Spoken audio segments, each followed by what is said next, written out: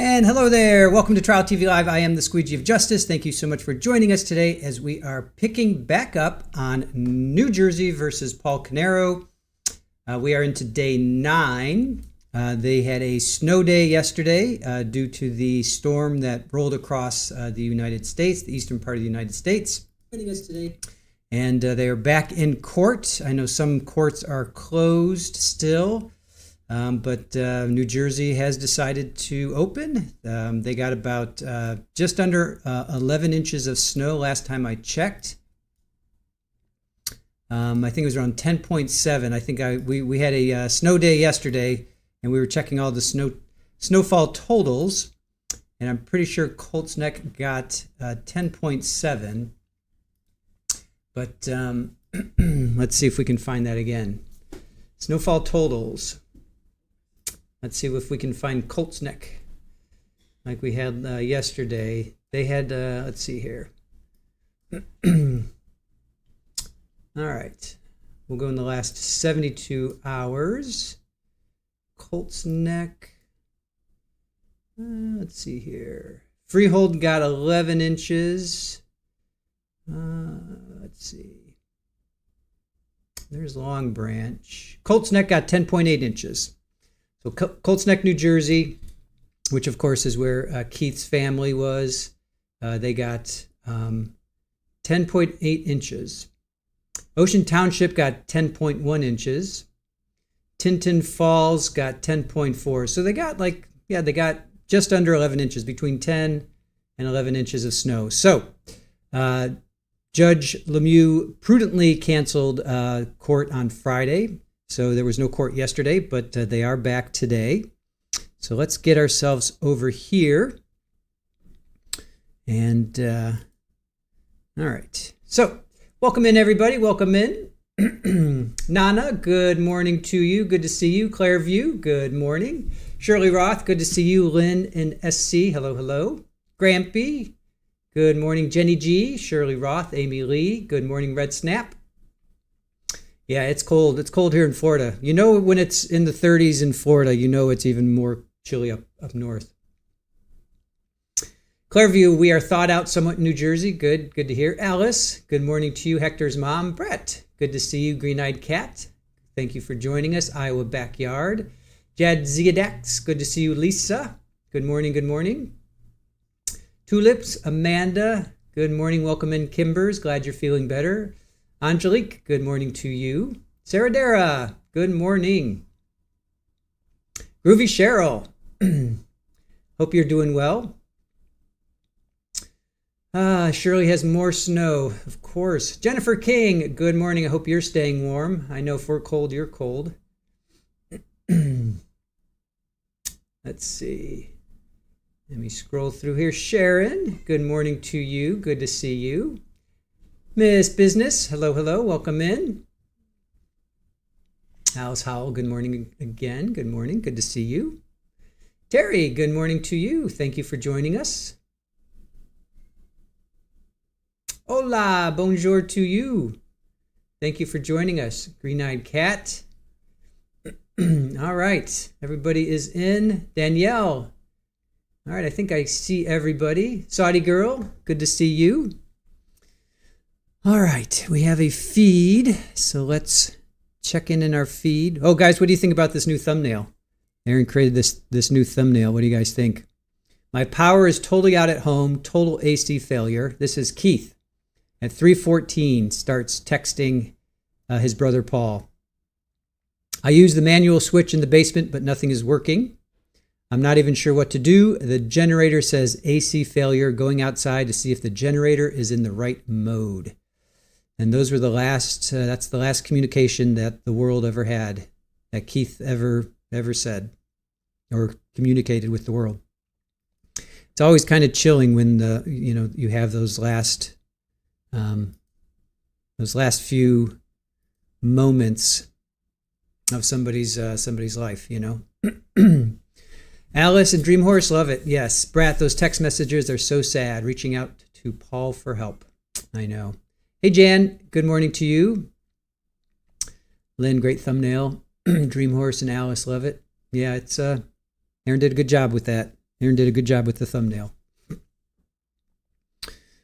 Hola, the thumbnail made me want to tune in NGL. I'm not sure what is NGL. The McCormick family, good morning to you. Good to see you. Miss Business, yes. It is very sad. Very sad indeed. All right, so let's hope all the jurors are able to make it in. Hopefully they're all dug out. And hopefully they're able to make it there, because we had one sick juror. So let's see, we've missed one Friday from a sick juror and now a Monday for a snow day. So they're 2 days behind. And then there was Martin Luther King Jr. Day there. And so that was another Monday. But that was, that's a federal holiday. So they're already 2 days behind. So a trial that's expected to take 4 weeks, they've already lost 2 days. So, Aussie Gardner, good morning to you. Iowa Backyard, you got the sneezing today? Oh boy, take care of yourselves. Saudi Girl, what's on the agenda for witness today? Well, let's check. Since we don't have access to a witness list, it's a little difficult to tell who is next. But, oh, you know what? As we were leaving,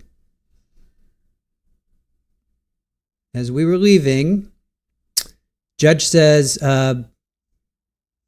let's see here. They talked about the additional charges, modify. So next Friday, lunch wants the latest versions. Things may come up next week. And he says, and we all know what that means. And I'll give limited instructions. It's about third-party guilt. And Claire and I talked about this last Friday. Gosh, Claire, that seems like it was weeks ago, but it was only like 4 or 5 days ago. Friday, Saturday, Sunday, Monday, 4 days ago. Claire and I talked about this. So the judge said things may come up next week, which is obviously right now. And we all know what that means, his words. And I'll give limited instructions about third-party guilt. So we're wondering, is that Corey? Is that Susan? Is that Corey, the youngest brother? Is that Susan, the wife of Paul? Who are they talking about? So who are they talking about? So as they ended, we had just finished Detective Brian Migliorisi. He was the computer forensics. He brought in all those texts. He brought in all the texts, and he helped fill out the timeline as far as the thumbnail that Aaron worked on. That's where these came from. That's where these the thumbnail was born out of the texts that Keith and Paul were going back and forth with, but then that was Keith's final communication. So and then we also took a poll. So far, what is the most compelling evidence presented? The pile of bloody clothes in the basement, partially burned. That was 29%. Paul turning off the DVR. Remember, we saw that literally was like 127. He turns off the DVR. He plugged in his phone, I think, at 127, and then he turns off the DVR at 128, like 1 minute later. So 27% of you thought that. The video showing SUV at Keith's. Remember, we saw that video of him driving away from from Paul's. We saw Paul driving away from his house. We saw that same SUV going in, entering or being around Keith's house. And then the angry texts and phone calls. Remember, we heard that. 20%. So to me, 29, 27, 24, and 20% respectively. Pretty much across the board. I mean, it's very, very close. Not one was like 90% or 80%. But to me, that just shows that that's four pieces of evidence that we've heard so far. We haven't even heard from the DNA. We haven't heard from the GPS location. We know that his phone, we know he left his phone at home. He charged his phone up, so we're not going to hear any more about that. There were no searches. There were no incriminating searches, or videos. So we know that that has been put to bed. So far, we haven't heard about the DNA, and we haven't heard about the GPS. And of course, we have not heard from the medical examiner. So there's still a lot of evidence that will come in. But again, pile of bloody clothes in basement. 29% of you thought that was the most compelling evidence so far. Paul turning off the DVR, that shows intent, so that's 27%. The video showing SUV at Keith's, that's 24%. And then angry texts and phone calls, 20%. So you got motive, you got him turning off the DVR, that's intent and motive. Well, no, I'm sorry, that's intent. Then you have the angry texts and phone calls, that goes to motive. The bloody clothes in the basement, that's the act, that's after the act. And then you've got the video showing SUV at Keith's house, so that would be the means, I suppose, because he took his car or his SUV. So, just a girl baking, good to see you. Yeah, Clairview, that's going to be the big one. Who this third-party guilt witness is, that is going to be the big one. I'm looking forward to, at some point this week, that's what he said. Things may come up next week. Judge's words, things may come up next week, and we all know what that means. So I'll give limited instruction. So whoever does take the stand, Claire, we talked about this on Friday, so whoever does take the stand, who could it be? Really? I mean, who could it be now? Isn't that a song? Yeah, who is this third-party guilt? It's got to be Corey, because defense has been pointing their fingers at Corey the entire trial. Susan? Could it be possibly Susan? I mean, who else could it be? Hey, Marlene. Good morning to you. Hola, isn't a third party the other brother? That's the question. That's the question of the day. Who could this be? There's really, who could it be now? Exactly. Hey, Teresa. Mallory, good morning to you. Yeah, they keep on bringing him up. They keep on bringing up Corey, so they've been pointing their finger at Corey the entire... I have a buzzing. Oh, one of my speakers is... No, hopefully you guys can't hear that. Yeah, it seems like it would be Corey. Colleen, good morning to you. I hope your horses are doing just fine today. Mary. Flock of seagulls. Was that flock of seagulls? I'm not sure about that. I think it was men at work. Yeah, it's men at work. Also from Australia, but yeah, that's men at work. So who could it be now is men at work? All right, sounds like we got some audio. Just waiting for the judge to come in.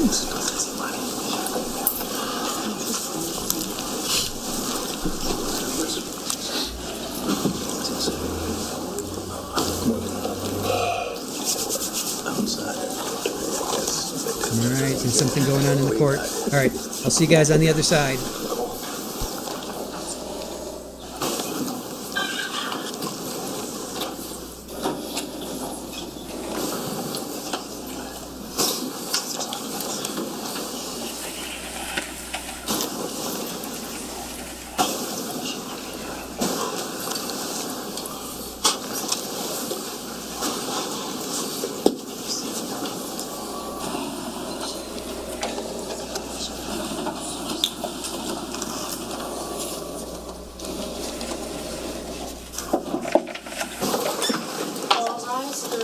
Session, the Honorable Judge Mark Lemieux presiding.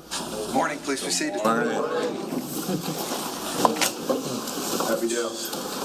Okay.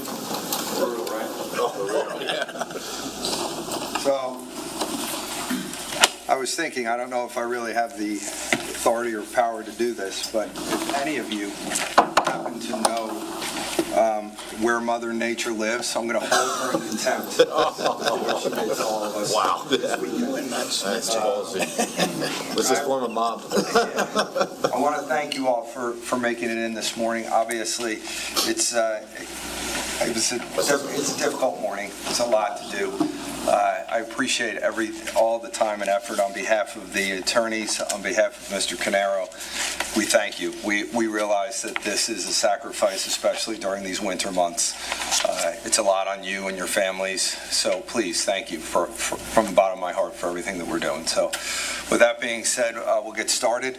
We're back on the record. This is State of New Jersey versus Paul Caneiro. It's indictment 19-020283. Can I have the appearances of counsel for the record? Good morning, Your Honor. Assistant Prosecutor Nicole Wallace on behalf of the state. Morning. Good morning, Judge Chris Decker, Assistant Monmouth County Prosecutor for the state. Good morning, Your Honor. Monica Masterman on behalf of Mr. Paul Caneiro, who's present. Judge, good morning, Nancy Murray for Mr. Caneiro. Okay, good morning. Good morning, Mr. Caneiro. All right, so we're ready to proceed. Prosecutor, you ready to call your next witness? Yes, sir. The state calls Joseph Cordoma. Okay.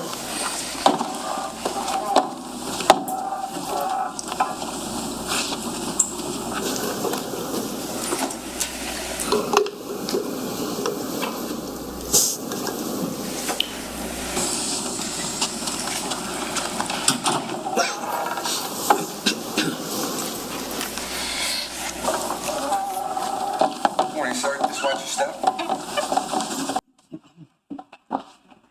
Can you put your left hand on the Bible and raise your right hand? Do you solemnly swear or affirm to tell the truth, the whole truth, and nothing but the truth, so help you God? Yes. Can you state your full name, once you're seated and comfortable, can you state your full name for the record and spell your last name, please? It's Joseph Cordoma, Cordoma. All right, thank you, sir. Prosecutor, whenever you're ready. Thank you, Judge. Thank you. Good morning, sir. Morning. Can you tell us where you currently work? I am currently employed by Cedar Crest College in Allentown, Pennsylvania. Okay. And what is it that you do there? I am the manager of the Expert Witness Training Center and Crime Scene Laboratory. Now, approximately how long have you worked there? Since September of 2025. Okay. Now, prior to starting your employment there, where were you employed? With the Monmouth County Prosecutor's Office. Okay. Now, approximately how long did you work for the Monmouth County Prosecutor's Office? Approximately 8 years. Okay. Now, as far as your specific assignment at the Monmouth County Prosecutor's Office, can you tell us about that? Yes, since my employment there, I was assigned to the Forensic and Technical Services Bureau. Basically assigned to doing crime scene investigations for that unit. Can you just tell us what year you joined the Prosecutor's Office? It was in 2017. Okay. And during the course of your employment from 2017 to your retirement, did you always work in that unit? With Monmouth County, yes. Now, I want to ask you about law enforcement experience that you had prior to the Monmouth County Prosecutor's Office. Can you run that down from the beginning of your career? Yes, I was employed by the Hudson County Prosecutor's Office in 2000. I was there until 2004. While I was employed there, I was assigned to the homicide squad, where I took part in investigations pertaining to all major crime investigations, and also began my training in conducting crime scene investigations and arson investigations. After 2004, I then transferred down to the Burlington County Prosecutor's Office, where I was assigned to the crime scene investigation unit, where I also took part in crime scene investigations and arson investigations. I was there until approximately 2017, when I then came up to the Monmouth County Prosecutor's Office and was assigned to the Forensics Bureau and crime scene investigation unit. So, as far as your career and your training as a crime scene detective, that starts in what year approximately? Approximately 2001. And fair to say from 2001 to your retirement, the majority of your responsibilities as a police officer, as a detective, were in crime scene units? Yes.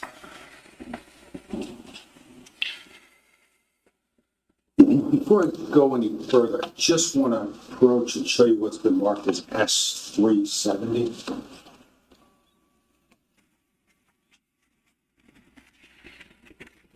Do you recognize that? Yes. And what is it? This is my CV. Okay. And does it document your training and experience in the law enforcement field? Yes. Does it also document your education? Yes, it does. And how about any teaching that you've done during the course of your career? Yes, it does. Now, if you go to the end of S370, the last 2 pages, is there an update there? Yes, there is. What is that? This is my current CV, which I constructed upon my retirement in law enforcement. Does that document your current job at Cedar Crest College? Yes. Okay. Now, I want to ask you first about your education. Can you tell us your education? Yes, I have a BA, bachelor's degree in criminal justice from Kean University. I have an MA, master's degree in criminal justice from Monmouth University. And I also have a PhD, Doctor of Philosophy from Seton Hall University in health sciences. Okay. Can you just tell us a little bit about what the PhD entailed? Yes, my research concentrated primarily on evidence preservation on the human body and educating healthcare professionals on what to look for and their basic role in evidence preservation on the body upon a patient's treatment in care facilities. Now, going back to the early stages of your career, starting at the Hudson County Prosecutor's Office in 2000, can you tell us about the beginnings of your training in crime scene? Yes, once assigned to the homicide squad, I was obviously responding to major crime incidents within the county. That's when I took an interest in actual crime scene investigation. It was approximately 2001, and that's when I started attending basic photography courses, basic crime scene investigation courses. It just escalated and grew from there. Okay. And did some of that early training, did it include training in basic fingerprinting and the like? Yes, it did. Okay. And you said photography, right? Yes. Now, would any of the early trainings in crime scene processing, would they include any instruction regarding documentation of a fire scene? Yes, only because a fire scene is a crime scene. Now, you said back in your time with the Hudson County Prosecutor's Office, did you respond to fires?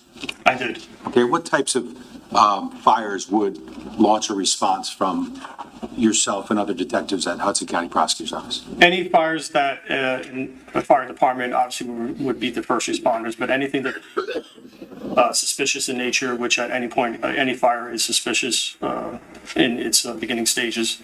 But suspicious fires, small, large scale, it depended on the actual call from the fire department. I'm sorry. Did the beginnings of your crime scene training, did that continue in 2002? Yes. Okay. If at any point you need to refer to your CV, just let us know, okay? Can you talk about the training you had in 2002? 2002 is when I went to a larger scale crime scene investigation training with regard to the actual documentation and things of that nature. That was the New Jersey State Police crime scene investigation course, which was approximately 6 to 7 weeks in length.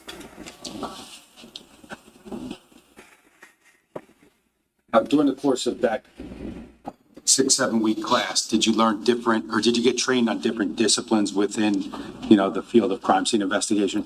I did, yes. Fingerprinting again? Fingerprinting, photography, different types of photography, developing film, things of that nature, actual crime scene processing, assessing the scene, things of that nature. Now, in 2002, did you also receive training in fire investigation specifically? I believe it was in 2002. Okay, if you need to take a look at your CV just to refresh your recollection. Thank you.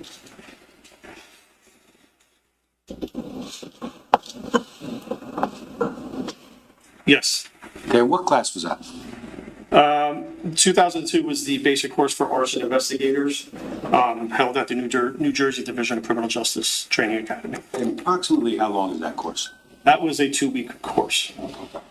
Now, what are, if you recall, based on that training and other training, what was the core materials, if any, regarding the training in fire scene investigation at that course? The basic course for arson investigators focused tremendously on systematic approach to a fire investigation, which is basically what we follow in crime scene investigation. However, fire investigations are a little more complex with regard to looking and assessing the scene. So they taught us a methodical approach on how to assess the scene and actually process that scene utilizing a step-by-step method. And in that regard, are there specific documents or text materials that are utilized during that training? Yes, the main document was what's called NFPA 921. The 921? Yes. Now, as part of that training, that 2-week training put on by the Division of Criminal Justice, was there any practical experience that you gained there? Yes, I believe it was during the second week, towards the end of the course, we actually went to actual fire scenes that were controlled environments and held for basic instruction. Okay. Now, was there any specific reason at that point in time that you attended that training? Once again, like the crime scene investigation training, I showed an interest. We're talking back in 2000, early 2000s, when the crime scene investigation topic per se isn't as popular as it is now. So once my supervisors at that time knew I had an interest in it, they did not hesitate and they allowed me to attend that training. Now, after receiving that training in arson investigations in 2002, did you continue to undergo training and continue to use that training over the course of your early stage of your career? Yes. Now, would your CV document trainings that you've undertaken starting in, say, 2004? Yes. Okay, can you tell us about that? In 2004, I went to a juvenile fire setting and Bob Mankin course, which basically touched upon juveniles partaking into types of incendiary fires or incendiary events. Going from there, I went to a weapons of mass destruction, crime scene management course. And that was back in 2004. And then going beyond that, there were several other courses. Okay. Now, from that time frame, let's just say from 2002 to 2010, were you also responding to fire scenes? I was, yes. Okay. Now, from 2002 to 2004 would have been in Hudson County, correct? Yes, 2004, yes. Okay. And then from 2004 to, say, 2010 would have been where? In Burlington County. Now,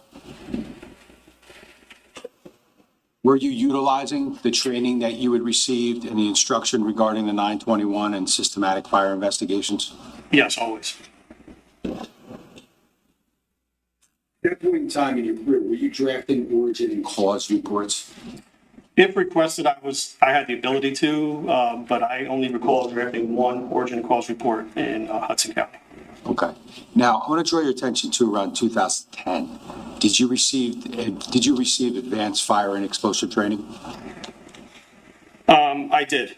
Okay. Where was that?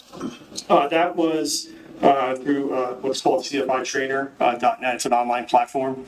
That was fire and explosion investigations utilizing NFPA 1033 and NFPA 921.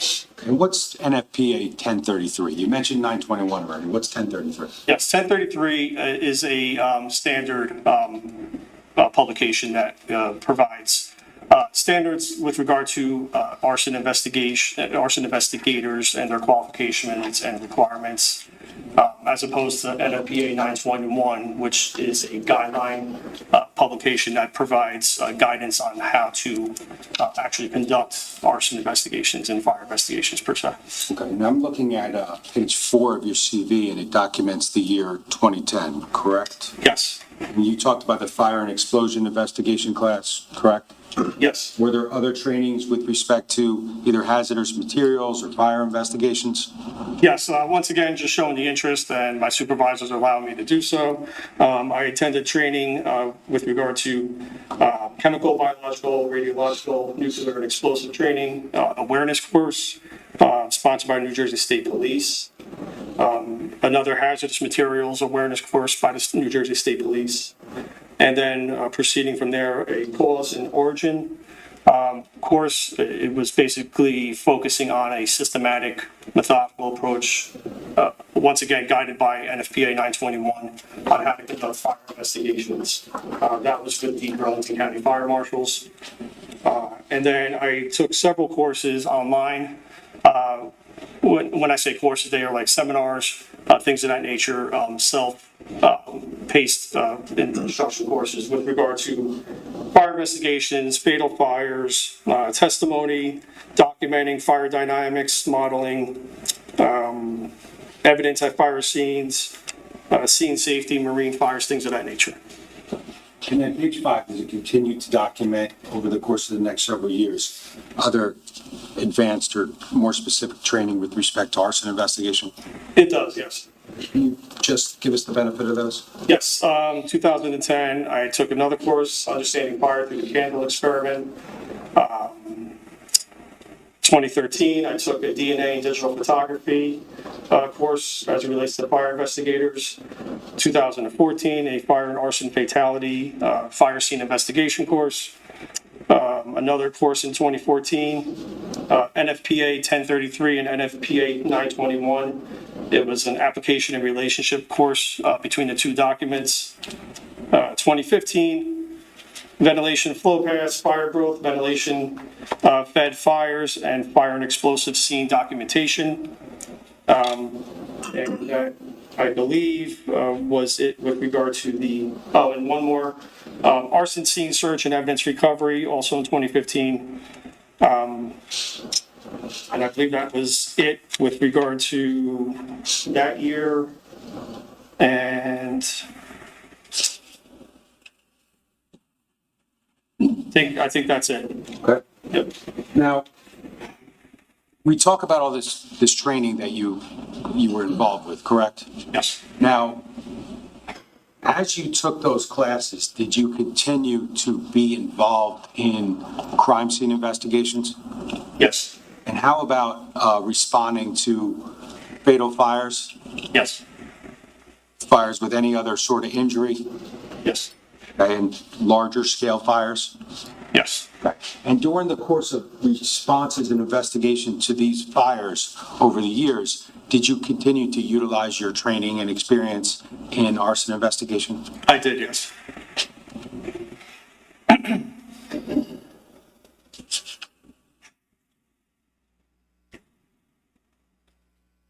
Now, I want to ask you about whether or not you've ever served on any task forces relating to fire investigations. Okay, and can you tell us about what that was? Working in Burlington County, I developed a relationship with the ATF at several occasions. And then I was actually approached by an ATF personnel about joining an ATF arson task force. And that was, I believe, back in 2013. So I received the approval from my supervisors at Burlington County at the time and was a member of that task force. Okay, can you tell us about your role in that task force and whether it included origin and cause investigations? Sure. The major role that I had with that task force was actual documentation. Once again, being involved with the crime scene investigation unit, I had a large amount of training with regard to crime scene documentation. As I mentioned earlier, fire scenes are, in essence, a crime scene. So ATF I basically liked what I saw, or liked what they saw, I guess, and invited me to join that task force for that purpose, in addition to my training in arson investigation as well. So while responding to scenes with the ATF, which were a few, I also responded to scenes within Burlington County as well, and actually outside of the county. And my primary role was for scene documentation, but with my training in arson investigation, it kind of assisted them as well, because I could actually partake in origin and cause investigation, not necessarily writing the reports, but actually providing an opinion, which is part of the guidelines of NFPA 921. Okay. Now, I think you may have said it, but just to be clear, while a member of this task force, are you responding to fires only in Burlington County? With the task force, no. That gave me the ability to go outside of the county. But I also responded to fires within Burlington County, obviously, as well. Now, Did you also, during the course of your time with the ATF task force, were you also handling, God bless you, handling crime scene investigations within Burlington County? Yes. Things that were not fire related? Yes. Is that your primary role? Yes. Now, I know it's probably hard to do, but is it possible to estimate the number of, homicide and or shooting spree, crime scenes that you responded to in your career? Homicide and shootings. Yeah, for instance. Being in a crime scene investigation unit and taking part in crime scene investigations since, I would say, even before 2001 in the homicide squad. So 25 years experience being on call right out of the academy, I would say hundreds. Now, how about arson or fire scenes? Same thing. I primarily took part in responding to fire scenes largely after 2000, so I would say in the 2002 area, once getting or completing the basic course for arson investigators. It's hard to give a number. I never gave myself the luxury of counting how many responses I made throughout my career, but if you want to say 100, over 100. Now, during the course of those responses to those fire investigations, were you always involved in, at least to some extent, the origin and cause determinations? Yeah, and that approximate number I gave you, that I was always part of the origin and cause investigation because anybody with arson investigation training should recognize the fact that we abide by NFPA guidelines in arson investigation, which talk about a systematic approach and utilizing opinions of other outside trained personnel in your origin and cause determination. Now, you talk about utilizing the opinions of others. Is fire investigation primarily, is it an individual task or is there a team approach? Definitely a team approach. Now,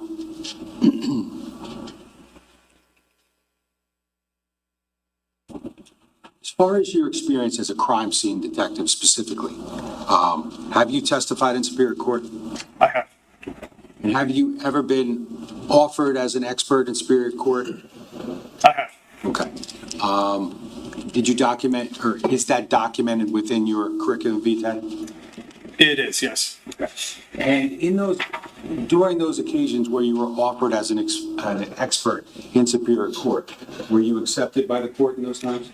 I was, yes. Can you tell us about those cases? I don't have particulars about the actual case itself, but the expert witness qualifications that I did receive in Superior Court were in crime scene investigation, crime scene diagramming, bloodstain pattern analysis, and crime scene analysis. Now, Judge, can we approach for one quick moment?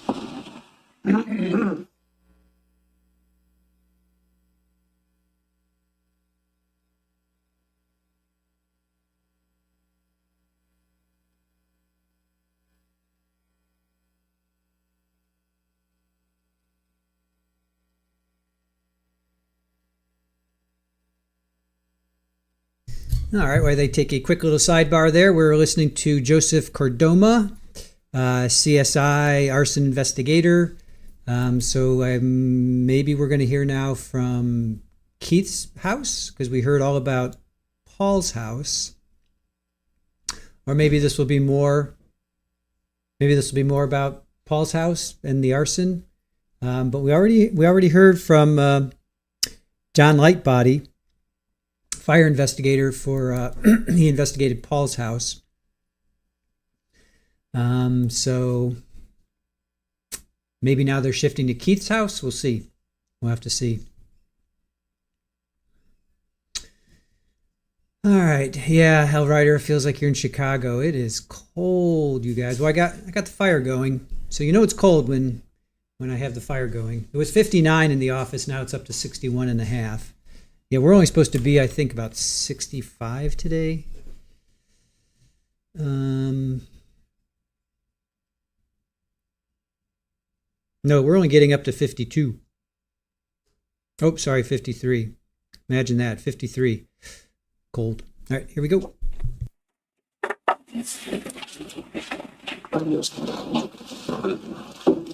Detective, just with respect to prior investigation, origin, and cause determinations, was there one occasion in 2025 where you were qualified as an expert in Superior Court? Yes. Now, you note in your CV outside employment, correct? Yes. And that's outside employment that you had during the course of your law enforcement career and continuing, correct? Yes. Okay. Now, can you tell us when, or I'm going to direct your attention to 2009 on your CV. Do you document outside employment beginning then? Yes. And where was that and what was that? That was at the Burlington County College. I was employed as an adjunct professor or adjunct instructor at the time. Okay. Do you recall what you taught there? Arson investigation. Okay. And what did this entail? This was an undergraduate course. I believe it was part of their fire science degree for the students, if I'm not mistaken. And it was a basic instruction semester long about the systematic approach for fire investigation. Have you taught also at Rowan University? Yeah, Burlington County College, I believe, was absorbed by Rowan, and they now call it Rowan at Burlington County.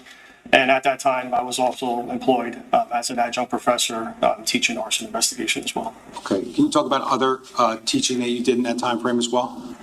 Yes. Throughout the course of my career after Rowan, I also was employed by New Jersey City University as an adjunct professor, teaching intelligence studies and forensic investigations. I was also and currently still employed by Monmouth University teaching crime scene investigations. And I was also employed by Brookdale Community College as an adjunct professor teaching forensic investigations. And crime scene investigation teaching and forensic investigation teaching, did they include blocks on arson investigations? Yes, they did. Okay. Did you always teach a portion of that class focusing on arson investigations? Yes, personally, I feel like I'm obligated because, once again, the fire scene is a crime scene, and with my training and experience, I incorporate and I try to make sure the textbooks that I utilize also talk about fire investigations as part of the crime scene investigation block. Now, do you continue to instruct in crime scene investigations currently? Yes. Okay. And where is that? Monmouth University. Now, I want to ask you also, did you do any teaching within law enforcement as well? I did, yes. And where did those occur? Several venues, one being the New Jersey Division of Criminal Justice Training Academy, Juvenile Justice Commission, New Jersey Juvenile Justice Commission, Burlington County Law Enforcement Training Center, Monmouth County Prosecutor's Office, Burlington County Prosecutor's Office. Like I said, plenty of venues, in addition to some localized teaching at some schools within both counties, or actually Burlington County primarily. Now, I want to discuss fire investigation just a little bit. Now, I think you said that during the course of your 25-year career, you were involved in origin and cause investigations, correct? Yes. And was that to varying degrees and with varying roles? Yes. Okay. Now, I want to ask you generally what an origin and cause investigation actually is, or what it entails. Sure. So an origin and cause investigation with respect to fires is you get dispatched to a fire call. Firefighters conduct their suppression activities. After that, the investigation then takes place to locate the actual origin or where the fire actually began. Once that is successfully completed, if possible, the next step would be to locate the actual cause or the first ignition source that started that fire and allowed that fire to progress. So it's a very systematic approach, started from the outside in to actually locate and decipher the cause of an actual fire. And that systematic fire investigation that starts from the outside and then goes inside, is that the approach that you would take at any fire investigation scene? Yes. Okay. And is that guided by one of the documents that you talked about earlier? Yes, primarily NFPA 921. Okay. Now, is that the way you were trained in fire investigation? That's the way I was trained in fire investigation, and that's the way I conducted my actual crime scene investigations as well. Would you instruct it in that manner to others? Absolutely. Now, are you a certified fire investigator? I took the basic course for fire investigators through the New Jersey Division of Criminal Justice. That was a 2-week course. I don't know if you want to say that's a certification, but I am not certified as a fire investigation or a fire investigator in a fire investigation unit. I was always assigned to a crime scene investigation unit. Now,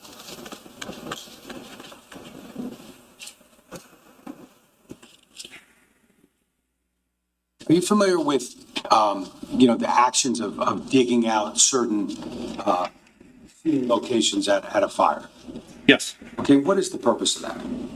So when looking at and assessing a fire scene, you're trying to look for the lowest area of burn or burn patterns. So digging out a fire scene is a task that you would typically do at a fire because you want to look for fire patterns.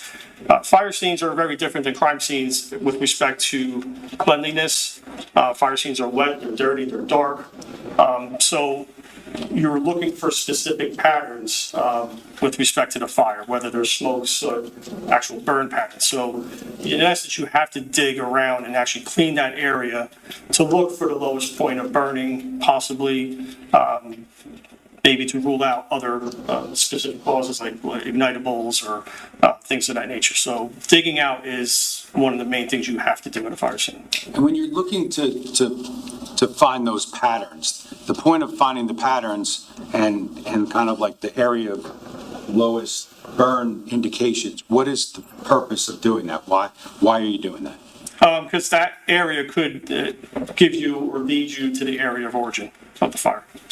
Now, again, just to be clear, during the course of your career in law enforcement, have you utilized the systematic method in order to make origin and cause determinations? To assist in origin and cause determinations, yes. And is that important, the actual role of the idea that you're assisting and not always making a singular determination? Yes. Just want to be clear, when, let's say Monmouth County in particular. Now, at a fire scene, generally speaking, who or what agencies would you expect to be involved in the origin and cause determination? Within Monmouth County, it was always the Monmouth County Fire Marshals. Okay. And are there sometimes outside resources or outside agencies that are asked to assist or offered to assist in larger fires? Yes. Okay, like who? You would have state fire marshals, personnel that would respond. And on occasion, you would actually have ATF personnel respond as well. Judge, at this time, the state offers former Detective Joseph Cordoma as an expert in the field of fire investigations and more specifically origin and cause determinations.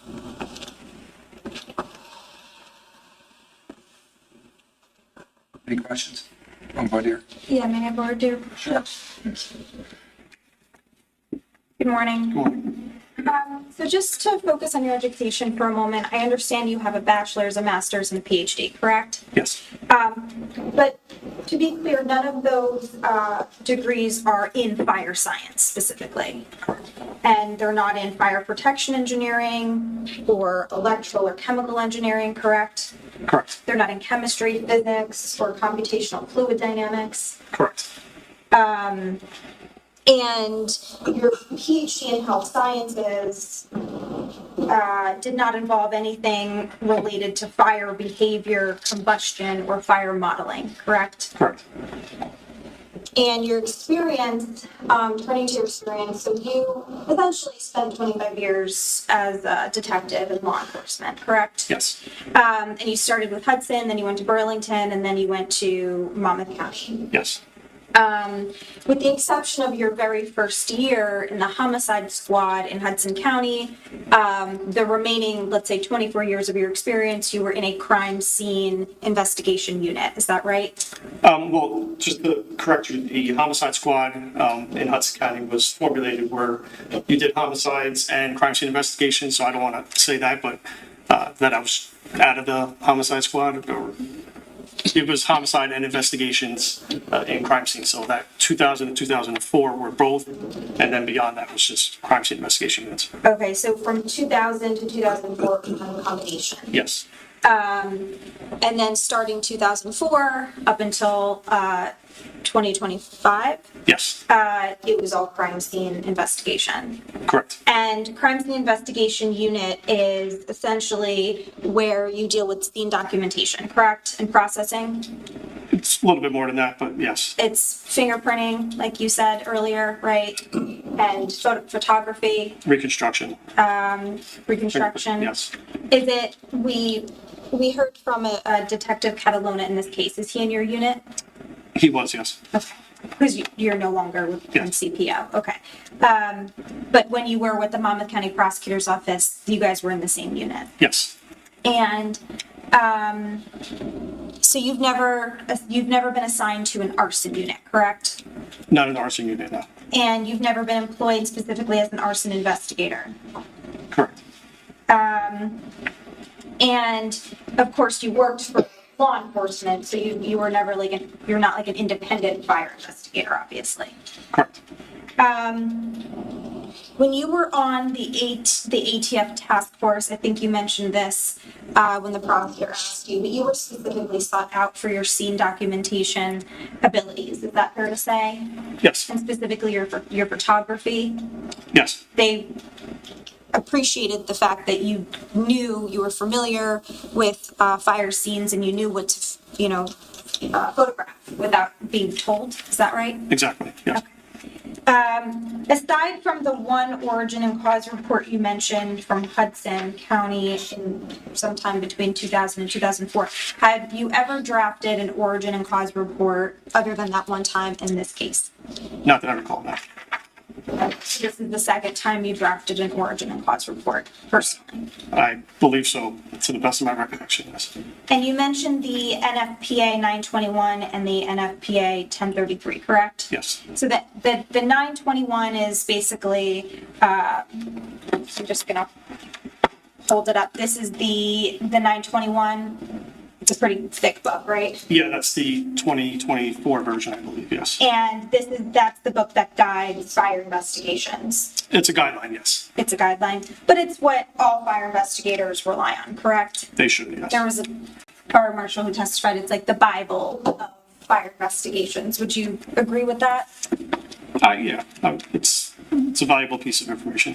And then the 1033, which I'm holding up, this is, I think you mentioned, it's the standard for professional qualifications for a fire investigator, correct? Yes, So this basically is, so the 921 is guidelines on how to investigate the fire, and the 1033 is requirements for being a fire investigator. Is that right? yes, they complement each other, yes.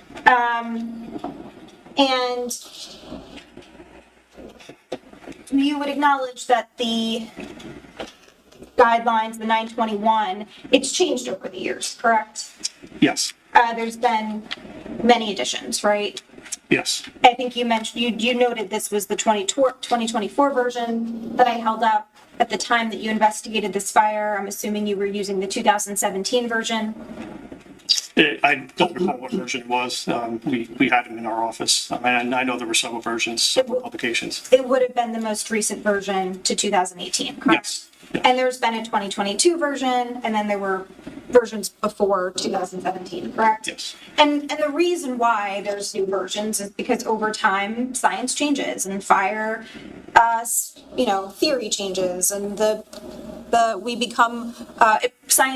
fire science progresses. Is that fair to say? largely through technology, yes. Okay, so as we learn more about fires and their dynamics and how they operate, they make amendments to the 921 so that fire investigators can stay up to date, correct?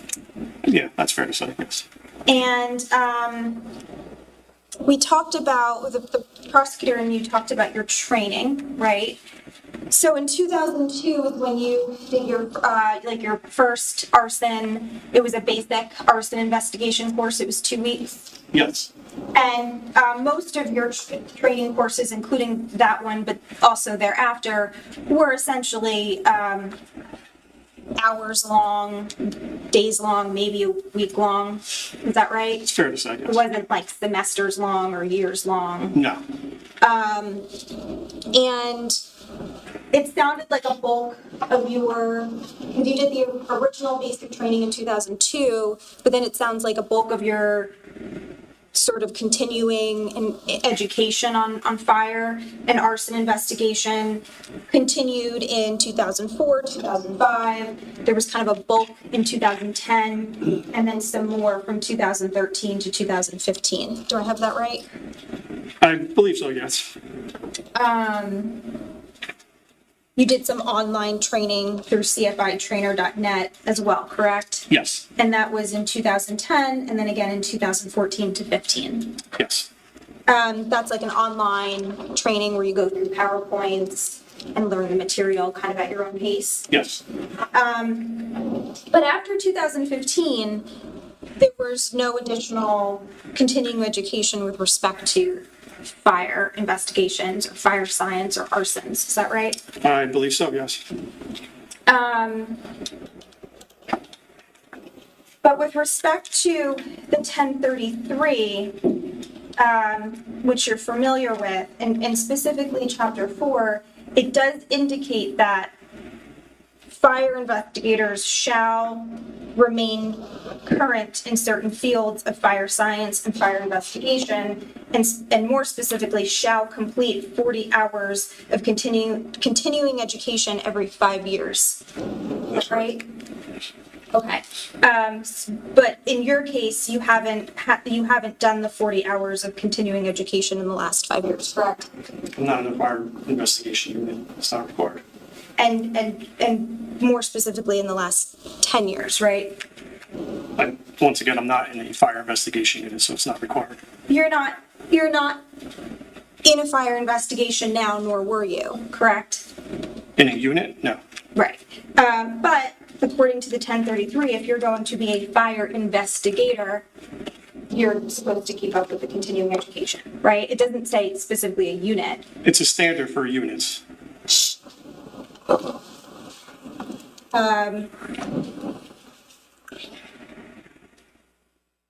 But you are being offered as a fire investigation expert here today, correct? I'm being offered as part of partaking in a fire investigation, yes. And specifically an expert in fire investigation, origin, and cause, right? Yes.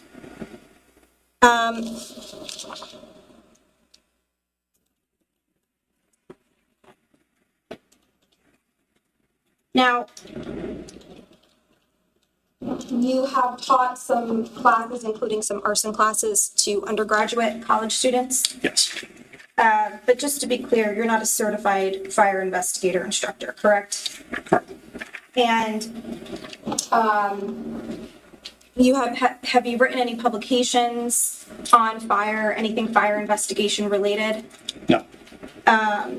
Are you an active member of any fire-related organization, such as the International Association of Arson Investigators? I was, not currently. What about the International Association of Arson Investigators New Jersey chapter? I was, but not currently. Or the National Fire Protection Association or Society of Fire Protection Engineers? No. And I think the prosecutor asked you this, but I just want to confirm, you are not a certified fire investigator through the New Jersey Division of Fire Safety, correct? Correct. And you're not a certified fire investigator through the International Association of Fire Investigators, correct? Correct. And you're not a certified fire and explosives investigator through the National Association of Fire Investigators, correct? Correct. With respect to fire investigation, fire investigation does not have a known error rate like some other sciences do, such as DNA or things of that nature. Is that right? I believe so, yeah. There's nothing documented that I could recall. Your conclusions are based on observations, scene interpretation, experience, and judgment. Is that fair? A lot more than that. Including the scientific method of the 921? Is that what you mean? Including outside sources that are outside of the actual fire scene itself. And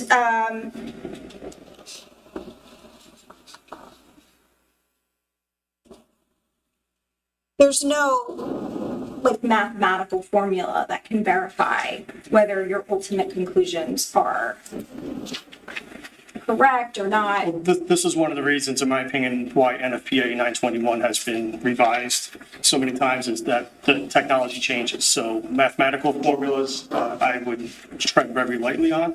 Fire dynamics, fire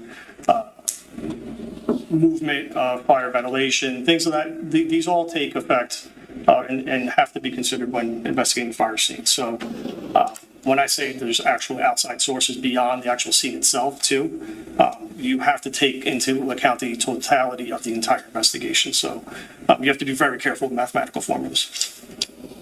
Right. So, as you mentioned, that's why the NFPA has been updated so many times, is because science evolves, fire science evolves, we learn new things, and it becomes memorialized in the NFPA 921. Is that right? Yeah, that's also why NFPA also, once again, considers the totality of the investigation, not just the fire scene itself. Sure.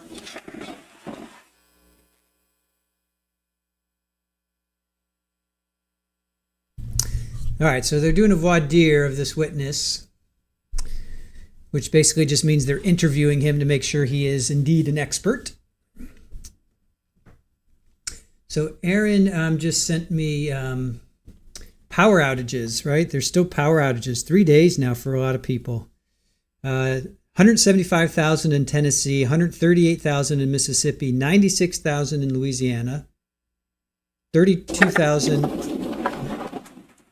Prosecutor? Thank you. Detective, you were asking questions about certain credentials or certain certifications that you do not have in the state of New Jersey, correct? Yes. And you talked about, let me answer this.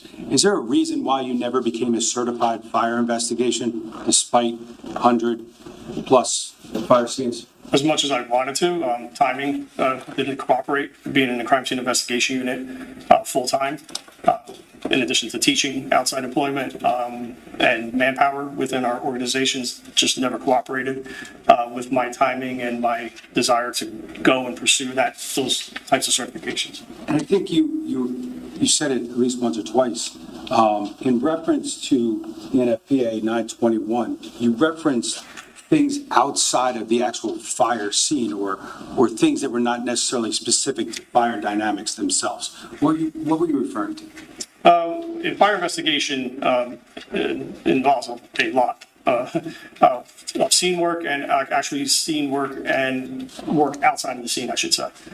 So as with any investigation, you cannot just rely particularly with the scene, with big specifics pertaining to fire scene investigations, because those scenes are very difficult to examine.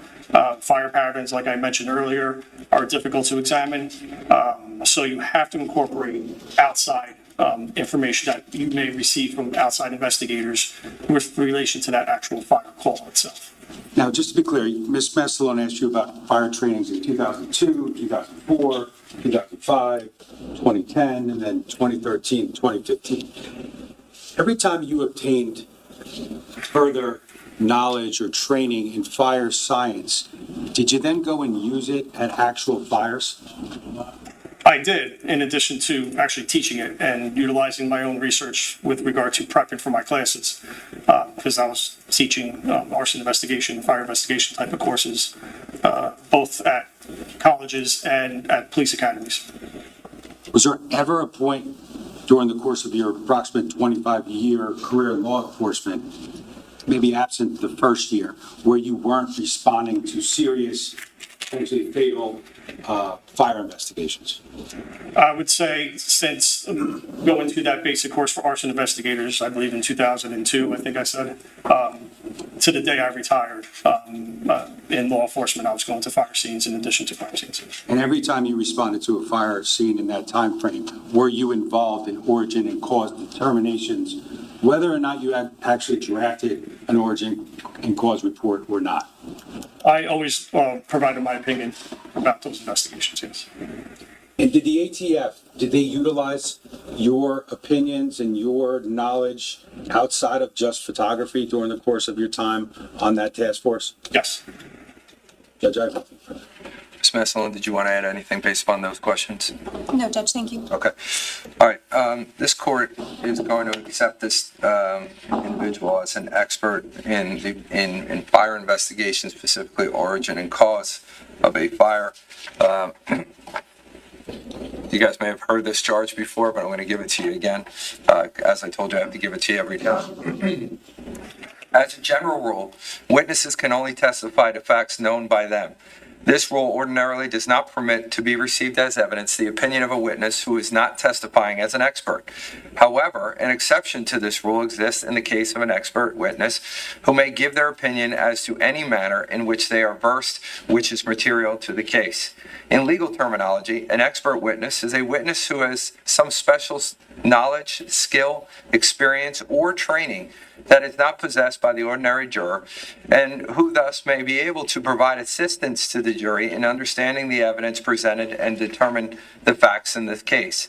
You are not bound by such an expert's opinion, but you should consider the opinion and give it the weight to which you deem it entitled, whether it be great or slight, or you may reject it. And in examining an expert's opinion, you may consider the reasons given for it, if any, and you may also consider the qualifications and credibility of the expert. It is always within the special function of the jury to determine whether the facts on which the answer or testimony of an expert is based actually exist. The value or weight of the opinion of the expert is dependent upon, and is no stronger than, the facts on which it is based. In other words, the probative value of the opinion will depend upon whether, from all of the evidence in the case, you find that those facts are true. You may, in fact, determine from the evidence in the case that the facts that form the basis of the opinion are true, are not true, or are true in part only. And in light of such findings, you should decide what effect such determination has upon the weight to be given to the opinion of the expert. Your acceptance or rejection of the expert will depend, therefore, to some extent, on your findings as to the truth of the facts relied upon. You and you alone are the sole fact finders in the case. You must be persuaded solely by the evidence presented at trial when determining whether the state has satisfied its burden. As the sole judges of the facts, you are to determine the credibility of the various witnesses as well as the weight to be afforded to their testimony to determine whether the state has proven beyond a reasonable doubt all elements of the crimes charged. With that being said, I'm going to give you guys a 5-minute break just in case anybody needs to use the bathroom, and then we'll start back up with the testimony of this witness. Thank you. I'll still give you.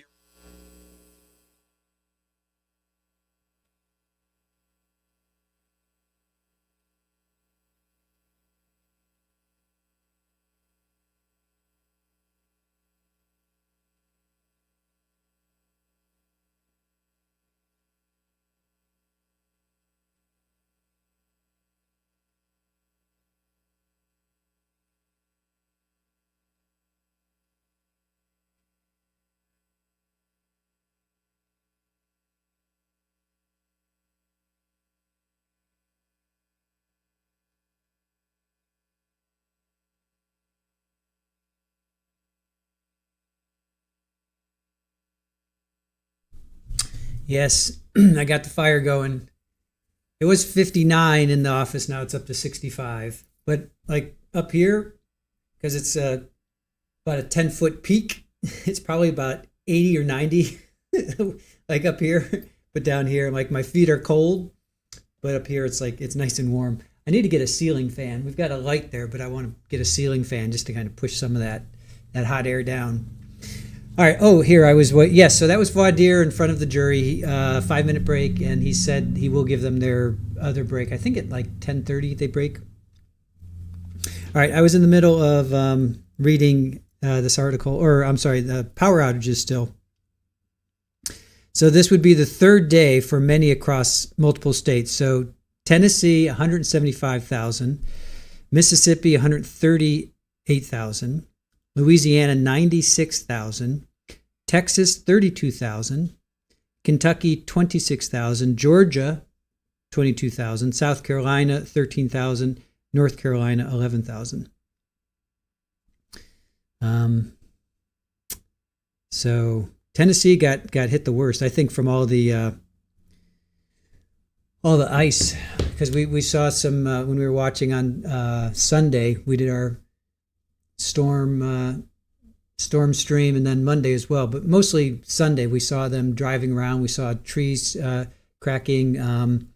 Green-eyed Cat sent us a video from her bird feeder camera of a limb coming down.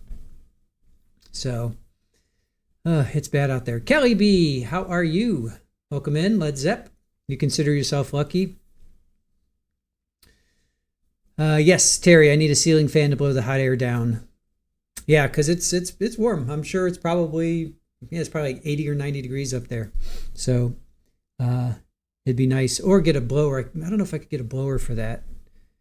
Get a blower for that fireplace and have it blow more out versus right now it's just going straight up. And it's wasted, but it is warming up. It was, like I said, it was 59. It's up to 65 and a half. So 6 degrees in about a half hour. So that's not too bad. Shirley, some areas here had power outages. Several people have passed away from hypothermia. I think I've heard 18 so far. 18 have passed.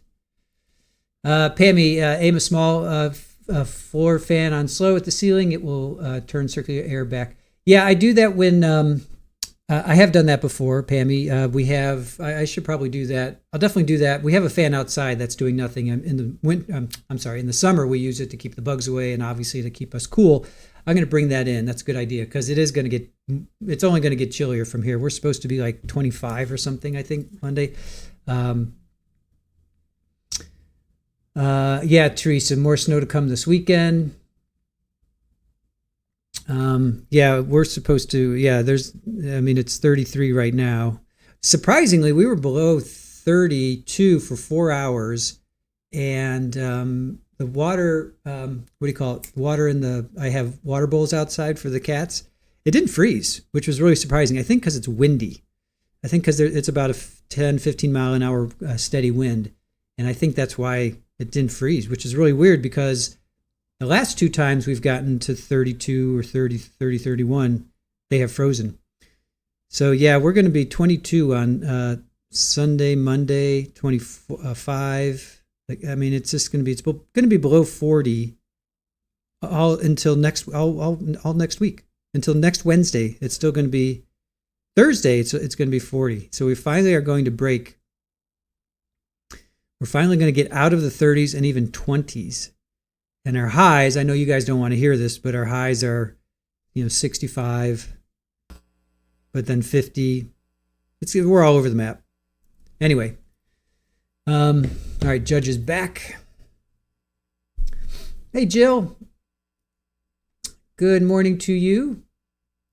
All right. Which feline is the best blanket? They all are. They all sleep on us. I woke up this morning and they were all all over me. Superball, she's probably the worst. She doesn't really sleep on us. But Houdini does. Polly, right? Yeah, they all, every single one of them. Roger and Rafa will sleep on our heads, and then Houdini will cuddle up like in my chest area. Riker and Sid will kind of go, by my legs. If I sleep on my back, they beeline between my legs. They love sleeping between my legs. Like I'll wake up and there'll be like 3 of them. They'll have one on my chest. They're pretty funny. All right, Judge, turn your mic on. Lily Wayne, yes, the man on the stand is an expert. All right, so clearly he doesn't want this to be on the record because he's not talking. Or it's...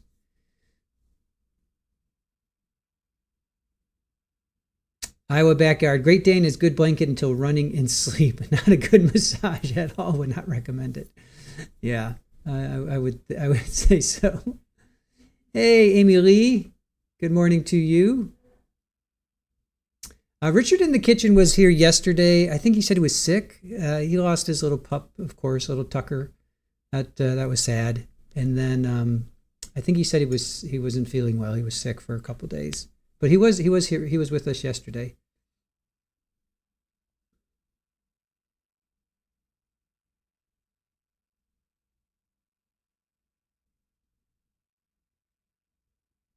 So is that Susan between the two guards there, between the two bailiffs?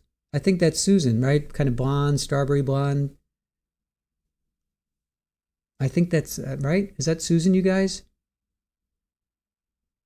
Nope. False alarm. If it does you right, I think that's Susan, you guys, in between the two sheriffs there. All right, seems like the jury's coming back.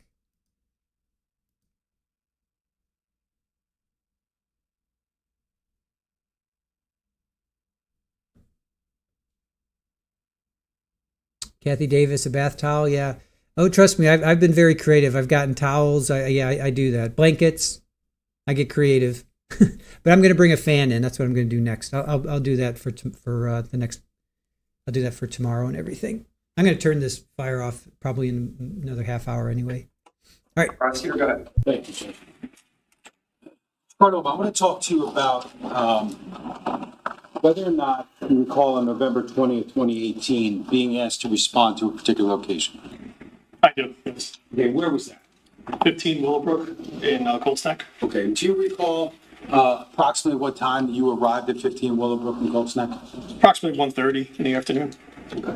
Now, was your initial assignment that afternoon, was it to go and conduct an origin and cause investigation? It was not. Okay. Now, what was the reason for your response? I was asked to respond there to assist another crime scene investigator that was out there. Now, did you draft reports in this case? I did. Okay. Do you recall approximately how many? 3. Okay. Now, was one of those ultimately a origin and cause report for 15 Willowbrook? Yes. I'm just going to approach for purposes showing you this for identification. Do you recognize that? Yes. What's that? This is my supplemental technical report for the fire investigation origin and cause at 15 Willowbrook. I'm sorry, can you give me the number again? 15 Willowbrook. I'm sorry. No, the number of the exhibit. Oh, S-371. 371, thank you.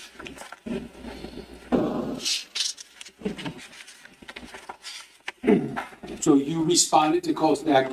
Did anyone else from your unit respond there as well? Yes. Okay. And do you recall who was there that first afternoon? Detective Robert Flanagan, I believe was the first investigator from the crime scene unit. Myself and then Sergeant Ryan Muller and Detective Stephen Vogt.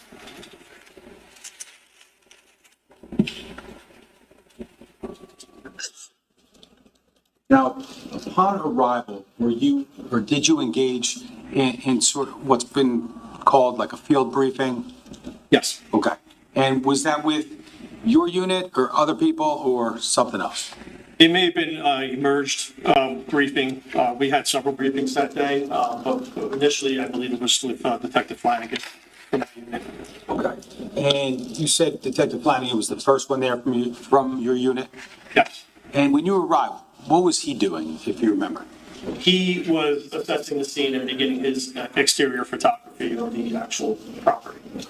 Now, as part of your investigation and even your response that morning, did you find out how the fire was discovered originally? Yes. Okay, and how was that? I believe it was from a neighbor that notified 911 around 12:30 in the afternoon. Okay. Now, information like that, information about how the fires was reported, maybe information about observations made early on, is that information, is that important in an origin and cause investigation? Yes.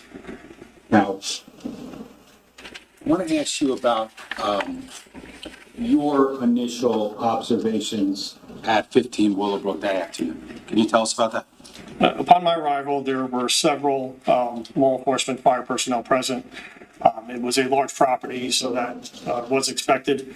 The fire was actively engulfing the actual property itself, the structure. Fire personnel were still conducting suppression activities, so I remained obviously on the exterior portion of the structure, not going inside, just immediate. I was hanging back and just making overall assessments and observations of the actual structure. Now, you said the fire was active when you actually arrived, correct? Yes. Now, you talked about many fires that you've been to in your career. Is it the normal situation where you arrive when the fire is still actually involved? Not necessarily. I'm not a first responding officer usually. Is it, let's just say this specific case, was it helpful to make certain observations of the active fire? Yes. Now, locationally, where you're seeing certain things, smoke, flames, or smoke versus flames, are those observations, are they important when you're going through the systematic investigation? Yes. Can I have S1D? E?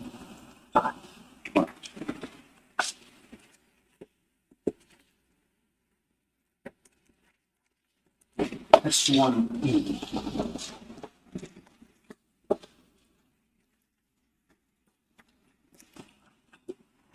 Can I have slide 3, please? Now, Mr. Cordova, I want to ask you if you recognize what's depicted in that photo. Yeah. This is the front of 15 Willowbrook. So if you're standing in front of the house looking at the front door, this is actually the second floor, right above the front door. Okay. So the front door is the bottom of that photo? Right where that firefighter was standing. Now, yeah, what's depicted in this photograph? Is this consistent with certain observations that you made that afternoon? Yes. Slide 4, please. What do we see here? This would be the, I believe, west side of the structure. In fire investigation, we use A, B, C, D instead of north, south, east, west. So the front of the structure, if you're looking at it, would be the A side. And then you would go counterclockwise. B would be the side, C would be the back, D would be the other side of the house. So this technically would be the D side of the structure. Have slide 5, please. What are we looking at here? Once again, this is the back corner of the structure. Okay. Have slide 6, please. You recognize that? This is the, again, back, more so the back of the house, kind of like the southwest corner. And slide 7, please. What do we see here? This is the back of the house. Okay. Slide 8.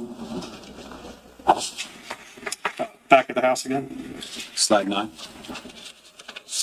What do you see here? This is the back side of the house, again, now going towards the other side, which would believe, I believe is the east side of the house. Slide 10, please. This is the east side of the structure. Okay. And that door at the bottom of the photo, where's that go?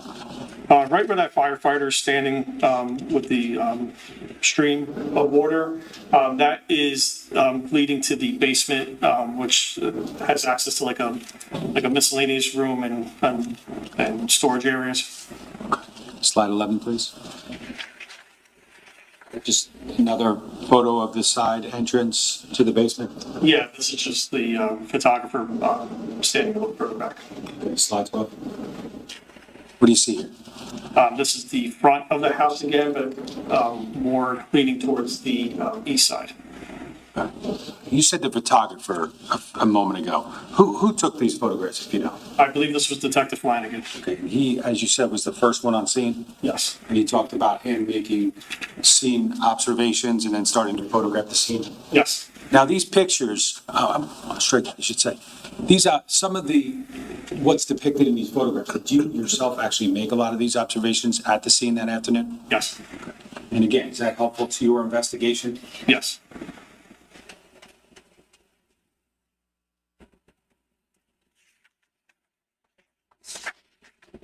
Now, with respect to that briefing with, either major crimes detectives or members of your unit, did you learn any specific information upon arrival about any individuals that could be present or the like? Yes. Okay, and what was that first? first? I was made aware that there was a deceased male outside of the residence along the northwest corner of the structure, in addition to additional deceased individuals inside of the structure. Now, ultimately, do other members of your unit respond at or around the same time that you did? Yeah, I believe Sergeant Mueller, he either responded the same time or almost the same time as myself. Detective Vogt, I said, also responded. I don't recall exactly what time, but he was also present at the scene in addition to Detective Flanagan. Okay, so briefing with your unit, major crimes, you learned some factual information, correct? Yes. Okay.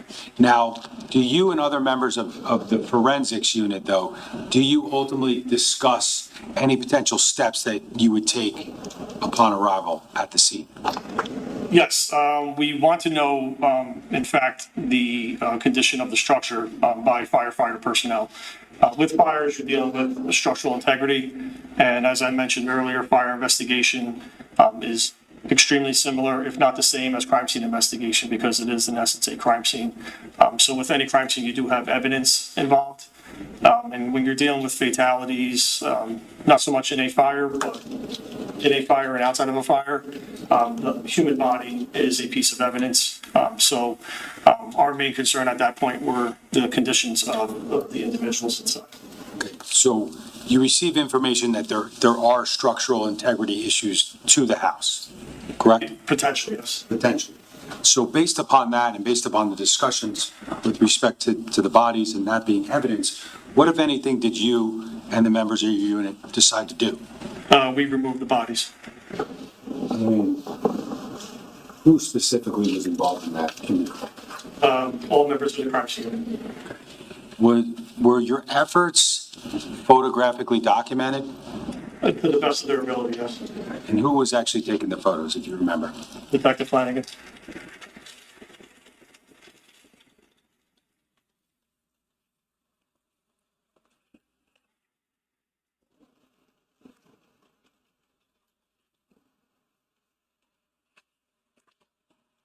So it's safe to say you mentioned that you ultimately entered the house. Yes. Okay. Now, as far as the conditions go, what were they like upon your entry? It was still an active fire. Okay, so some of the photos that we've looked at, and you just talked about a few minutes ago, those were the conditions that were present when you entered the home? I would say very close to, yes. No. Do you recall, generally at least, where the victims were located when you entered the home? Yes, I believe fire personnel removed one victim. And then there was another victim inside the front door. As you approach the, I guess, the foyer area, you're walking in, so to the left, and then there was another victim in the kitchen area to the right as you proceeded inside.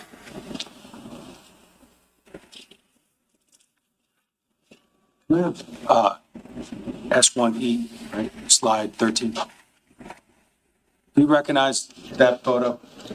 Yes. What are we looking at there? So if you're looking at this picture here, this is the actual foyer area upon entering that A side of the structure, the front of the house. So to the left of this picture would be the front door area where those two rectangular windows are to the top left corner. Right to the middle of the photograph is a landing in the foyer that goes down, if you proceeded to the right, down the stairs to the basement area. And to the left, or to the right of that, are closet doors. Can I have slide 14, please? What do we see here? This is now looking at the closet doors to the left. Straight ahead is a hallway that takes you deeper inside the house, and to the right is additional rooms. This is all in that foyer area still. Slide 15. What do we see here? Back similar to that first photo that you showed me, where that yellow blanket is the area of the victim. in the foyer area, right to the left of those closet doors. So fair to say these photographs were taken before you and other detectives actually removed the bodies from the home? Yes, as with any piece of evidence in crime scene investigation, rule is to photograph before you move, so you can memorialize the actual scene as it is presented to you upon your arrival. So at every effort possible, we try to photograph anything we touch. Can I have slide 16, please? What are we looking at here? This is the same area.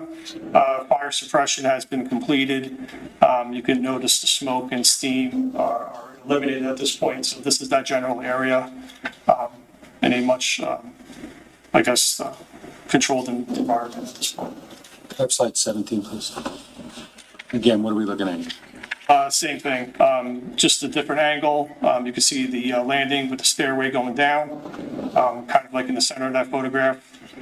To the left are those rectangular or square rectangular windows. The stairway leading to the second floor, and to the immediate right, lower right-hand side is the doorway entering the house. Can I just have slide 12, please? And just for purposes of like orienting ourselves, those windows in the front of that, the right side of that photo, those are some of the windows we could see from the inside of the foyer. Yes. Now, was there a lot that you and other detectives from your unit were able to do or accomplish on November 20th, 2018? No, our main objective at that point was to preserve any obvious pieces of evidence that we could. So in this particular case, it was the actual deceased individuals. We had a constant fear of structural integrity, so at that point, we decided to not pursue any additional examinations inside of that structure because of the integrity issues and for our own safety. Now, so is it fair to say at some point on November 20th, you left for the evening? Yes. Okay. And as far as the scene goes, how was the scene secured overnight? Law enforcement maintains a visual of the actual structure and maintains scene security. Now, did you return to 15 Willowbrook at some point? Yes, the next day. Okay.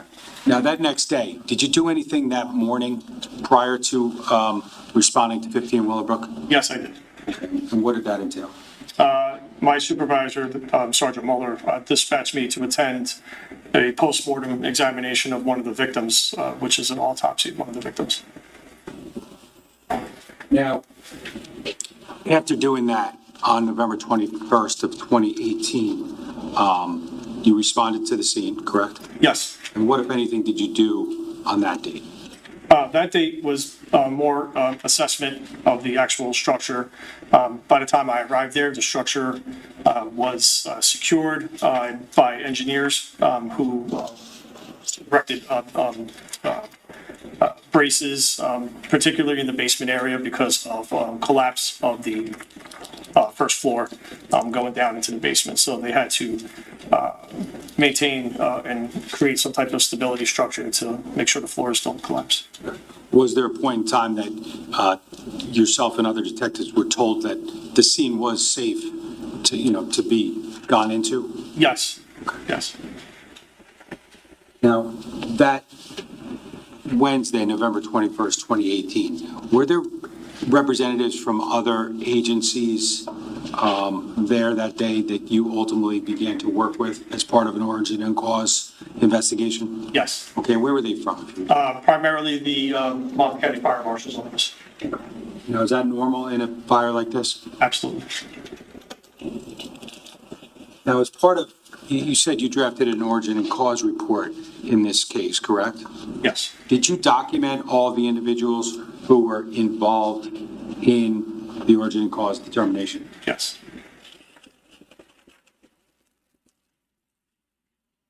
Now, as of November 21st, 2018, we're in conversations with your superiors. Was it your understanding at that point in time you would be involved in that systematic fire investigation at 15 Willowbrook? Yes, that was one of my responsibilities. Did you have others also during the course of this investigation? I did. And what was another one of those? Analyzing and assessing particular stains within the residence. Now, you note in the origin and cause report,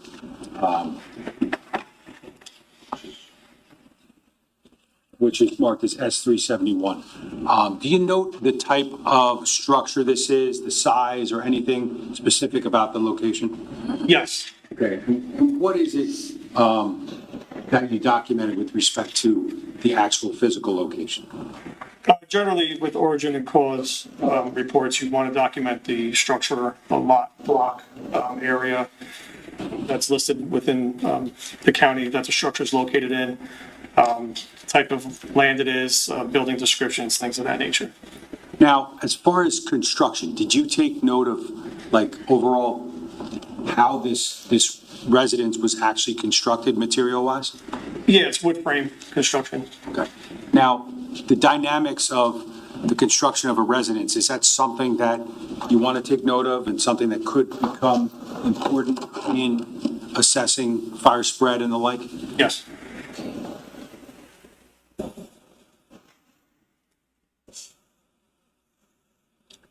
I think you said this is obviously a large property, both the structure and the actual property itself, right? Yes.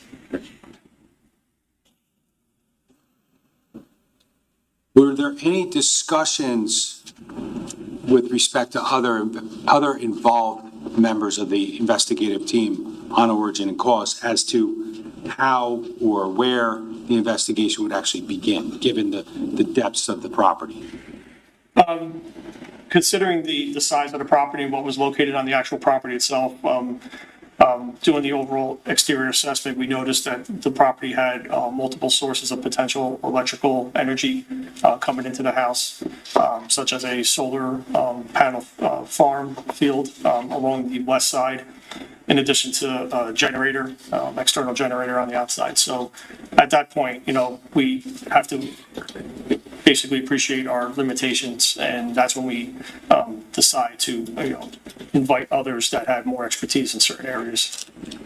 You obviously mentioned electric, correct? Yes. Now, was someone in particular ultimately brought in to assess the electrical as it was found at the scene? Yes. And who was that, and where were they from? It was Michael Abraham from the ATF. Okay.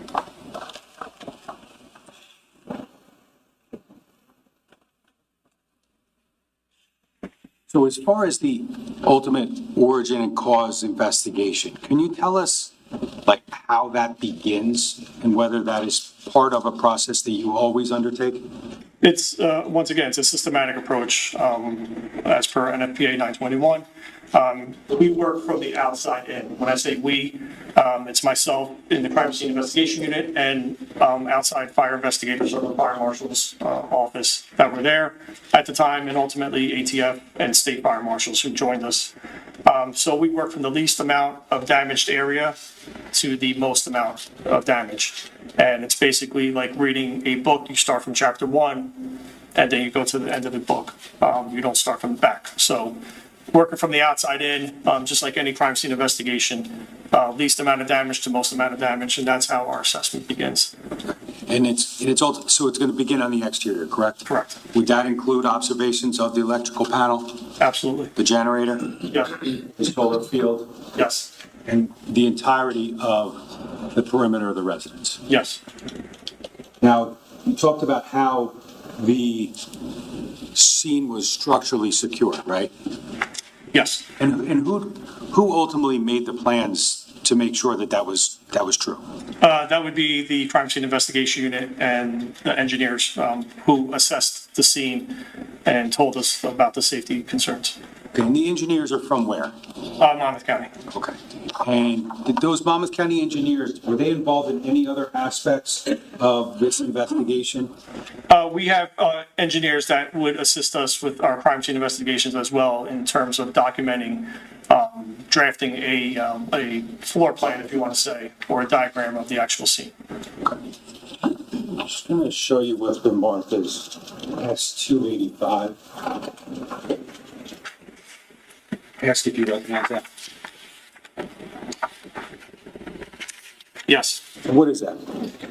These are floor plans and actual satellite view of the actual property itself. Those were ultimately diagrams that were created by the Monmouth County Division of Engineering. Yes. Now, is that common for yourself and other detectives from your unit to utilize those services at crime scenes? Yes, one of the things we do in crime scene investigations, we diagram our scenes.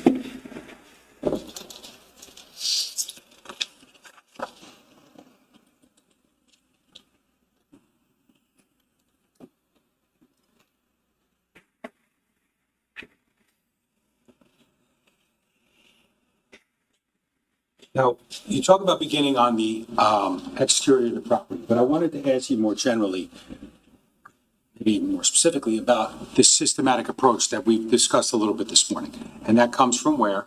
And PA 921 guidelines. Now, are there a series of steps that are designed to guide an origin and cause investigation? Yes, there are. We utilize in fire investigation, and actually I utilize myself in crime scene investigation, what's known as the scientific method, which are basically 7 steps that guide you or guide an investigator into actually investigating a crime, so that you're not really missing anything and your investigation is done the same way every single time.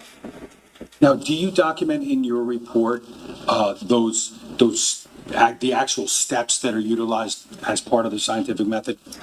This particular origin and cause report that I drafted was basically bulleted with the individual scientific method steps. Are you able to tell us chronologically those steps that are utilized in the scientific method? Yes. So as I mentioned, they are 7 steps, with the first being identifying the problem, which basically entails receiving the 911 call, responding to the scene, conducting your initial assessments. Following that, you're actually defining the problem, which is the second step. Once you define the problem, that particularly involves you making that assessment after doing the initial observations along the exterior as to possible assistance that you may need and defining on how you're actually going to accomplish conducting an origin and cause investigation. Following that, you want to collect the data. That's step 3, which basically entails actual physical evidence collection in addition to verbal evidence, witness statements, things of that nature that you may receive from your major crimes detectives and outside sources of information. Following that, you now want to analyze that data. With regard to that, you are now encompassing your physical, tangible evidence that you collected on the scene, your photographs, your observations, and you're analyzing that against the data that you have, which would also include witness statements, outside interviews that are taking place, firefighters, first responders, what they observed, in addition to actual lab analysis that may actually take place as well. Following that, you want to start developing hypotheses. Now, this can actually happen at the scene itself while you're doing your scene assessment. Those preliminary hypotheses may come into play when you're looking at actual burn patterns, deposits of physical evidence that may be in plain view when you're doing your scene assessments. You may start to do some type of mental reconstruction, but you have to kind of caution yourself with that. So you're developing hypotheses in that 5th step. Following that, you now want to test your hypotheses that you may develop. That would be the 6th step. And again, this is looking at the totality of the investigation, what is developed. Witness statements, scene observations, physical evidence, everything that has been collected at that point. You now want to start testing your theories, basically, as to what may have occurred. And then finally, the last step is selecting that final hypothesis, that final theory based upon, once again, the totality of the circumstances involved in that investigation. And I want to highlight the fact that you have to look at everything. As per 921, and again, coinciding with 1033 as basic requirements that are learned by fire investigators, you want to incorporate everything. It's a totality opinion, if you want to say, of what occurred at that any fire scene. And let's talk about the exterior. Do you ultimately physically and visually examine the entirety of the structure? Yes. And are you looking at utilities as well as the structure itself? Yes. And ultimately, before we go any further, ultimately, what are you trying to do by looking at the exterior? Well, number one, for safety purposes, you want to see if the structure is still energized, and that's usually conducted by the firefighters. So once they are at the scene, one of their jobs would basically to de-energize the house, because now you're introducing liquid, you're introducing water, and fire suppression, as we both know, water and electricity don't really go good together. So that's one of the first things they want to do, is to see if the house is energized. So as part of my assessment, and anyone else that's there at the scene, during our exterior walkthrough, that's one of the things we would look at as well. Okay, so even going back to your initial response on the 20th, were you interested in determining whether the home was energized? Yes. And did you make any determinations, or were you advised of anything in that regard? Yes. Major crimes, I believe, detectives or first responding officers, I forgot exactly who made that discovery, could even have been firefighters, made the discovery at the house. The electrical panel was disabled, in addition to the actual exterior generator was actually switched off as well. Now, information from others, like that about the panel and the generator, is that information, is that part of what you utilize in going through these 7 steps? Yes. Okay, and are you trying to, or do you take information that you receive as gospel, or do you do something else to try and corroborate it? No, you don't take that as gospel. You basically keep it in your pocket. That's just part of the gathering of data phase of the scientific method.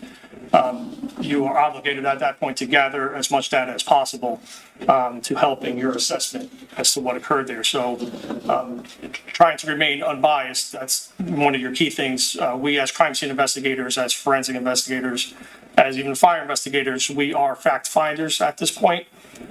So we don't take anything as gospel, as you said. We just have to gather all the information to make a fair assessment. Now, you talked about getting information from other sources, like firefighter interviews, right?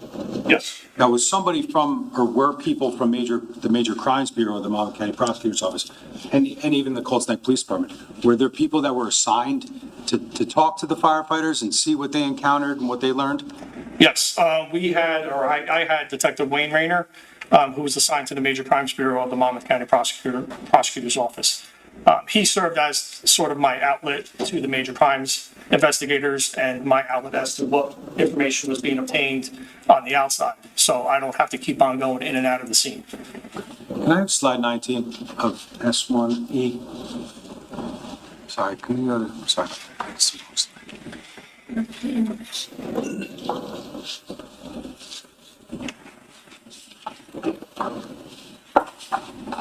I'm slide 21. Sorry. You recognize that? Yes. What does that show? This is the west side, kind of the northwest corner, if you want to say, of the actual structure. So the front of the house is to your left of this photograph. I have slide 22. And what do we see here? This is the electric panel out on that corner of that structure. Okay, and based upon your observations and interviews with firefighters and the like, was this the way that the panel was found on November 20th, 2018? Yes. Have slide 23, please. What is that photo show? This is just another photograph of that area showing the panel. I believe that's the panel face on the ground there, in between the bush there. Could I have slide 24, please? What do we see here? That's the actual meter, the actual electrical device that was disabled. Can I have slide 25, please? Just for purposes of perspective, do you recognize that photograph? Yes, so again, you're looking at the northwest corner, so directly behind that tree in the front, in the center of that photograph. That is where that electrical meter and panel were located. And just beyond it on the grass, closer to the photographer here, where you have that tree that's kind of slanted down. That is your deceased individual that was located on the grass outside. You referenced the generator previously, correct? Yes. Did you make observations of the generator as part of the exterior assessment? Yes, I did. Can I have slide 26? You recognize that? Yes. Okay, what is that? That is the generator. Okay. Now, this is another external source of power, correct? Yes. And again, you talked about determining whether electrical was present at the scene at the time of the fire call, correct? Yes. Is that part of the ultimate origin and cause determination as to, is that important? Yes, yeah, and it must be documented. Now, you said the power to the generator as found at the time of the fire was on or off? Off.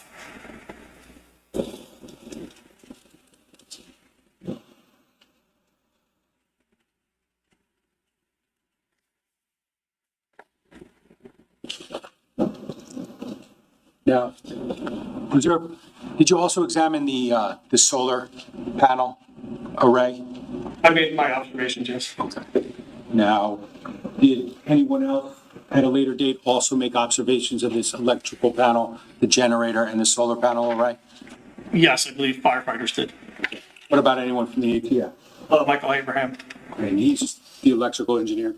Yes. Now, was there a point in time when you and others were satisfied on the exterior that you had not located any obvious sources of origin of this fire? Yes, yes. At that point in time, where do you go as part of your investigation? So now you take it inside. So once again, you work from the outside in. Once the outside, you're satisfied with that assessment, you can now proceed into the next step and work inside. And where specifically did you and others go during the course of this initial interior investigation? Well, we determined, based on, again, structural integrity, that we want to go and enter the residence.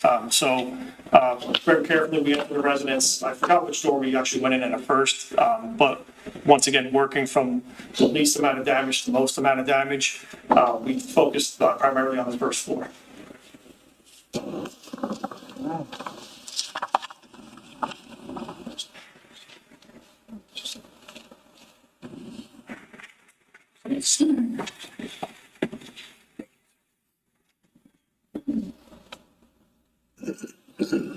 So for the record, S285 is published on the screen. Objection. No. Go to the first, okay, it's first floor. Now,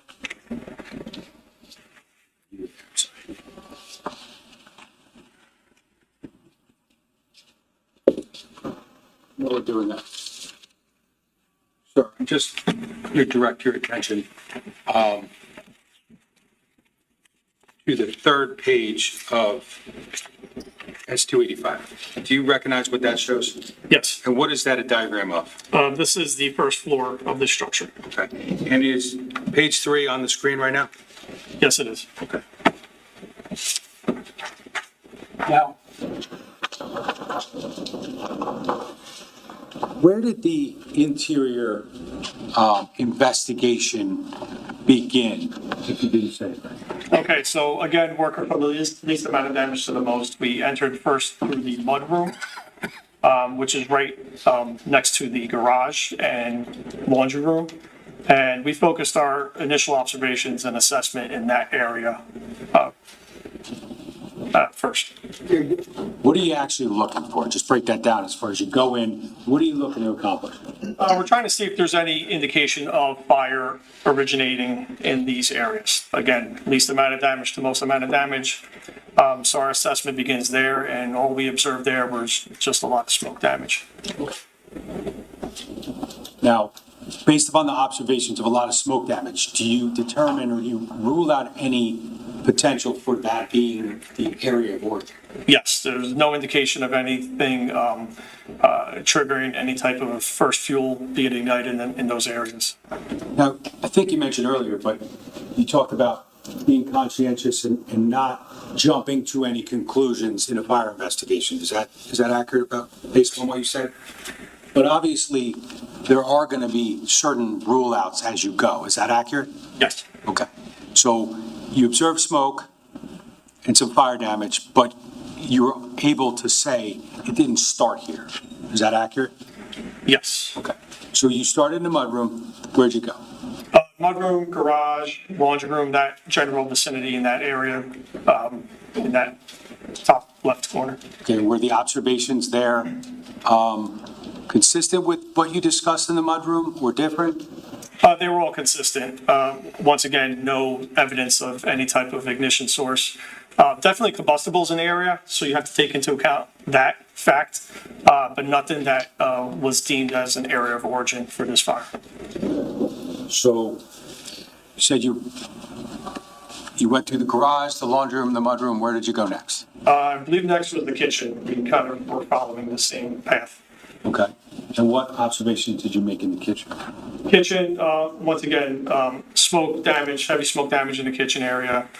Obviously combustibles in that location there, but in terms of fire and origin and things of that nature, this area was ruled out as any potential source of originating the fire. Now, did your interior inspection in that area, as you just said, does it include the kitchen, the sunroom, the dining room, and the office, that area? Yes, we would basically circle around that entire area where we did the kitchen island, made our way into the sunroom, the dining room, that actual office itself as well. And there was really nothing in terms of any evidence of the fire originating in that location, or those locations, I should say. Now,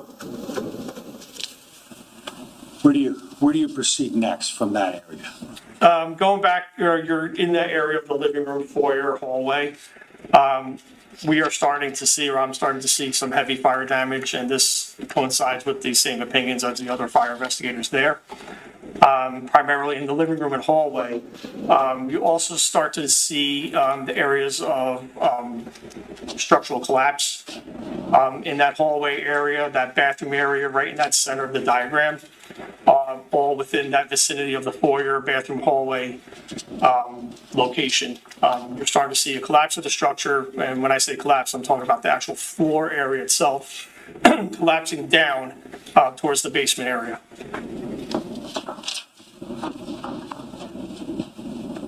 So this is the first evidence, I think you said, that you're starting to see in that foyer area near the bathroom of some actual real damage. Yes, absolutely. And that's floor damage, right? Yes. And based upon the floor damage, what are you thinking as far as, the fire investigation is concerned? It's that particular evidence, that physical evidence of observing the actual floor collapse is telling me that there is a lower part of that area of origin that's actually pointing down towards a lower area where that fire is originating from, because something caused that structural instability, and that something caused that decomposition of that material to collapse down. So based upon those thoughts that you have and you just described, do you immediately go down to investigate the basement? No. Okay, why not? No, because once again, we have to follow that systematic method, and I want to continue my first floor and even second floor analysis before pursuing down into the basement. So I want to keep that methodical approach. Okay, so where do you go next? Next, we made our way into the game room area. Same as the kitchen and sunroom, not real much to say in terms of structural damage, more like heavy smoke and soot damage there. But in terms of integrity and things like that, we focused, again, that hallway and bathroom foyer area. Okay. Did you finalize the observations within the first floor at that point? First floor, we were pretty, it was a consensus that the fire did not originate in that first floor area, and all the rooms in that first floor area were comfortably, at this point, eliminated as an area of origin for the fire. Okay, so at that point, where do you go next? We want to see what's upstairs on the second floor. Okay, and why? Again, working least amount of damage to most amount of damage. So, do you go upstairs? Yes. And what do you do when you're upstairs? Upstairs, we make the same type of assessments.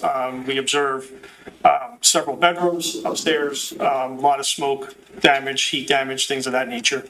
But eliminate all those rooms up there as an area of origin.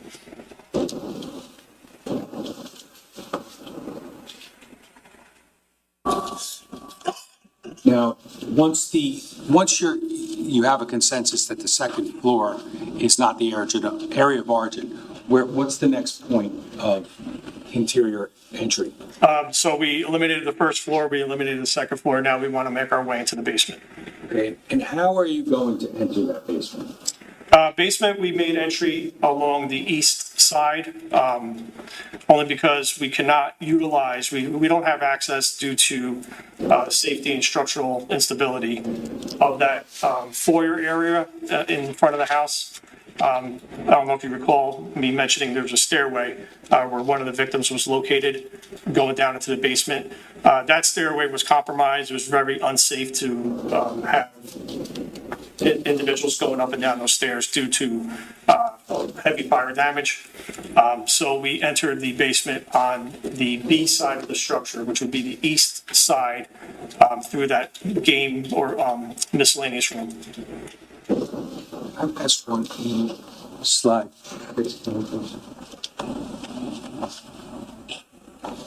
16. Now, just with respect to what you were just saying, what do we see here? This is the foyer area. The front entrance is to your left. I believe that's the actual doorway that you see real close up to the photograph there. But looking directly in the center of this picture, right to the right of the stairs, that's that landing where we had a victim discovered. Going down those stairs would take you into the basement area. That's the area we could not access due to safety concerns. Now, areas of damage that were noted to the floor, are they visible in part of this photo? Yes, one thing with fire investigations, and one thing that you learn as in doing this, is fire travels up and out. It's seeking oxygen. It's constantly seeking oxygen. So one of the main patterns that we look for is what's known as a V pattern. So V patterns basically kind of point you to a possible area of origin where the fire is originating from. You can see here on the closet doors to the somewhat center or right of the photograph, that left door that's still shut, you could see kind of like an angled type of burn pattern. We would consider that as part of a V, one side of the V. And as it's going down, it's pointing towards the stairway, which is kind of giving you an indication saying, hey, look at this area here.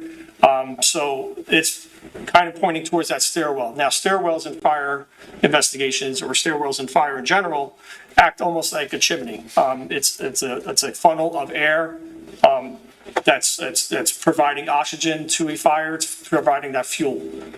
So that would make sense that it's coming from the stairs. So that's one area that we look at. So at that point, this is technically a really good piece of photographic evidence and possibly physical evidence. We didn't get to that point yet, but for those regards there, we don't want to go down those stairs in addition to the structural instability, so we decide to go on the opposite side to enter. Can I have slide 15 in that regard too? Now, what do we see here? This is that same area, and you can see the tarp, once again, covering one of the deceased, and you can see heavy smoke in that stairwell. And do you, with respect to that V pattern or whatever that you were just discussing, is that visible on that closet door with both doors closed? Yes, now you can see the door to the right is actually closed itself. So you can actually see that V actually going higher up.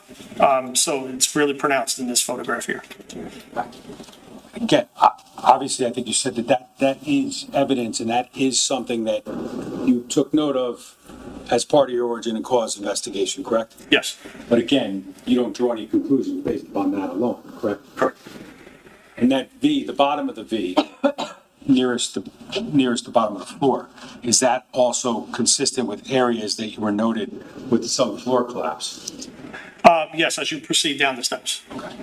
And the steps would have been, can I have slide 16? Just to be clear, the basement steps are essentially in the middle of that photo, correct? Yes, Downward? yes.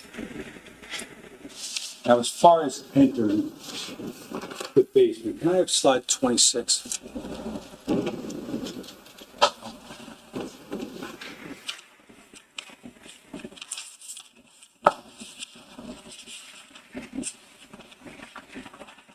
That's slide 27.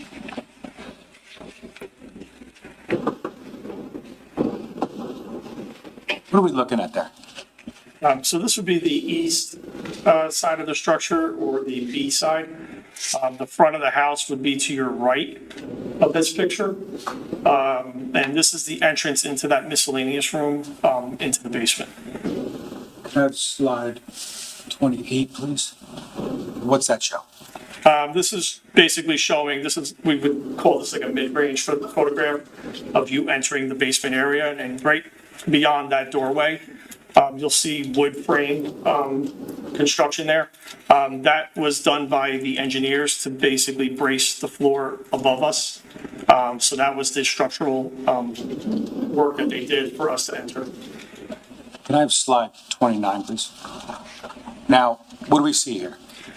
This is actually a photograph prior to that structural work being done by the engineers. So this was closer to the time of the initial photographs being taken by, I believe, Detective Flanagan or Detective Vogt, one or the other. So despite the need to brace, the floor in order to make everyone safe, these observations, are they necessary? Are they helpful to the investigation into origin and cause? Yes, as you can see to the right of this picture, and looking up, those pieces of wood should not be hanging like that. That's basically the floor collapsing. And if you want to take it a little step further, they're collapsing and they're pointing towards the area of collapse of where the most amount of damage in this photograph is depicting, which would be the area of a storage closet. So it's kind of, again, almost pointing you in that direction, because the way that is going to collapse, it's going to collapse almost like a V as well. So this is actually a really good illustration of that. And we take this into account as part of our assessment and data collection in our scientific method. Okay. Can I have slide 30, please? What do we see here? This is just a clearer shot, focusing more, again, in that general area. You'll see this is a hallway area, so the entrance is behind the photographer going in, and the photographer at this point is in that miscellaneous room, and they are walking down this hallway towards the center of the actual structure in the basement area. To the right are storage closets. To the left are, I think, like another storage closet or like a exercise type of room, if I recall correctly. But this is that hallway leading you into that basement. Slide 31, please. What do you see here? Again, this is just another image of that. Obviously, heavy fire damage, heavy smoke damage, heavy radiant heat, things of that nature that you would expect to see in a fire type of scene, but not so much to lead you to indicate as a possible point of origin, because that's not what's depicted here. We are looking for more detailed damage, if you want to say. And then lastly, slide 32. And here now you start to see that with the artificial lighting that's being provided, in addition to the photography. You can see a lot of charring taking place on a lot of the framework that's still standing there, and that would be the storage closet area. You can actually see right through the walls there. So this is very interesting to myself and other investigators. Myself as a crime scene investigator, because this is a source of evidence, but fire marshals, ATF, other individuals that are partaking in this origin and cause, we are taking this into consideration, the amount of charring that we see here. Now, Ultimately, we'll get there, but there's a lot of debris in this area, correct? Yes. And is that going to remain there during the course of your investigation or not? During the course of the investigation, debris will be removed. That's part of the digging out phase of fire investigation, because you want to remove items and clean that area where we potentially think may be an area of origin. Trying to look for patterns and look and document specific patterns that may be around.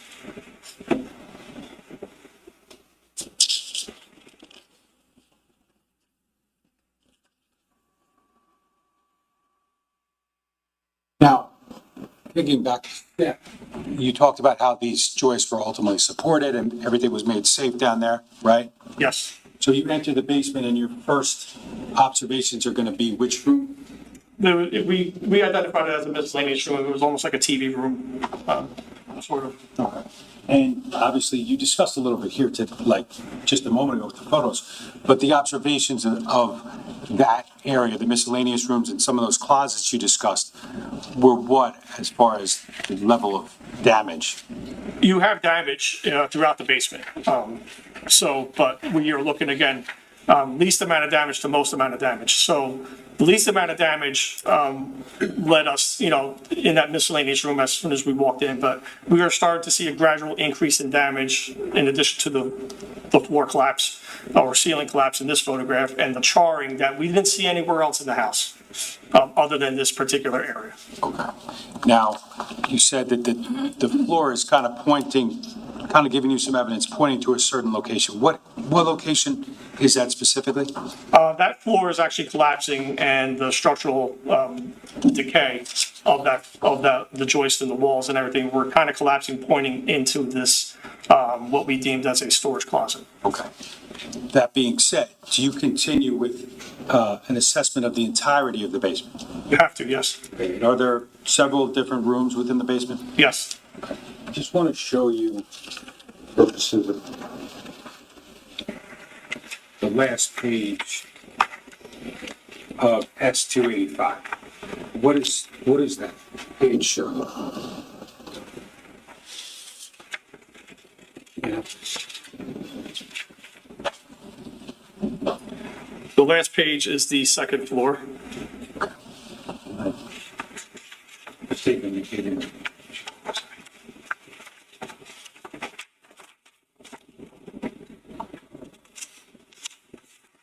We'll give you the second page of that document. And what's that show? This page is a floor plan of the basement. Okay. And does that lay out all the rooms as documented by the engineers? Yes. And some of them are given like generic descriptions, correct? Yes. Like closet, correct? Correct. Yes. And then we have, so you enter using that diagram. Can you put an X on where you entered just so we understand? That's the outside entry into the basement? Yes. Talked about the miscellaneous room. Did you inspect the storage closet as well as those two other rooms within the miscellaneous room? Yes. They were closets, like smaller closets, smaller than a storage closet. They were inspected. The bathroom was inspected as well. Those workout rooms were also inspected. That whole foyer area where those other smaller closets in the stairwell were also inspected, in addition to the storage and utilities. The further west that you went, so the storage utilities presented the least amount of damage. Almost similar to what we saw on the first floor. It was just like a lot of smoke and soot damage, but nothing in terms of actual direct flame impingement or charring or things like that. So it was the least amount of damage the further west you went. As you went to the center of the basement, you had the most amount of damage. As you went east towards the miscellaneous room, you now had the least amount of damage again. So it's kind of bringing you the actual scene itself. Like we like to say in crime scene investigation, let the scene talk to you. So the scene is basically telling you, hey, the most amount of damage is in the center of this basement. But obviously, prior to inspecting that most damaged area, you want to make sure that you've looked at every other part of the home to ensure you don't miss anything. Once again, you have to, as part of the scientific method, you have to identify and document every part of the home. Ladies and gentlemen, we're going to take our mid-morning break at this point. Discuss this case, do any research. We'll be back out at around 10:45 or so.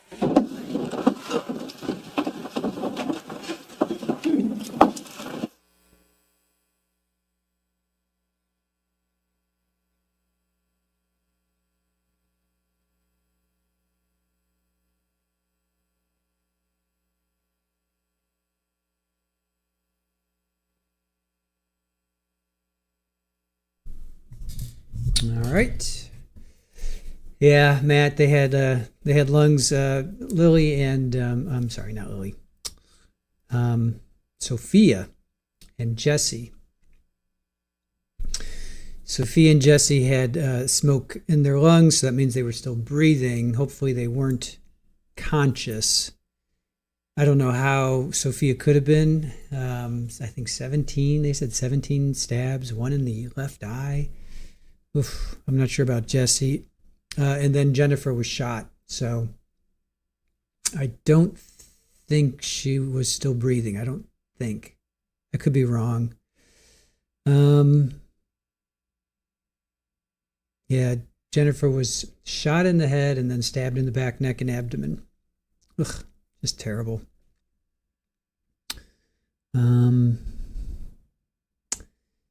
So we're finding out. Okay, so this witness is the fire investigator, Mr. Cordoma, Joseph Cordoma, if I understood his name correctly. They voir-dired him. He's a expert witness. Judge says he accepts him as an expert in origin and cause of fire.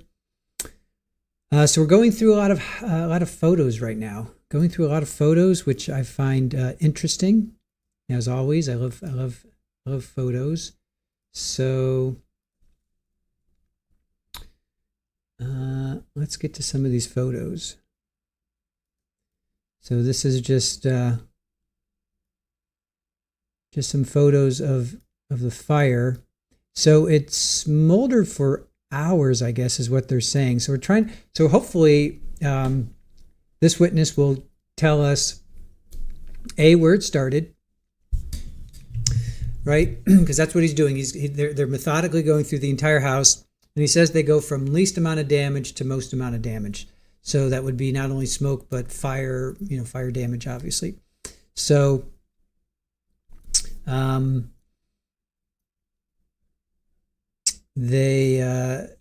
he's going methodically through the house, and this was reported around 12:30. So Keith probably lost his life around, they heard shots were fired around 3:30, 3:26, 3:30 basically. So if this fire was started, let's see, Paul is seen leaving the area at 3:48. So if he shoots Keith at 3:30, he goes inside and he takes out the rest of the family in 10 minutes. That brings him to about 3:48. That'd be 43. It'd be 3:40. Goes downstairs, sets the fire, and then leaves. So, did he use gas? I mean, that's the thing. So we're going to find out. We're going to find out if he used gas or not. Because again, this just smoldered and smoldered and smoldered. I mean, it took a while, but it caught.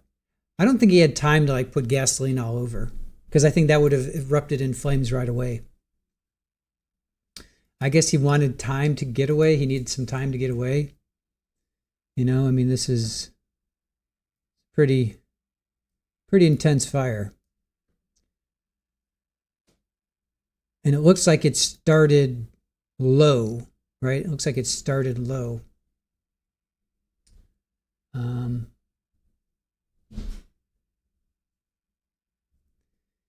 Now here, sadly, is I think they said, yeah, Jennifer was found in that foyer going downstairs. And then Jesse was in the kitchen. So we don't see the shot of the kitchen. And then Sophia was upstairs, on the landing. I guess there's some stairs and maybe a landing. So she was up there. Ugh, just terrible. Just terrible. And these are just very haunting. These are just very haunting pictures.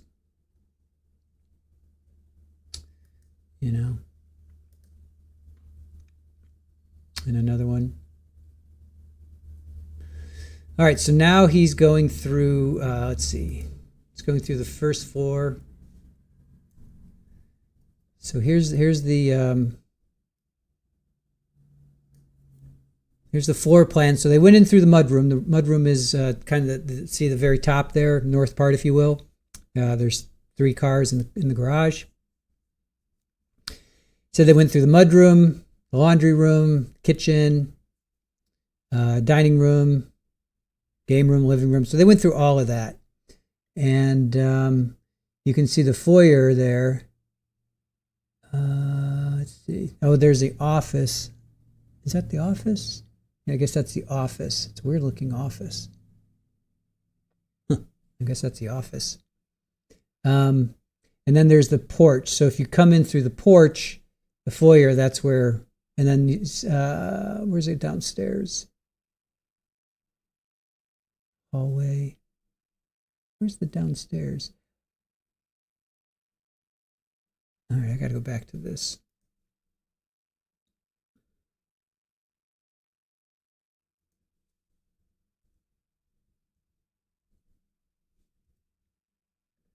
All right.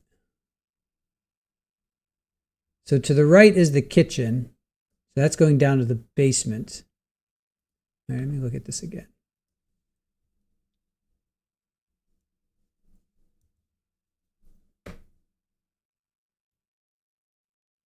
All right, there's the foyer. Where's the basement? There's a hallway, foyer. Oh, I guess that's going downstairs. All right. There's the hallway. There's the living room.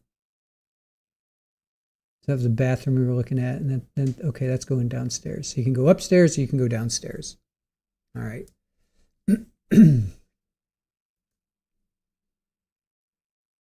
So that's what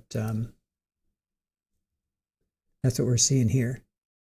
So there's the bathroom that they were talking about. There's downstairs, going upstairs. All right.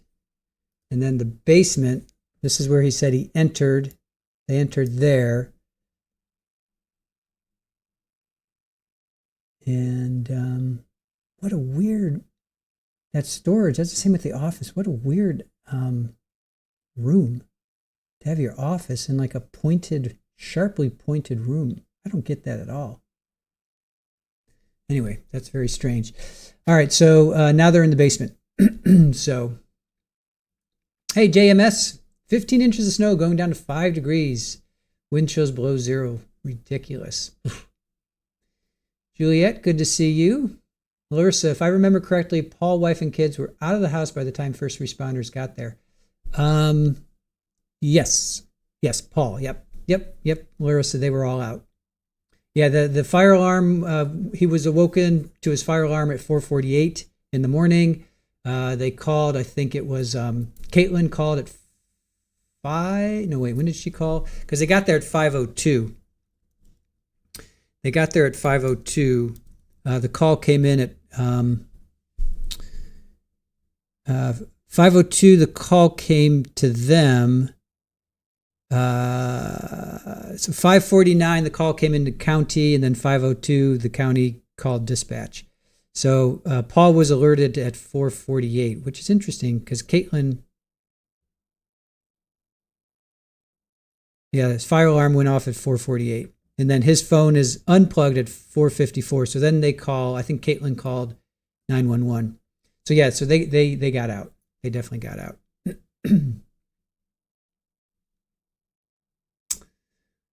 All right. All right. So then, okay. So he's just going through right now. They're just going through the basement. So we're hoping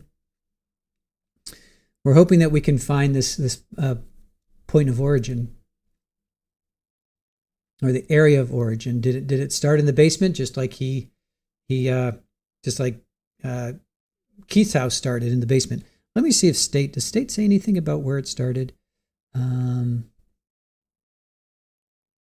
went to the basement to start a fire that smoked for hours. And I think it was there that he cut the fiber connection as well, the fiber optics. So we're going to find out that this started in the basement. We're going to find out that this started in the basement. Now, how did he start it? Did he use gas? Or how did he start it? That's going to be the question. It's going to be the question. All right.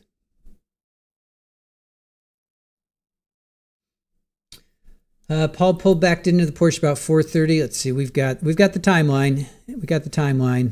He arrives back at 4:08. He left Keith's house at 3:48. He arrived back at his house at 4:08. So 4:08 he pulls back in. And then 4:48 he gets an alarm goes off, or an alarm triggers, because he's got it set up to like 911, I guess. So somehow the system registered the fire alarm at 4:48. He says he was woken up by a fire alarm, and then 4:54 his phone is unplugged. So remember, he plugged in his phone to charge it at 1:27, and he unplugs it at 4:54. So, right, Tulips? Very strange. Very strange. Let's look at the office. That's storage. That you can't really store anything in a point. That makes no sense. And Keith designed this. There's the office. This makes no sense. Why would you design such a sharp point? I can understand kind of a point, but what do you boxes you can't store? I mean, and for storage, I mean, you things need to be square for storage, ideally. You know, for the best storing, you know, you want it to be squared because of boxes. Huh. Yeah. I don't understand that. Now I want to see so that's the back of the house. Let's see if we can find it. Let's see if we can find a photo of that, the back of the house.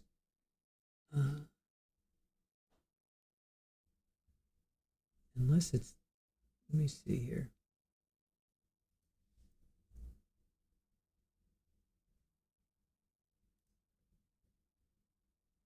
I guess, is that it? Oh, you know what? I think that's it. Where those steps are on the left? Yeah, because this is the pool. So it's those steps on the left, and you see that kind of, I think that's it. I think it's that room. See the steps on the left? I think it's that room. Okay. Maybe it was Keith. Maybe it was Keith was making a point. Keith's way of making a point. Maybe.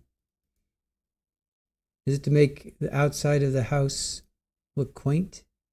It's the back, though. It's the back side of the house. It's the back side of the house, because if you look at the floor plans, so the driveway, I'm sorry, the driveway and the garage are there, and then you see the porch. So this is all on the north part of this, if you will, north part of and then you see the point on the bottom. So that's the back. So to me, it's this right here. It's that thing right there with the stairs, and it's that thing. Let me see if I can get an aerial. I know they've been showing aerial views. Let me see if I can get an aerial view of. I don't know if let's see, aerial view. They've been showing them all trial, and I don't know if I have one. Aerial view of Keith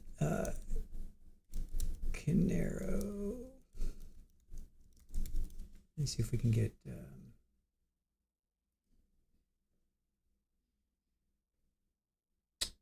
All right, here it is. This is odd, but here it is. Let's see if I can.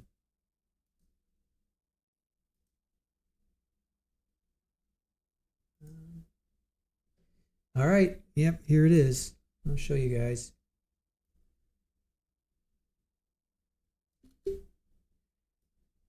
It's almost like a sunroom, but it's okay. This is so odd. I don't know why he would do this, but he did. All right, so there it is. See the curve? There's those stairs, or I guess it's not stairs. It's more like a blocking.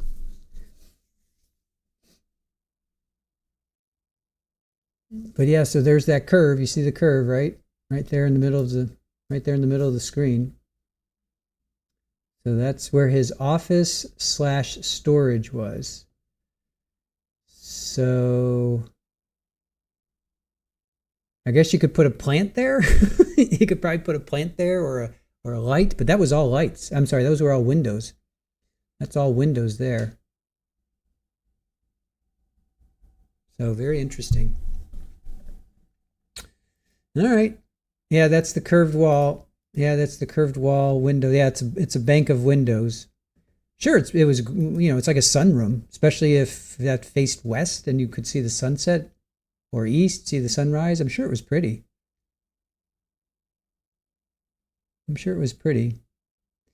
But it just seems odd to do that. I don't understand that. Just an artistic choice, Ola says. Yeah. That's mock Art Deco. I don't understand it. Great view, but not functional. Yeah, it's just strange. Yeah, it's more form over function for sure. All right, here we go. Court is back in session. All right, be seated, thank you. Good. Ready? Prosecutor, when you're ready.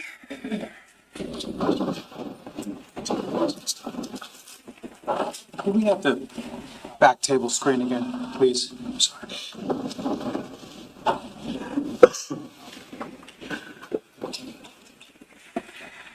Okay, so we were talking about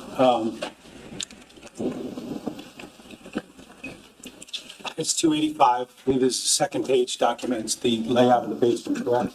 Yes. And you put an X at the point of entry, correct? Yes. Okay. Now, you talked about assessments of the entirety of the basement, correct? Yes. And ultimately leading you to the area of most damage, right? Yes. And where was that specifically? That was the storage closet area. Could you put a box around that?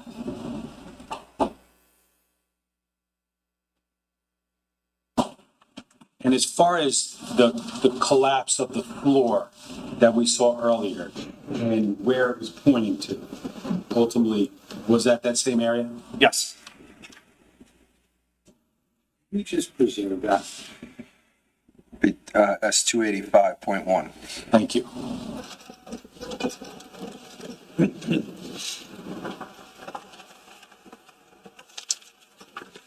Sir, is there a door that's noted in the area of that storage closet, just below it? Yes.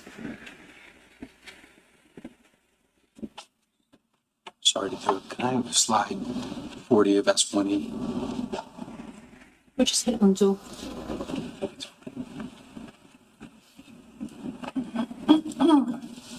Joe, you can do the bottom right corner.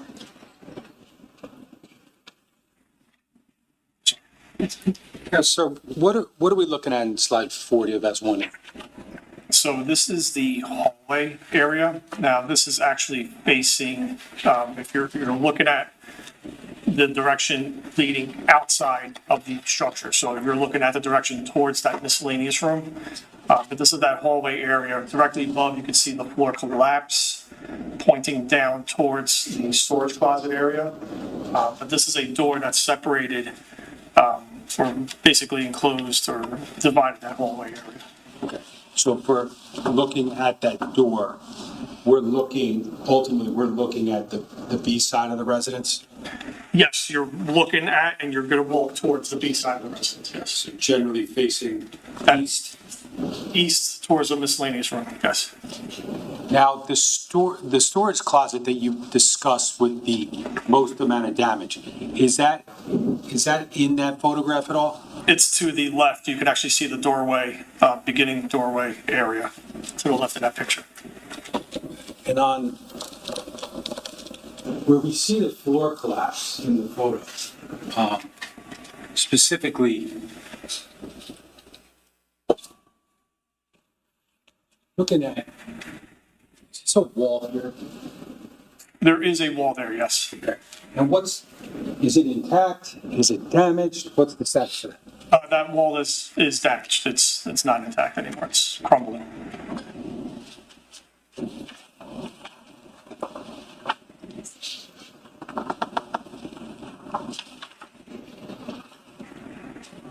Could I have slide 44, please? And what are we looking at there, sir?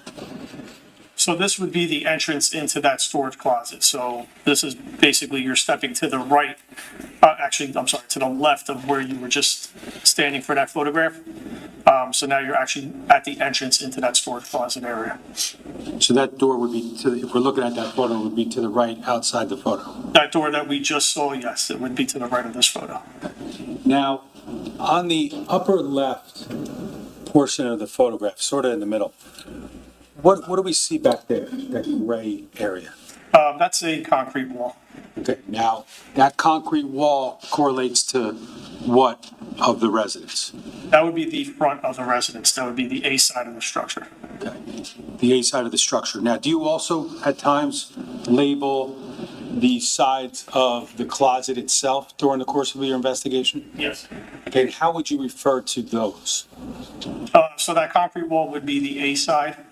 That wall, or what remains of that wall, just the studs of that wall directly straight ahead of that picture, that would be the B side. The wall where the door that we just saw in the hallway and that partially collapsed wall to the right of this picture, that would be the C side. And the wall that's closest to this doorway, that shares the opening to this doorway, would be the D side. Okay, so as we're looking at photo in slide 44, we're looking through the D side, is that accurate? You're looking through the D side, and the center of that photograph would be the A-B corner.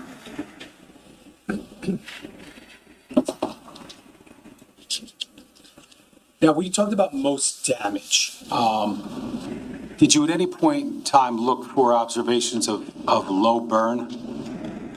Yes, the investigators that took part in this investigation, this is, at that point in time, that would be when they would start digging, and that's when we start looking for low burn. So what we see in slide 44, has that been dug out yet or no? No, just like, again, crime scene investigation, you photograph things as they were upon your arrival, and this is prior to any digging. So this photograph, slide 44, is documenting the storage closet as you first found it? Yes.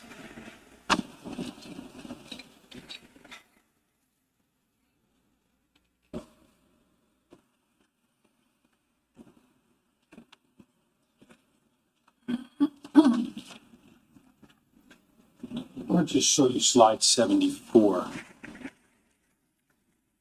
You recognize that? Yes. What does that show?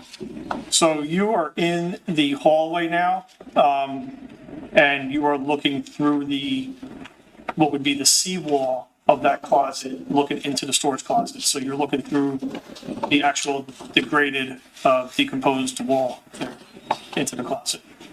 On slide 75? Is that a similar view of that storage closet? Yes. And at the top of the photo, what do we see? That is the floor collapse upstairs. That's part of the beams coming down. Okay. And then can I have slide 76, please? And what does this depict?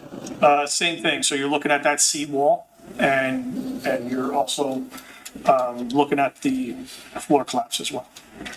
And again, were these photos taken prior to any efforts to kind of excavate the area? Yes.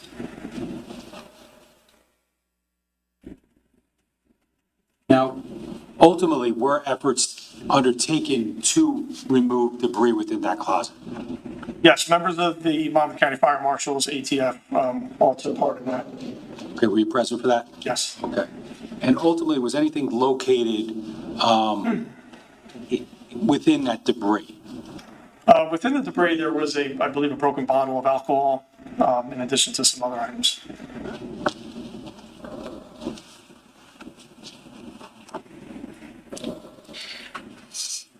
Again, I just want to show slide 44. That's the photo we were looking at before, correct? Yes, With the debris in the closet. yes. Slide 45. What does that depict? Right in the center of that photograph is that broken bottle of alcohol that I mentioned. Is that ultimately secured? Yes, Next slide 46. What's that? that is the broken bottle of alcohol. And then slide 47. What is that? Same thing, broken bottle of alcohol. Now, was there any other alcohol located nearby in the basement or within the basement? Yes, and I believe it was outside of that hallway foyer area, outside of the storage closet itself. There was another broken bottle of alcohol. Can I have slide 48? Do you recognize that? Yes, And what does that show? that is a refrigerator of sort, or shelving unit for wine and alcohol.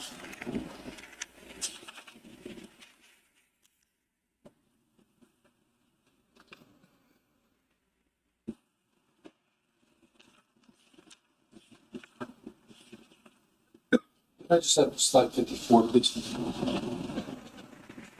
You recognize that? Yes. And what does that show? That is a shelving type of unit, and at the base of that on the floor is a broken bottle of alcohol. Now that's not the storage closet, correct? This is outside of the storage closet.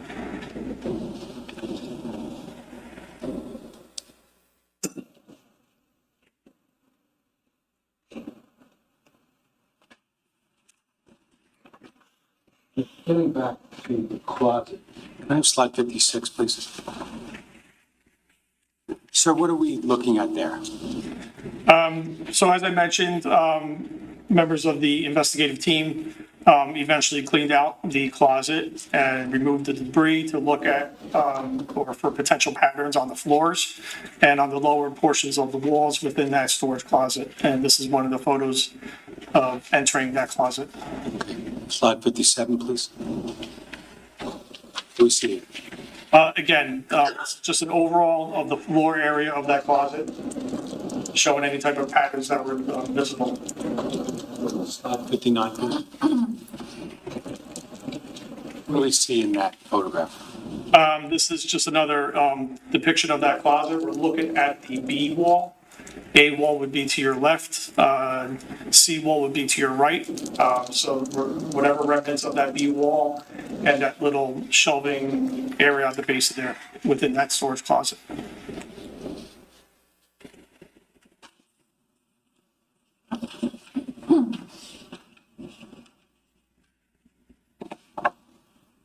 Slide 64, please. Can you tell us what this slide depicts? This is a depiction of two photographs. The one to the left would be the storage closet prior to the debris removal. The one to the right would be the storage closet area, same general location with the debris removed.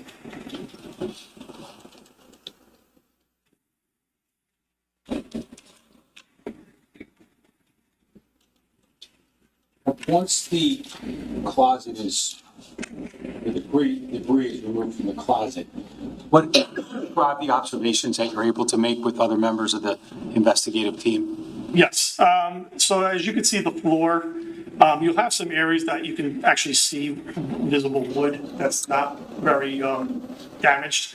And then you also have areas of that floor that you have some damage and some burn on that floor area. So we take this into consideration. This is what I'm generally indicating as like low type burning. However, there could be various reasons for this. There could be drop down from the ceiling above and that fire just burning in that specific location, not necessarily indicating that if there's an accelerant or something out of the ordinary. This is something that we have to document. Areas that you see no burning on the floor, we can actually see the wood. We call those protected areas. Again, not uncommon to have areas that are protected from fire and heat. So we generally document that as well. In addition to more of the wall that's present and now exposed with the debris removed, looking at the walls and the actual studs that remain there. Once again, we don't see this type of pattern anywhere else in the residence other than this closet area where you see that heavy type of charring and those indications of actual flame impingement. What we call pyrolysis, which is decomposition of organic material, decomposition of the wood that would generate fumes and things of that nature, which would basically fuel the fire. So we see this in great detail in this closet. And I say we, again, as a team, investigating this area. Can I have slide 68? What are we looking at here, sir? This would be, again, inside the storage closet area. This is a split, two photos here. The one to the left would be what you're looking straight ahead, that concrete wall, that would be the A side of the structure, the A side of the closet, the front. To the left of that would be the D side, which would be the west side of that wall. So you're looking at the remnants of what's there prior to a detailed removal of that debris. The photograph to the right is in the same general location, however, it's more focused in that AD corner. And now you can actually see a clearer picture of the floor area, specifically that AD corner in that closet. And to the right, where you see like a puddle that looks like that grayish type of liquid, that's water there, and that's what we consider low burn. That floor is deeply damaged in that one specific area when compared to the floor right to the left of that. Now, when you talk about the heavily damaged portion of the flooring, can you just put like a circle around that just so we understand exactly what you're talking about? So that is circled, and it's in comparison to an area that appears to be protected? Right to the left of that. Preserve that. Slide 68.1.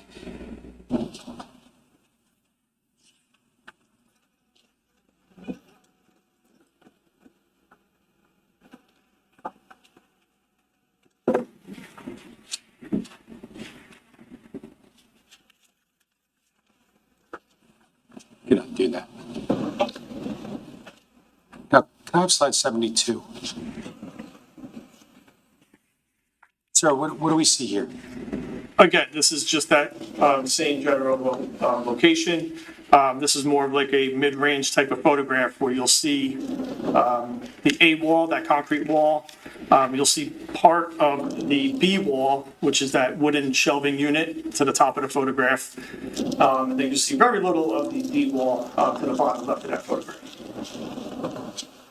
Now, ultimately, as part of the investigation, does anyone take samples from the area of the closet? Yes, fire marshals and ATF secured samples, a sample of the area in question that showed a lot of the damage, and also a controlled sample away from the damaged area.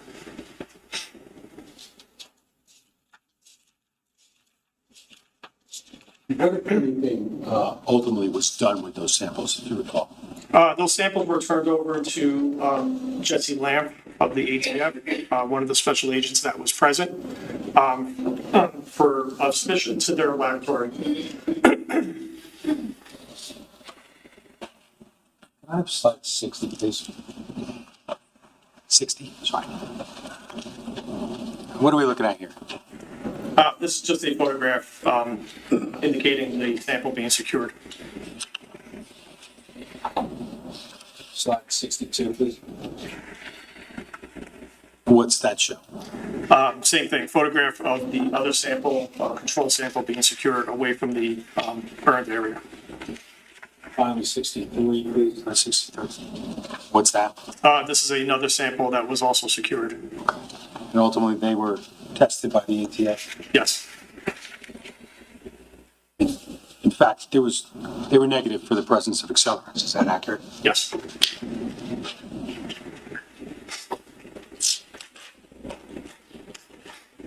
Now, when we talk about the scientific method, and we talk about your observations from the storage closet, what, if anything, are you doing with the observations you made after digging out and looking at areas of low burn and fire patterns? What are you doing now scientifically? Scientifically, we utilize what we call inductive and deductive reasoning, part of the scientific method, where you're utilizing basically any type of empirical data that you would gather in terms of the scene processing, photographs, samples like this, just basic observations, witness statements, things of that nature. And you are formulating potential hypotheses of what may have occurred. It's part of the reconstruction of crime scene investigation and fire investigation as a whole. So that inductive and deductive reasoning takes place at this point at the scene and also outside of the scene, where we're incorporating other information. Information, for example, that I've gathered through Detective Rayner from interviews that were taking place while this was actually going on simultaneously. So all of that is taken part, and we are generating potential theories, hypotheses of what may have occurred. Was there hypotheses that were generated by yourself and other members of the team within that storage closet? Yes, we, as a team, concluded that the area of origin, and we say area, not actual point of origin, because it's very difficult in a scene of this magnitude and of this much damage to generate and pinpoint an area specifically within that storage closet. However, we generated that finding that the area of origin is somewhere within that storage closet for that fire, and then that fire burned for some time, as evident through what we observed through the damage, the charring, the smoke, first responder statements, things of that nature, things that other people saw, the outside sources, which I say is important through NFPA 921. You have to incorporate that. This fire originated in that storage closet based on what we observed, and then once breached whatever structural areas within that closet, it was introduced to more oxygen. Oxygen fuels fire. Fire then grew and then spread and had full engulfment and full involvement of the entire structure. Now, does coming up with a hypothesis, analyzing your data, I mean, does it also involve, potentially ruling out other sources or other causes? Yes. Okay. Now, also in the basement, were there any other observations made by you and other members of the team with respect to potential power, the lack of power, or things like that? Yes. Fire personnel actually observed, made observations, made note to me that there were wires that were cut in that storage utility room, wires that resembled communication data lines, communication wires for the residents. Just want to show you slide 35. Do you recognize that? Yes. What is that? This is the, we called it like a hub of location of where the data communication lines were located in the basement in that storage utility room, just west of the actual storage closet area. Slide 36, please. What are we looking at here? So in the center of this picture, you see what's identified as a Verizon box. At the bottom portion of that box, you'll see a black wire there. That black wire is cut, severed. Slide 37. What do we see there? That's just a close-up of that wire. Next slide 38, please. What do you see there? That is the other portion of that wire that was located. And slide 39, please. What do we see there? This is the internal components of that Verizon box.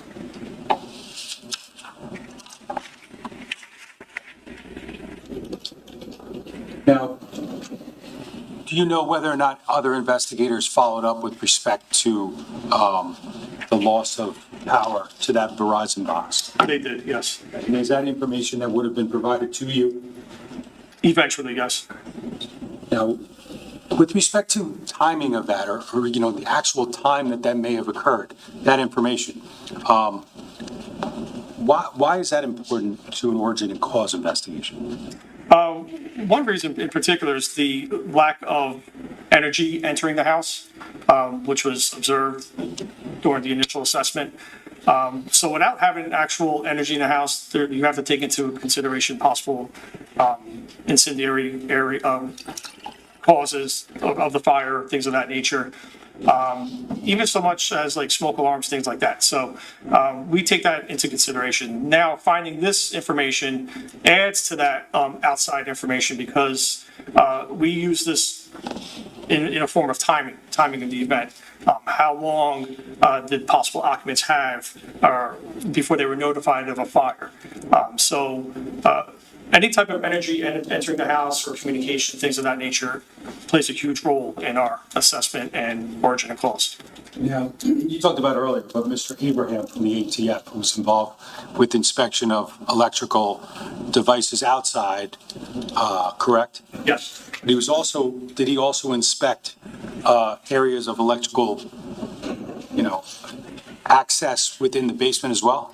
Yes, he actually provided information to us about energy entering any of the rooms of the house, which helped us rule out electrical causes of the fire. So he played a large part of doing that assessment. Now, with respect to getting back to that, you mentioned smoke alarms and also that Verizon box, but what, if any, effect would the cutting of the Verizon line have on the smoke alarm or transmittal of fire to outside sources? To my understanding, it would provide no communication, no indication that there was a fire in the house.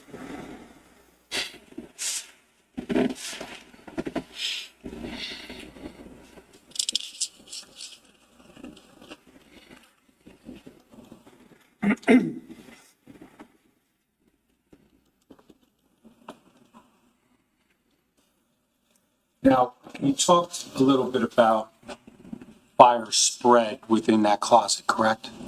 Yes. Can you talk about, based upon your investigation and the team approach, as to, and I know you mentioned it briefly, but what happened with that fire in the closet and where it ultimately would have gone?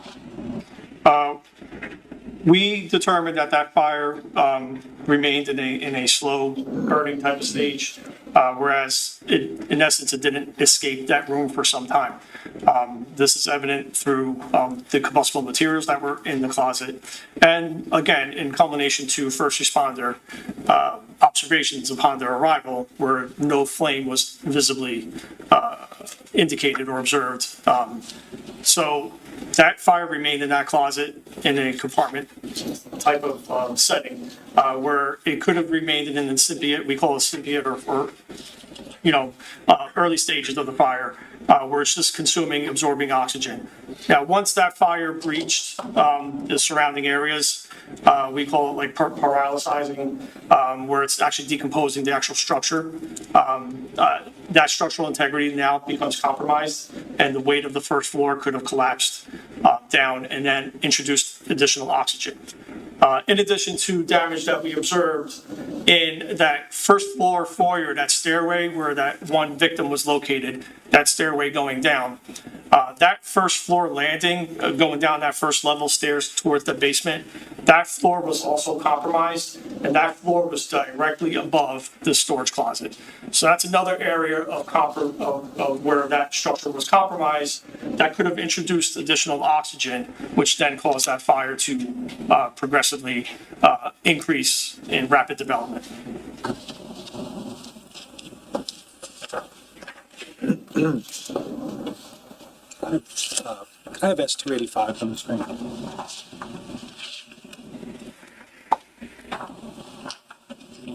Now, go to the first floor.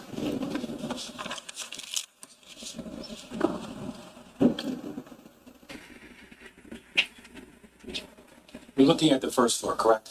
Yes. Okay, when you talked about, if you could use that stylus, just to indicate within that diagram where we're seeing that floor collapse on that first floor area. It would be in this general location, right there. That is in the area of the stairs down to the basement? Yes, the stairs are right to the left of that. Okay, what is below that again, just to be clear? That would be access or the storage closet and that whole little foyer area by the storage closet downstairs in the basement. Can we just preserve that, please? Point two. That's 285.2.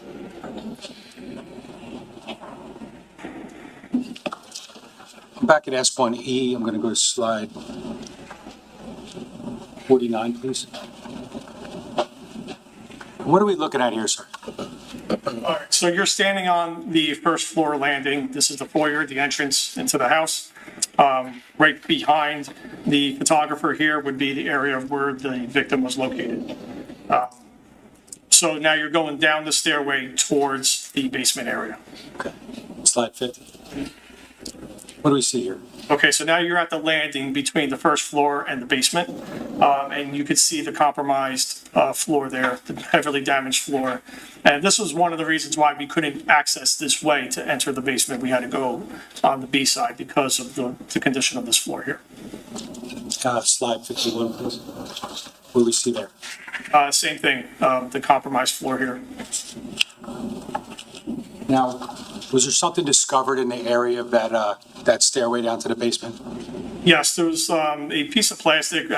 First indication, we didn't know what it was. Further evaluation outside of the scene determined it was one of those automatic vacuums. Can I have slide 52? Do you recognize that? Yes, What's that show? that's that piece of plastic that ended up being one of those mechanical vacuums. Slide 53. Got a picture of the vacuum. Yes, And was that also sent out for testing by the ATF? I believe it was.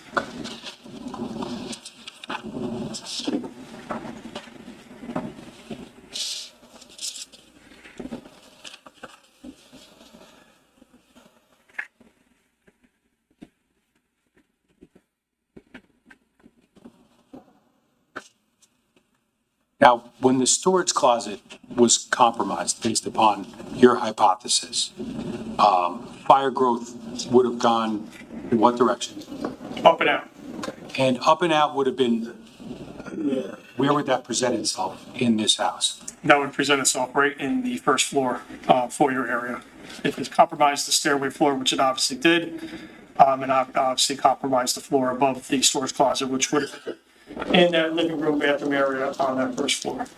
And as part of the scientific method, I think we briefly touched on it, but are there certain other causes, specifically, we talked about electrical, are there other causes that you need to rule out as part of testing the hypothesis? Yes, Does that include natural causes? yes. And what are natural causes? You would consider wind, lightning, things of that nature. And how do you go about ruling out natural causes like those? We obtain weather reports, data reports, wind direction, things of that nature. And was there any indication that this fire could have resulted from natural causes? Yeah. What about accidental? What's an accidental cause? Accidental cause could be careless smoking, discarding cigarettes, candle, getting knocked over, things of that. Now, as far as those causes go, were you able to rule out, based upon the systematic investigation, those other causes? Yes, we actually look for things of that may cause accidents, such as candles, cigarettes, things like that, and nothing appeared in that area of origin that would have indicated that. Within the storage closet? Correct. Now, you mentioned before Mr. Abraham and his determination that, I believe you said, no electrical was present at the time the fire began. Is that accurate? Yes. Okay. He can talk about that more specifically, but is that information that was provided to you? Yes. Okay, is that important to the investigation of the origin and cause? Yes.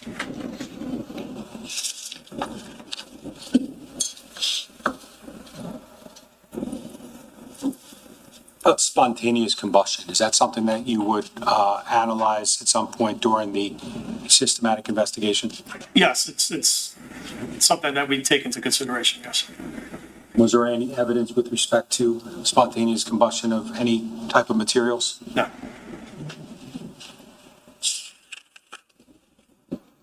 Now, you talked a little bit about the alcohol bottle before, correct? Yes. And that's considered, the alcohol bottle is considered potentially what in fire investigation? That could be a source of flammable liquid used to ignite a fire. Now, flammable liquids, is that something that you look as part of your investigation, your hypotheses, to potentially determine whether or not that could play a role in how this fire was set? Yes. Okay.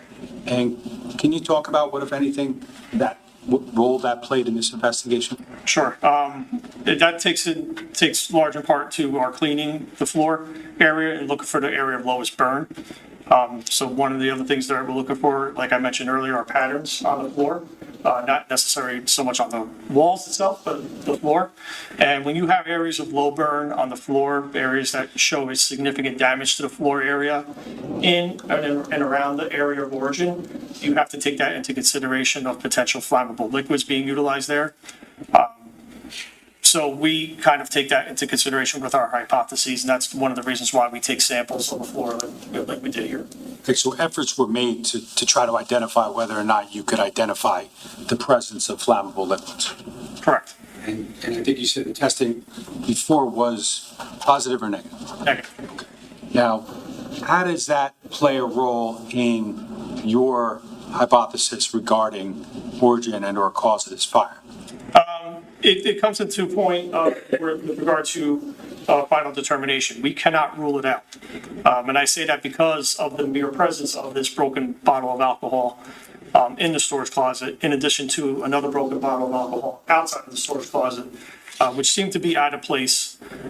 So at that point, it's not uncommon for any type of ignitables to actually be totally consumed in the fire without knowing the degree, the temperature that was actually in that room, and the extent of how long that fire was burning. It does not surprise me that any type of flammable ignitables, liquids, things of that nature are totally consumed. So I cannot technically rule it out. The team cannot technically rule it out as aiding to the cause of the fire. Now, given the inability to rule out other causes based upon guidance from the NFPA 921, were you able to determine an ignition source? An ignition source, not a specific ignition source, no. With respect to, did you consider the idea of an open flame? Yes. Okay, and what was the consideration in that regard?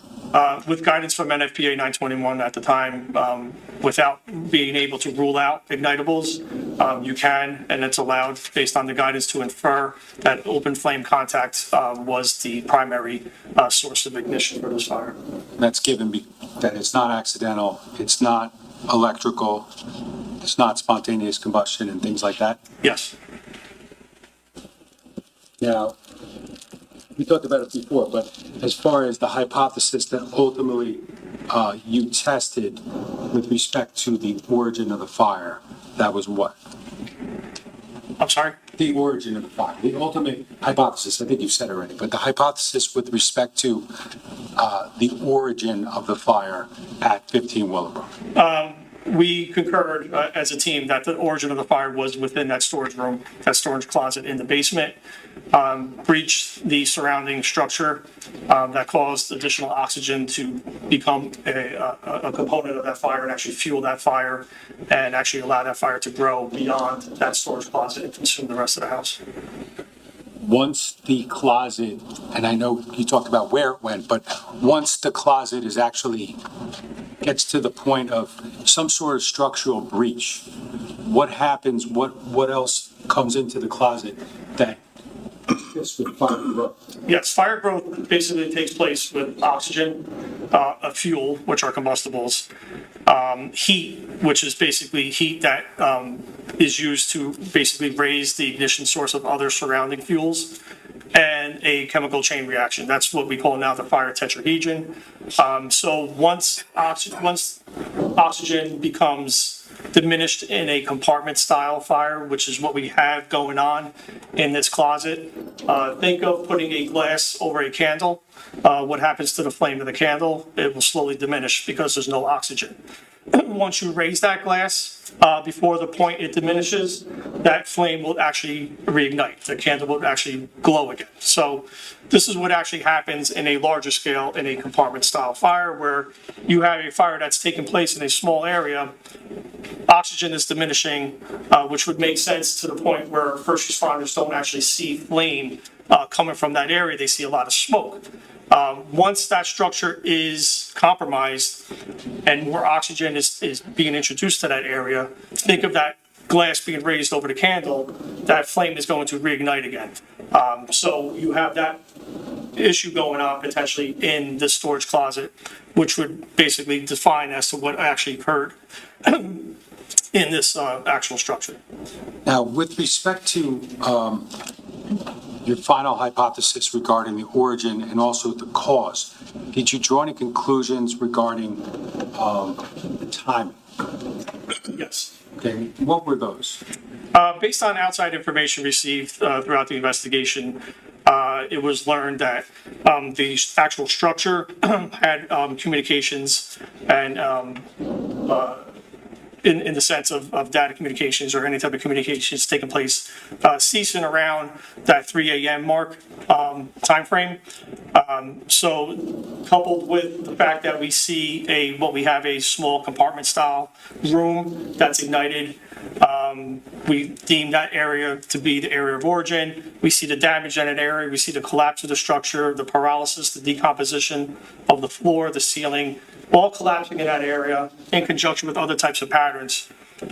We are determining as a team, or we determined as a team, that that fire took place in the early hours of that day on the 20th.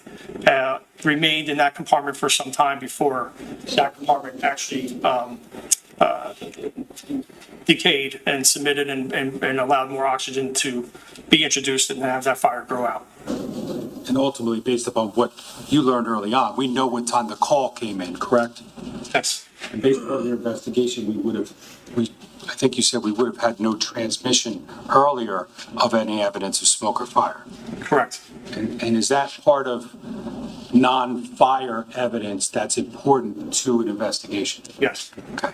And would video potentially obtained from the scene, would that potentially be helpful in timing and origin and cause determination? Absolutely. And was there a video that was, you were advised about that established some timing with respect to the idea of the fire starting much earlier than reported? Yes. Okay. And do you recall approximately the time frame of that video of someone potentially on the property? Yes, it was around 3 a.m. Is that consistent with information obtained through Verizon regarding the timing of power loss? Yes.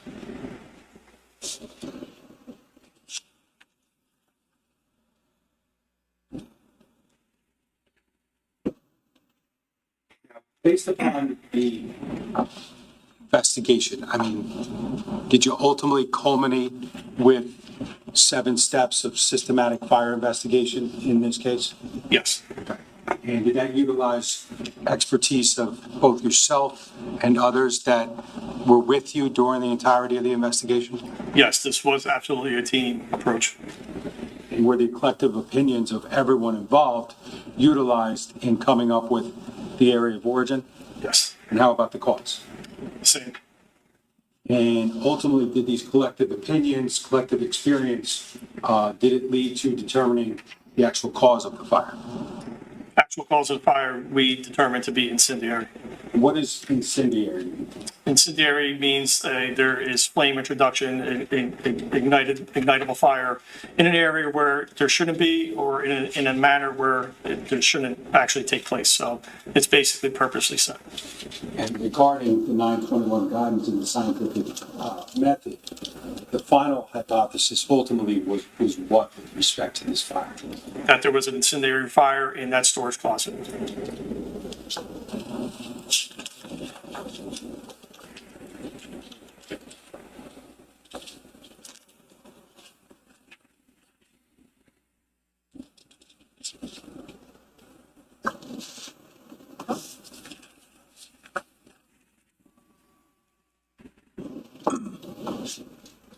would it be fair to say that scene observations, information from other sources backed up, in your belief, the conclusions that were drawn regarding origin and cause of this fire? Yes, it's the totality of the investigation. Judge, may we have page 33, please?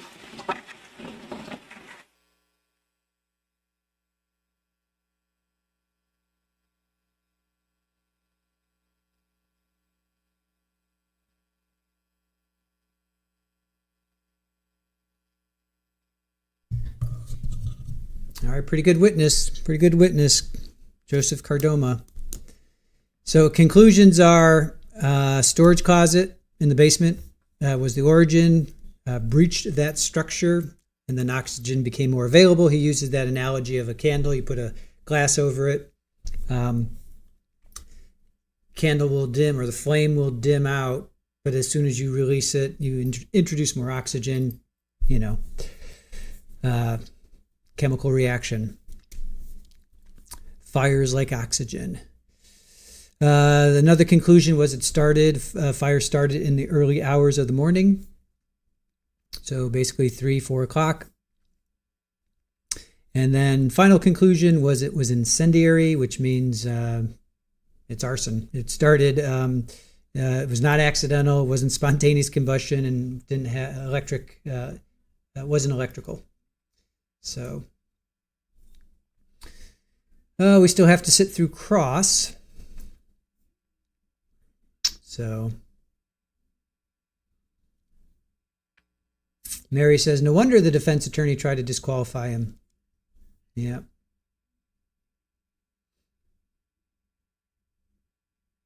Oh, thank you, Aussie. Yeah, coloring books. I got to find time to make some more coloring books.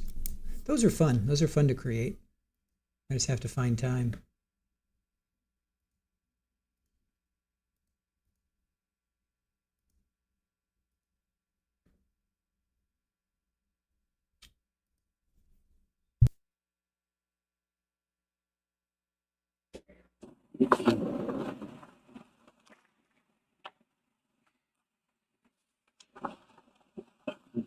Now, you mentioned it very briefly early on in your testimony, but you undertook another task regarding your crime scene responsibilities at 15 Willowbrook. Is that accurate? Yes, And that would have occurred where within the home? and primarily in the kitchen area. Okay. And what was that task that was going to be performed? There were stains that were observed during the initial documentation of the scene. Based on our training and experience, and I say ours, members of the crime scene investigation unit, that resembled what appeared to be blood. So I was provided the responsibility of conducting an analysis of those stains. Did you have any assistance in that regard? Detective Stephen Vogt actually provided the photographic documentation of particular stains at my direction. Now, with respect to blood stain analysis, is this something that you have been trained on in your capacity as a detective doing crime scene? Yes. Okay, and where did that begin, if you remember, as far as your training on blood stain analysis? I would have to look at my CV. Sure. I believe your CV is up there. Yes. Yes. And again, we're looking at what's been marked as S370, correct? Yes. Okay. And is that documented your training and experience in general as a crime scene detective? This documents all of my professional training and experience and personal education. Okay. Now, I know you testified earlier about your original crime scene processing training in 2002, right? Yes. Okay. Now, would that have included any introduction to bloodstain analysis? Yeah, so in 2001, actually, I attended a basic crime scene investigation type of training through the International Association for Identification. That would lightly touch upon, if I recall, basic bloodstain pattern observations. Not necessarily the analysis, which is more detailed. That's more reconstruction. But I had that bloodstain pattern analysis training, which is that more detailed analysis type of instruction in 2003. And that was through the Henry Lee Institute of Forensic Science. And what did that entail? That entails the analysis, measuring, observing, documenting, assessing, and basic determination as to the directionality of blood, the types of surfaces that blood may encounter, and locating and reconstructing what events possibly took place by liquid blood. Now, with that introductory training in 2003, was there a point in time when you started to use that training? Immediately after. Okay, and in what capacity? How does that work? So in crime scene analysis, we are constantly looking at the entire scene. I take it a step further. With this training, allowed me to actually assess blood stains.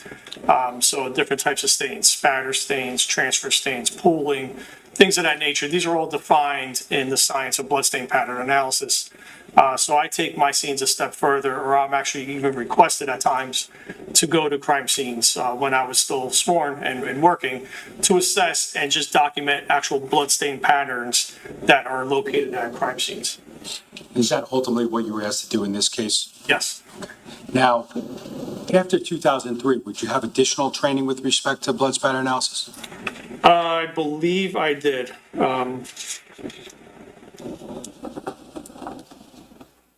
Just give me a minute here, I'm sorry. You probably direct your attention to 2012. Thank you. Yes, 2012, bloodstain pattern analysis. This was another more advanced course that incorporated documenting, report writing, and presentation. This was at the Burlington County Law Enforcement Training Center. And this was instructed, our instructor was Mr. Craig Moore from Niagara Regional Police Services, and he's a bloodstain pattern analysis expert as well. Again, this involved the interpretation of bloodstains and helped with reconstructing events that occurred based on actual bloodstains themselves. Now, between 2003 with the initial training and 2012, did you, over the course of those 9 years approximately, did you conduct bloodstain analysis at crime scenes? Every crime scene I went to, I analyzed. Any crime scene that I went to that had liquid blood, dry blood, any type of blood present, I would analyze. I would take it a step further. Not necessarily constructing a separate report, but that analysis phase has to take place at every crime scene in the event that there was sufficient evidence there for me to construct a reconstruction report.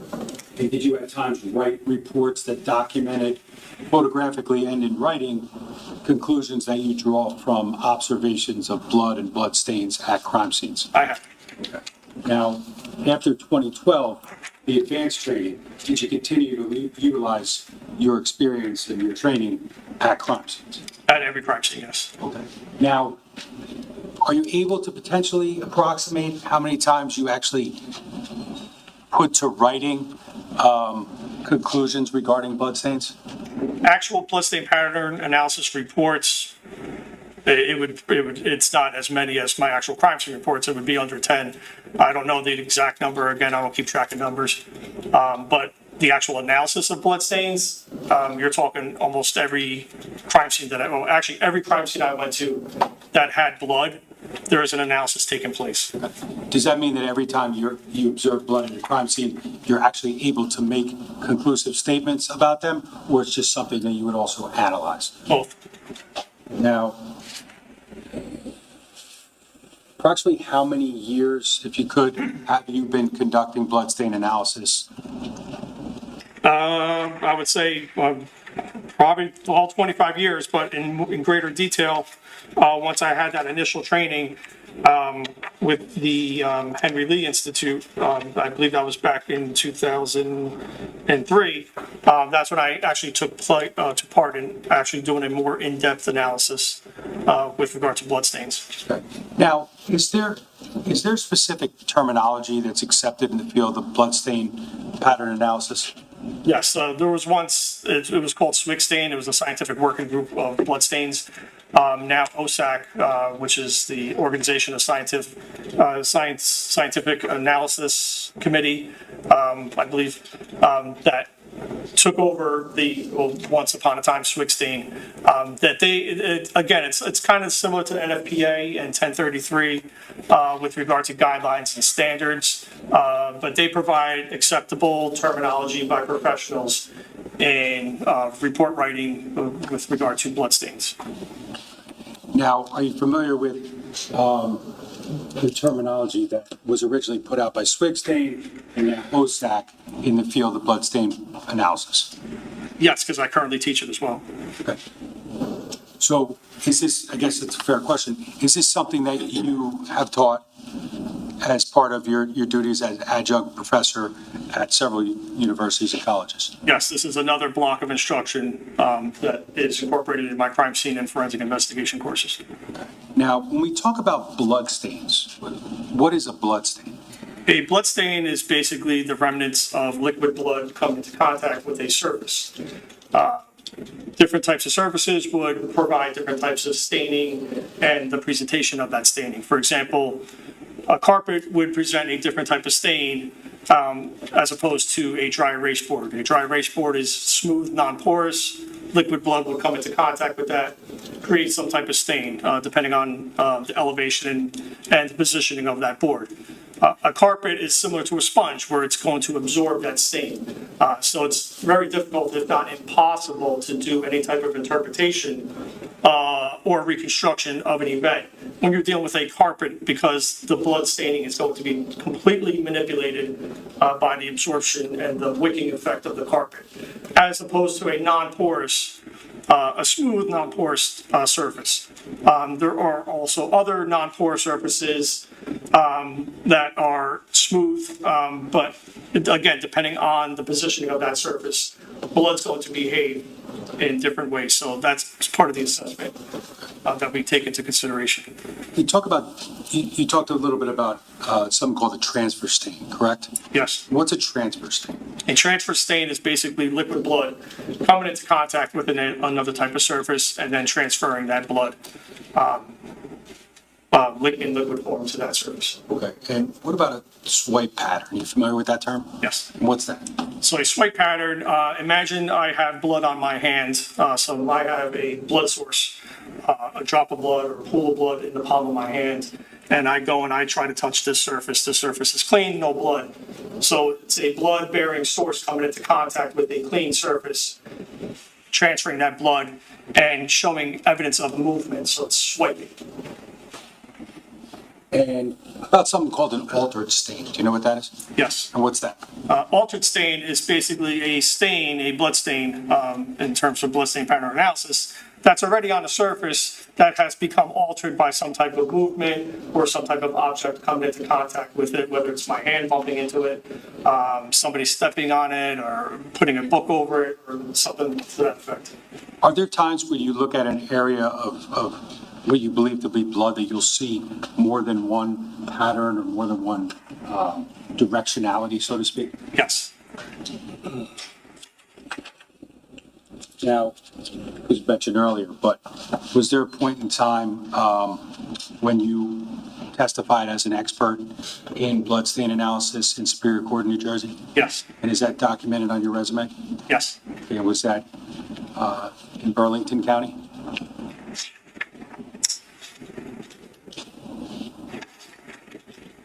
Yes. Did you provide testimony regarding your conclusions with respect to bloodstain analysis in that case? Yes.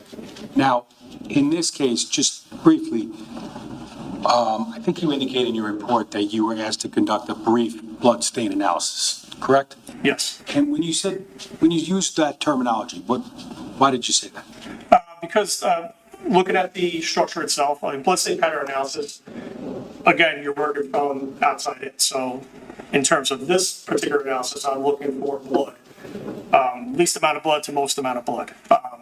I say brief in this report because of the extent of damage that was in this particular structure, there was areas that I could not assess and look for blood because of the amount of fire debris and fire damage, in addition to the amount of alterations that took place with regard to fire suppression, water, things of that nature, drop down damage. So I say brief because the amount of blood that I was able to locate and identify in the most context was in that kitchen area. Is that ultimately the area that you made observations of, photographs were taken, and you developed an opinion as to generally just about movement within that area? Yes. Judge, at this time, the state would offer Joseph Cordoma as an expert in the field of blood stain analysis. Anybody here? No, objection, thank you. Who wants to hear the charge again? Appreciate it. Ladies and gentlemen, I just gave you the charge this morning. I'm not going to give it to you again. You know exactly what I've said before. It relates in this witness being an expert in two different fields. You'll analyze each area separately. You'll render your decision based upon his testimony, based upon the facts that as you find them to be, that he is relying upon for blood staining analysis, just like you would as it relates to the cause and origin of the fire. So I'm not going to go through the rest of the charge with you, considering I've already done that. Prosecutor, go ahead. Thank you, Judge. Now, I want to draw your attention to November 23rd, 2018. Remember that day? Yes. Now, on that date, did you ultimately enter the kitchen area of 15 Willowbrook with Detective O? Yes. What was the purpose of doing that? This was specifically to provide my analysis and conduct my analysis, I should say, of the stains that were consistent with that being blood. Now, before we go any further, during the course of this analysis that you undertook in the kitchen, ultimately, I guess, maybe not during the course, but at some point, were some of these stains swabbed and sent to labs for testing? Yes. Okay. Now, obviously, you don't create the results of that, correct? Correct. But they were. Yes. Now,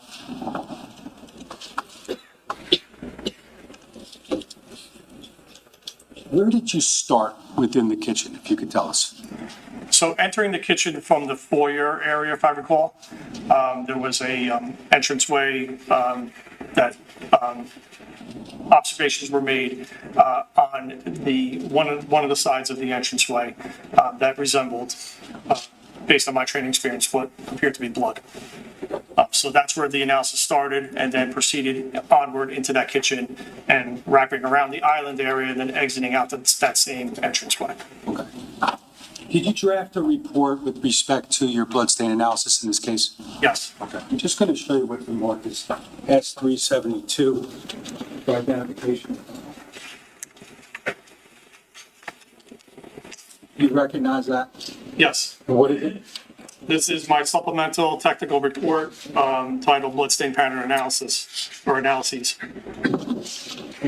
Now, with respect to, I think you said you entered through the foyer, you believe, and then you encountered an area that transitioned from foyer to kitchen? Yes.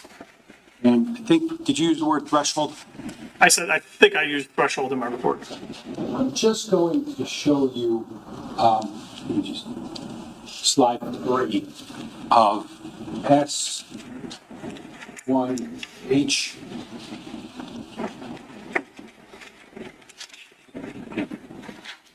S1, I was reading the instruction. I'm looking at S1F slide 3. Now, can you tell us what that's showing there? Yes, that's that threshold area from the foyer area on the first floor, entering the kitchen area. Okay.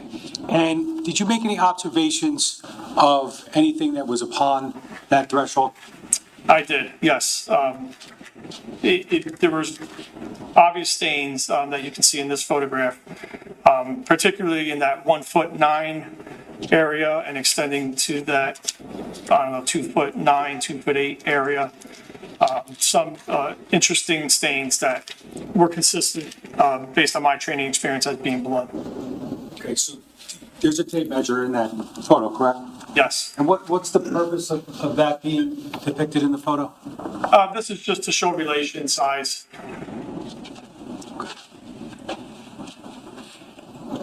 Can I have slide 4, please?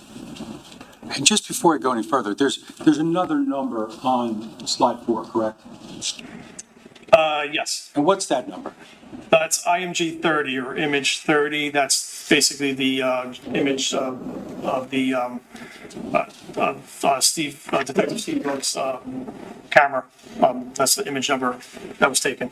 And when you write your report and you talk about different observations that you made on November 23rd, do you utilize reference to certain photos Detective Vogt used to kind of show what you're talking about? Yes, similar, like I mentioned, similar to the scientific method, there's always a methodical approach to writing these expert reconstruction reports, and I reference photographs a lot in my expert opinions. Okay, so when we look at slide 4 from IMG 30, can you describe what we see here, the observations you made? Yes, this is what you would describe as like a contact transfer stain and a swipe stain. So you have a blood source that's coming into contact with a surface that did not have blood on it at one point. So if you're looking at the area of 2'9" on that tape measure, that 2'9", 2'8", 2'7" area, you're having a blood source coming into contact with that surface, that partition there, and actually swiping down from left to right. Think of yourself painting your walls in your house or painting a picture. You would dip a paintbrush in the paint. That paintbrush becomes saturated with paint. You make contact with the surface and then you swipe down. What happens to that paint on the brush? It will slowly dissipate.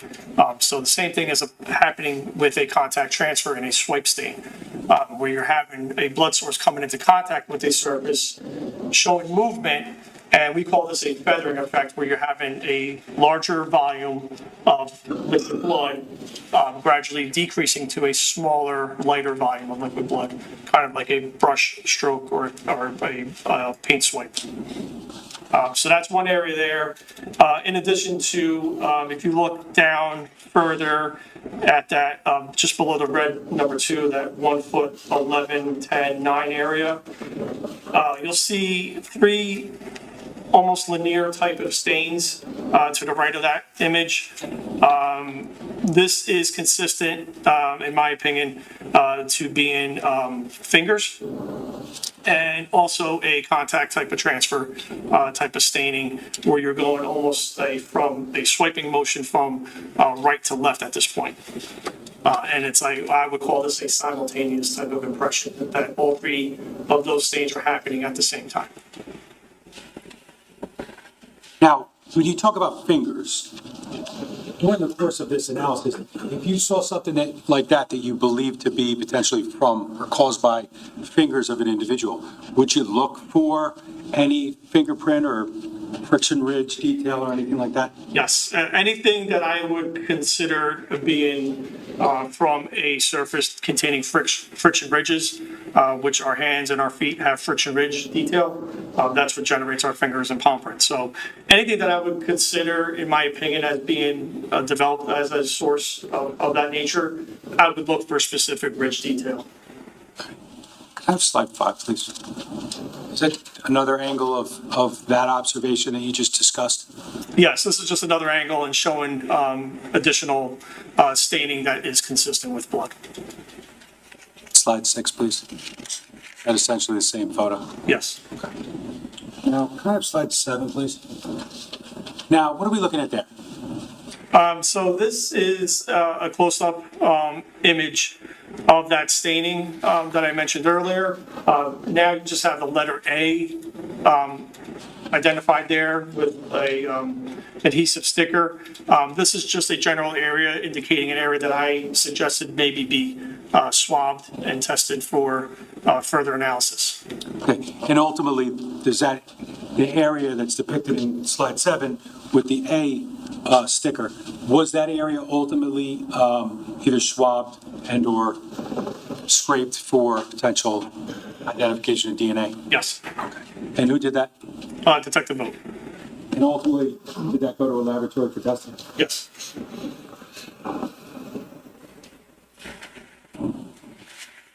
Now, from the area we're talking about now, the threshold area, did you proceed into the kitchen? Yes. Okay, and where specifically, in what area or direction? So we're moving in, myself and Detective Vogt are moving into the kitchen and wrapping ourselves around the island in the center of that kitchen. Slide 8, please. What do we see here? All right, so this is the floor area. So we entered and we went beyond that threshold. Now we're inside the kitchen area. So now we're starting to see some movable and some fixed pieces of furniture that are inside that kitchen. This is the actual wooden floor in that kitchen, and you're looking at the floor, you're looking at the staining of the floor, largely in part of the fire and also fire suppression. But you also see some red-brown staining on the floor area there at the base near that stool and by that movable little shelving unit. So we see, and I think you reference in your report, both permanent and potentially movable structures within the kitchen. Fixtures, yes. Fixtures, the word I probably should have used. Can I have slide 9, please? What are we looking at here? That's one of the stains that I identified. You can see it on the floor there, and you can actually see it on the leg of one of the permanent fixtures right above it. I have slide 10. What do you see there? Again, just the same staining, taken with a scale at this point, a ruler, just to show size. And slide 11, please. The same stain that you photographed there? Yes. Now, I want to show you slide 12. Do you recognize that? Yes. And what does that depict right there? This is an area of the floor in the kitchen by one of the permanent fixtures that had some additional staining present at the base.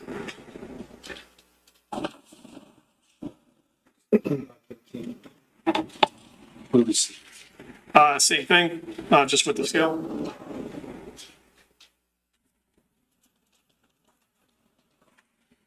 Have slide 18, please. And what's depicted in this photo? You can see a stain right at that 2-foot mark, 2'4" some red staining, red-brown staining there. And now, the object that's ultimately being measured there is what? Is that the island? This is, I believe, the island, if I'm not mistaken. Okay. Can I have slide 19? Is that just a close-up of that staining on the floor? Yeah, once again, tape measure used for relation of large fixtures, permanent fixtures, and the actual stain itself, just to show the size.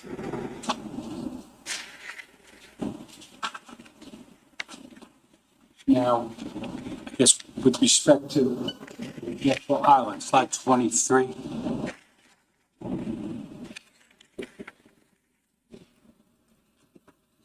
Can you describe what's depicted in this photograph, like directionally within the kitchen? Okay, so this is now, we're getting to the end of the island. We're about to make a right-hand turn around the island from the entrance into the kitchen, which would be behind the photographer in this picture. You can see in the corner, right at the top of the island, right at the I guess the top table portion of the island, if you want to call that. Right below that, there's that silver long bar.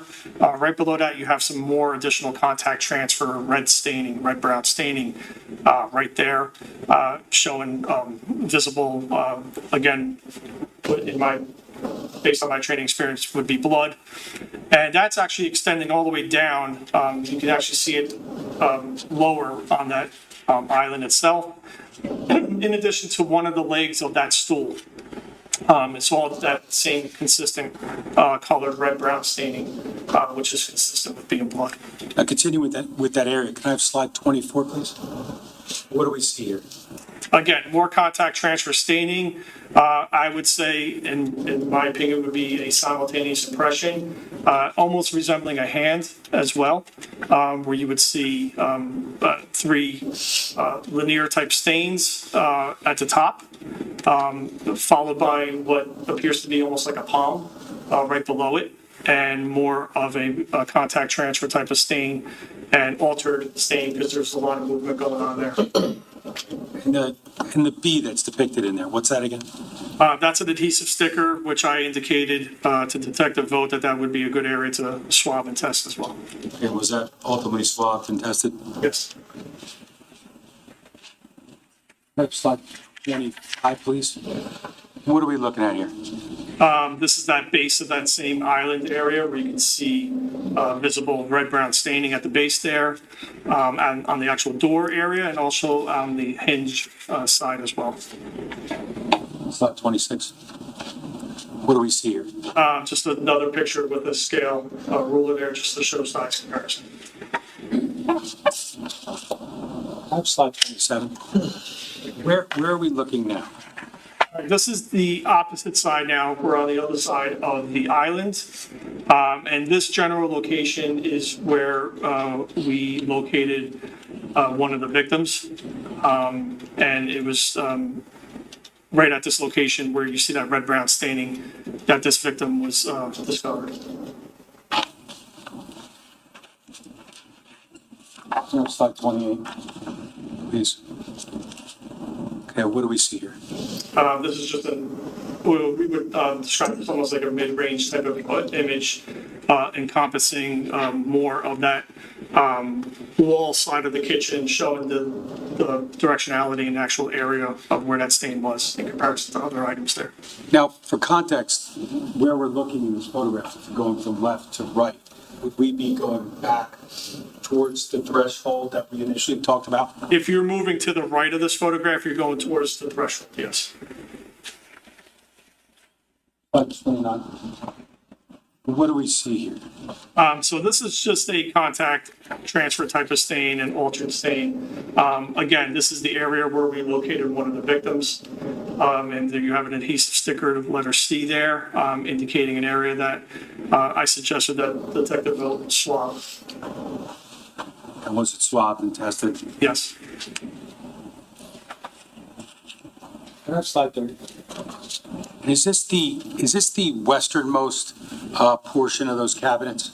This would be the end of that cabinet, yes. So this would be towards opposite of the area of entering that threshold. So this is going the other way. And the left of the photo, where would that take us? And that would take us, I believe, to the exterior outside area, which would be, I believe, the D side of the structure. There's the mud room and the garage entry. I believe. That area as well? Yes, I believe so.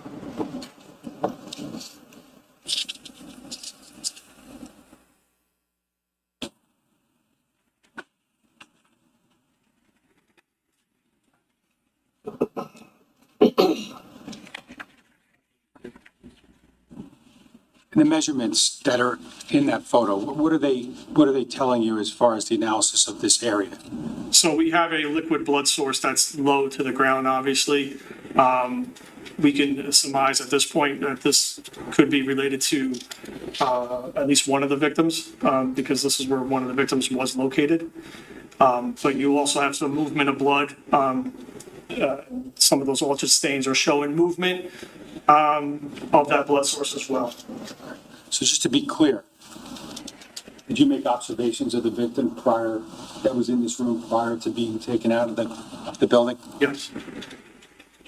Was he in that area? Yes. And how was he lying in that area? On his back.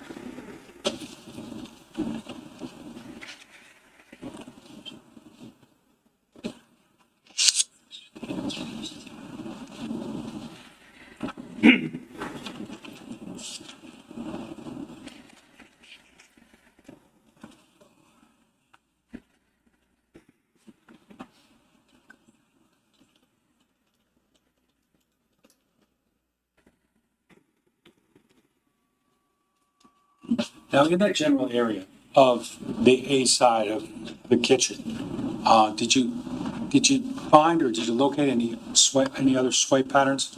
Yes. Okay. Could you describe generally what you saw in that regard?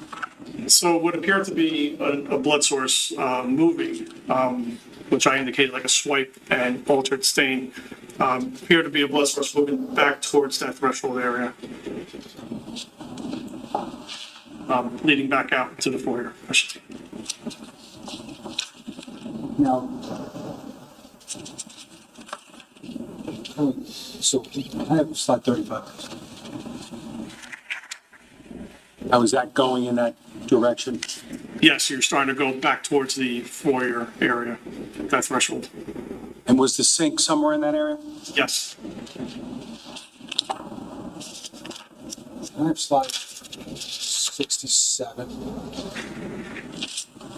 37, I'm sorry.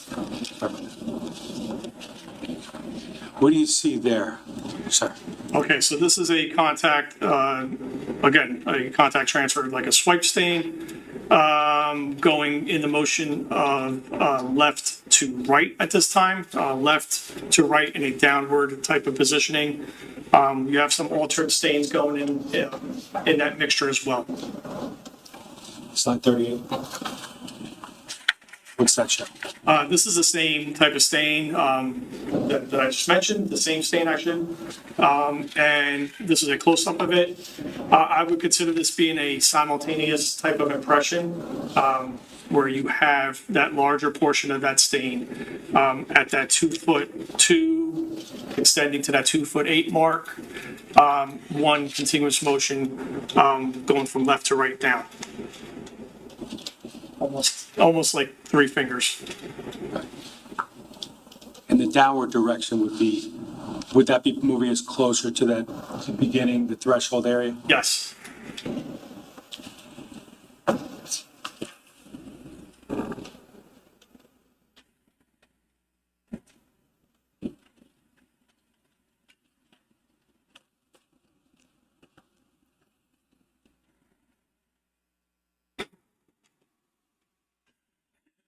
You talked earlier about seeing one stain inside of another type of stain. Is that accurate? Yes. And do we see any of that with respect to your observations in slide 38? Yes, this would be one of those stains where you would have an altered type of stain going on there. So you have blood that's already present there and being altered in some fashion that I cannot explain at this point. But you also have that swipe that's going through that stain in that left to right downward motion.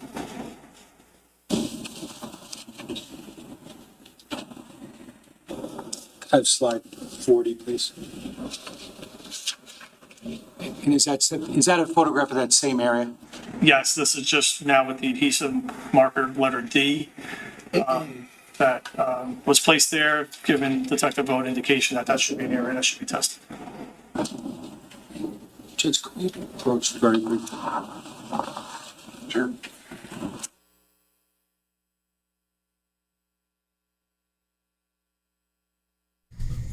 Oy. So poor Jesse, who is the older son.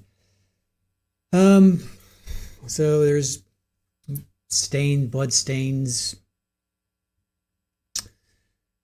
So it seems like he was either crawling around, moving around, being dragged around. Can't even imagine. Poor kid. And Jennifer, I think you're right. I think the kids seemed like they met a much more violent, like Paul shot in the back 4 times. All right. Can you just go in the room just for 1 second? And I mean 1 second, I'll bring you right back up.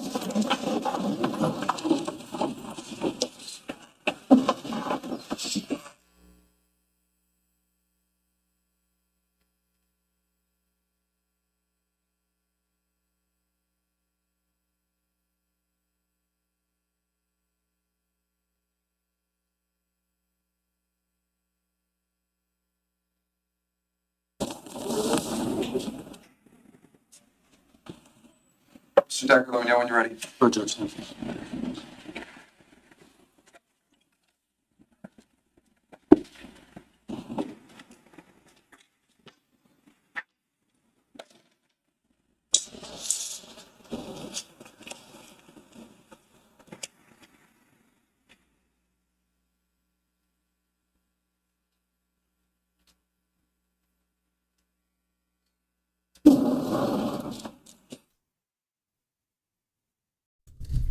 All right. So I guess they need to talk to the judge about something. That was the state that asked.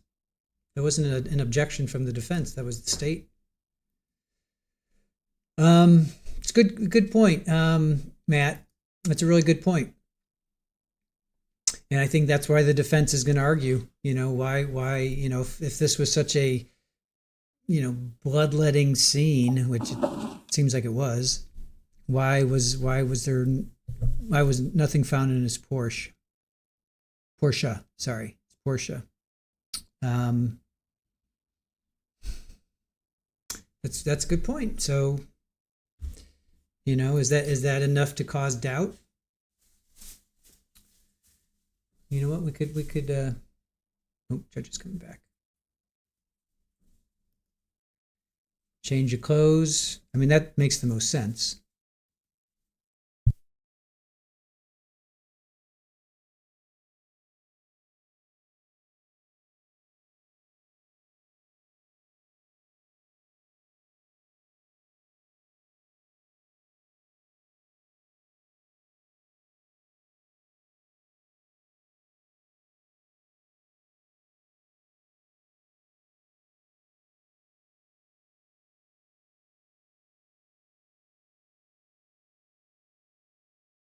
Overall conclusions. I just, for context to that hay wall that we were talking about, the cabinets, they were stainless steel, correct? Yes. Can I have slide 27 of S1F?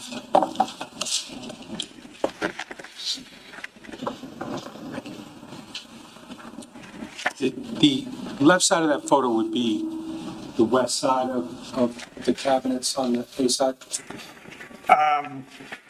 I would have to look at the diagram. I'm not sure. Actually, didn't work, but do you see a door to the left of those? Yes, Okay, would that lead you into the garage? I believe so. To the best of my recollection, I believe so. And for context, we talked about moving to the right in these photos, correct? Looking at this photo, yes, moving to the right. Now, again, for context, you talked about the victim and the location that you made observations of, correct? Yes. Can I have slide 36, please? Now, is that consistent with where you made observations on November 20th, 2018 of one of the victims?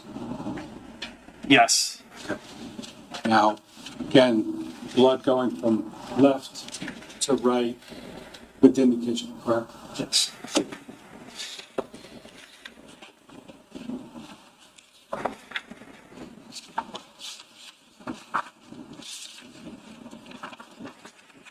And again, can I have slide 40? The sample marked as D, taken by Detective O, correct? Yes. And that would be next to that sink area, right? Yes.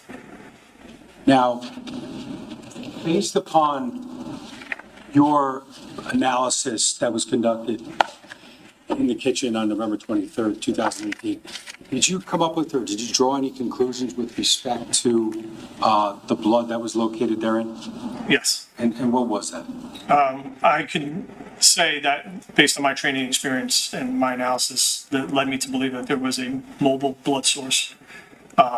Cannot say who at the time when doing this, but a mobile blood source entered that kitchen, as evidenced through the threshold area, showing that swiping action leading into the kitchen. Movement of that blood source around, or a blood source, I should say, at minimum one blood source, moving around the island area, depositing several areas of blood, liquid blood around that island area and the floor area. Wrapping around that island, and then, as evident through this particular stain, letter D here, a mobile blood source now going back towards that threshold area, almost circling the island. So, in conclusion, my analysis revealed that at minimum, one mobile blood source entered and exited that kitchen, or had that movement of possibly entering and exiting that kitchen, or consistent with entering and exiting that kitchen, I should say. I think importantly, you noted at minimum one mobile blood source, correct? At minimum one, yes.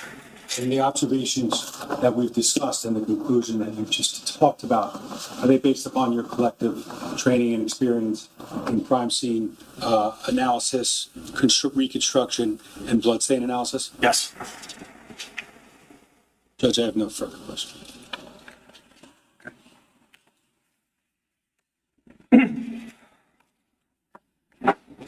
Feeling extra generous today. When you say, well, is that because I'm normally not generous? No. It's a pleasant surprise. Just kidding. So, we're not going to start the cross-examination right now. I'm going to give it, you guys have had a long morning. Why don't you go have your morning break, or excuse me, your morning lunch break. We'll bring you back out right at 1:30 though. We'll start right at 1:30, so you'll be back up here at 1:25. Have a good lunch. Please try to relax for a little while. In case I'll do any research, we'll see you back in a little bit. Thank you.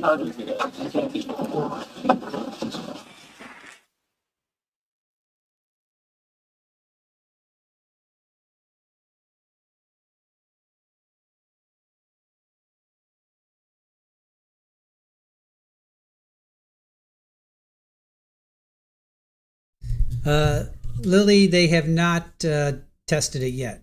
Could they test the blood? I was on the phone if it's been answered. They haven't tested it yet. We're getting there.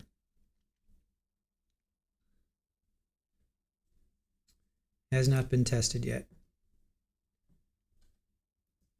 We haven't heard DNA. That's the thing. We've yet to hear from DNA. We're hearing all of this evidence. We're hearing his cell phone was at home. We saw the video of the SUV. Him unplugging the DVR. We still haven't heard DNA, and we still haven't heard medical examiner. His GPS of the Porsche. We should be able to get that in.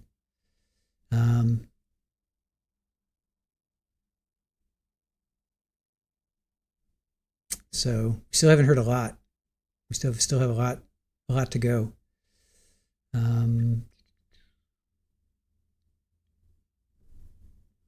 15, so figured I would give the defense time to have the lunch hour before we get started. Is there anything that we need to put on the record right now? No, Judge, nothing to say. All right, so what I'm also going to give side now.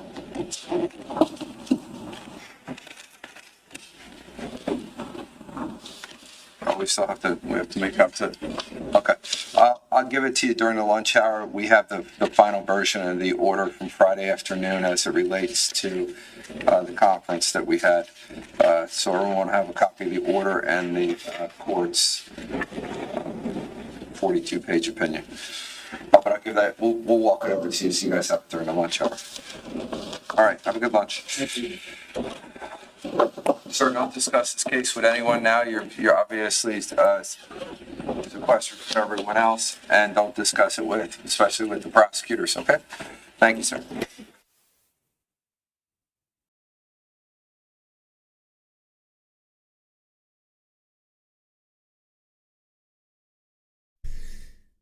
All right, lunch until 1:30.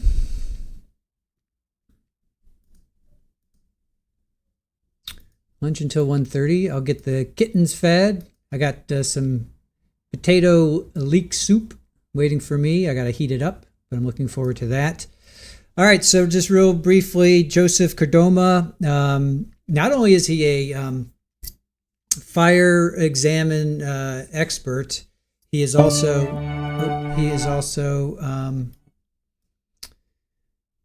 Dexter. He's a blood spatter analysis expert. So the conclusion was that the fire started in the storage closet downstairs in the basement. The fire breached that structure. Oxygen became more available, grew and grew and grew. Another conclusion was it started in the early hours of the morning, and it was incendiary, which means it was started on purpose. Then he had other tasks, and this is when we found out that he's a Dexter. He's a bloodstain pattern analysis expert. So then he goes through the kitchen area, which is where they say a victim was found, and that was Jesse. Jennifer was found in the foyer going downstairs, or the landing. As soon as you walk in, the landing going downstairs, before you go downstairs, that's where Jennifer was found. Sophia was found upstairs, probably either maybe running away or whatever. So she was found like upstairs on the landing. And then so Jesse was found in the kitchen. And Jesse, either he was fighting, struggling. Well, I'm sure he was.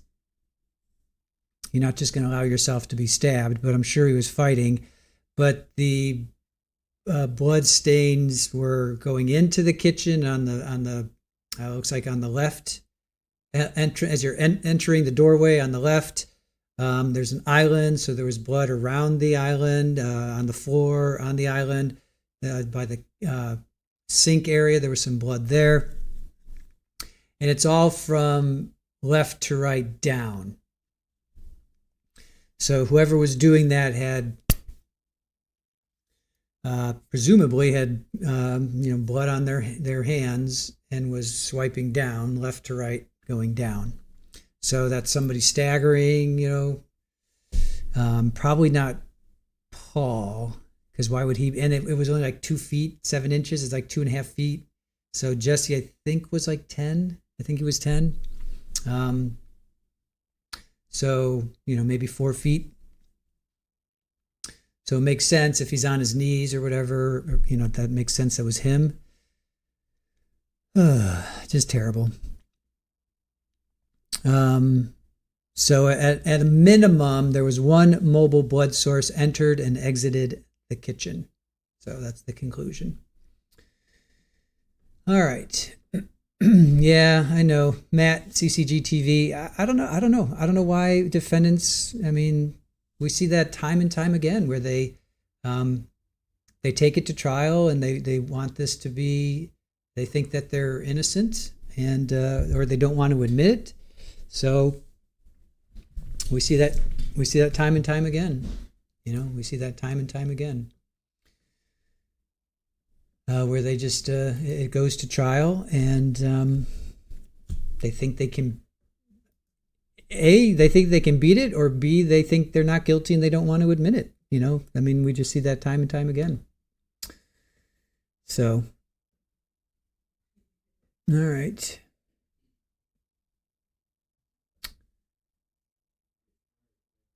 All right.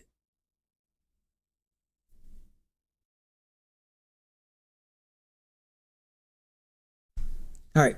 So we're going to feed the kitties. We'll get some kitty cam going here for you guys. We're going to feed the kitties. I'm going to get some music going here for you, and we'll see you in a bit. So they're coming back in an hour and 5 minutes. So I'll be back in like an hour, 55 minutes, an hour or so. So enjoy your lunch, and we will see you guys in an hour.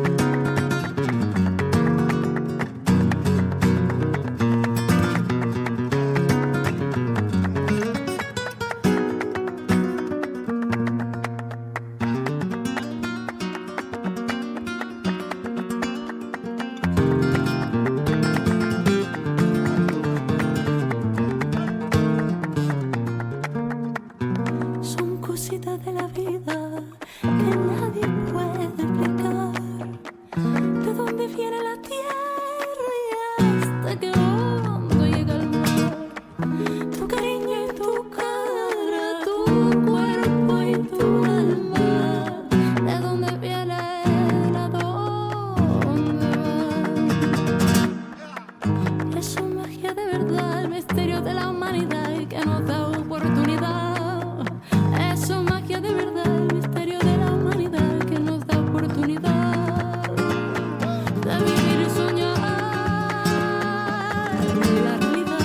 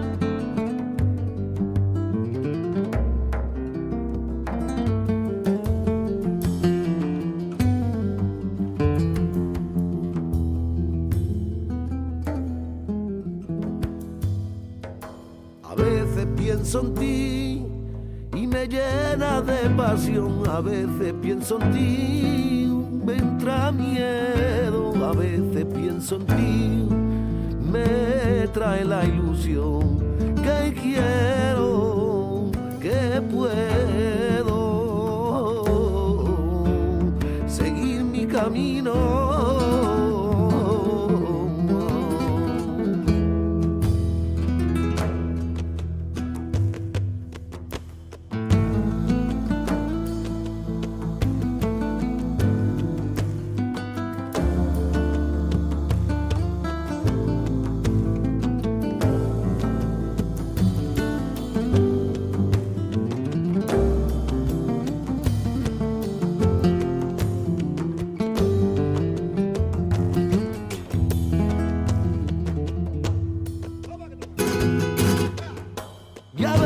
Pienso en ti y me siento muy feliz, y a veces con mirarte y me mareo.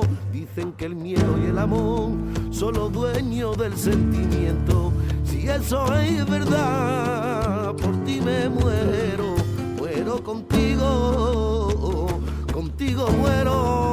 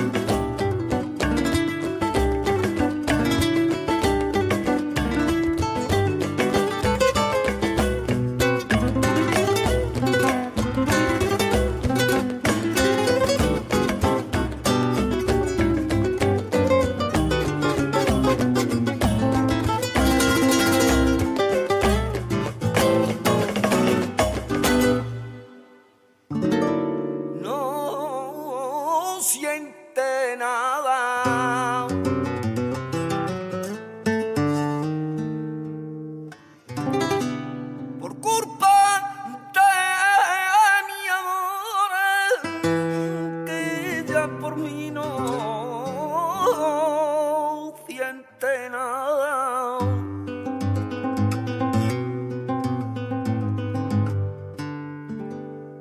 Y se acuerda ay, de lo bueno, ya en pura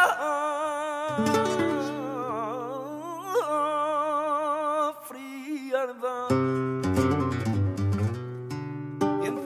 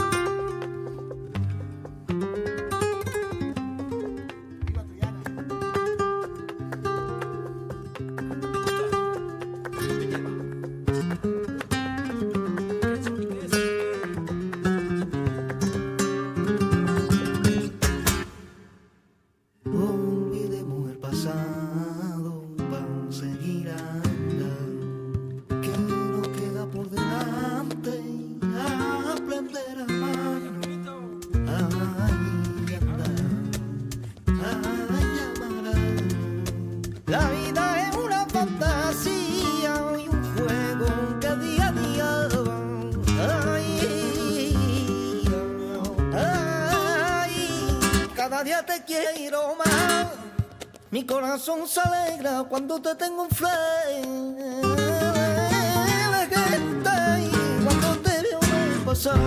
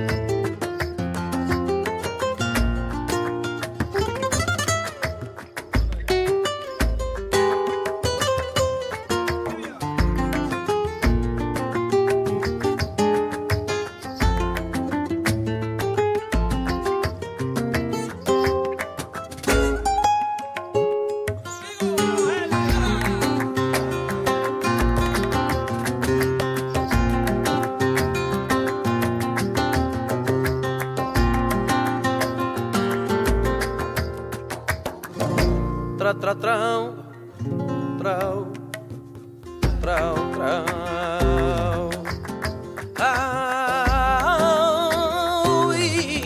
Alegría del valle y con su bienesta, su bienesta, Isabel. En la alegría del valle y con el viento del mar viene de tocao, viento del mar viene de tocao.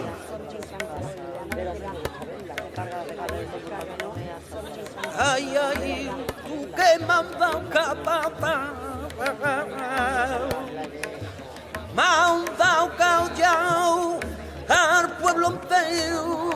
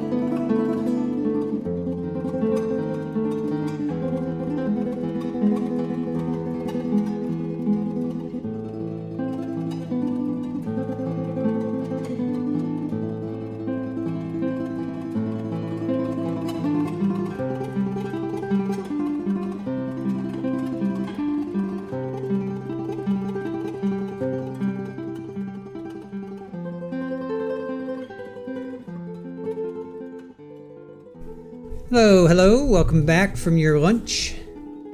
No more kitty cam, lazy boys. Yes, Kitty Cam is over. Back to trial in a few minutes. Hope you guys enjoyed Kitty Cam. Hope you had a good break, whether it was lunch or dinner or breakfast.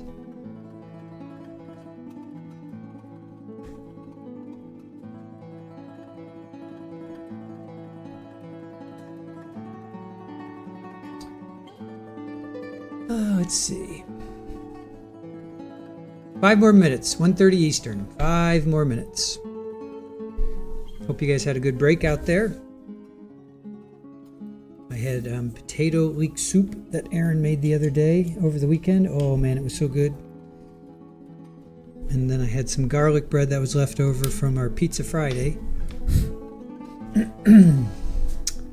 So.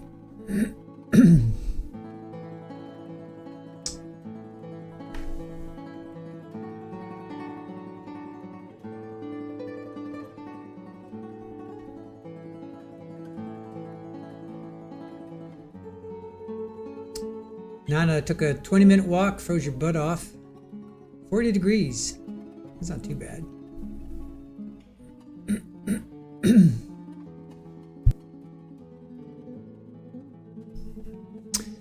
Lazy Boy's asking, how is Sid? She's doing great. She has a lot of energy. She's running around. She's being crazy. She knocked over a water bowl. Yeah, she's back to her normal. Ambi always enjoys Kitty Cam.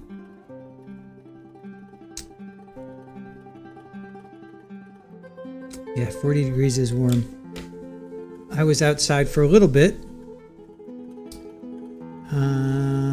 It is 52 right now. So we're at 52.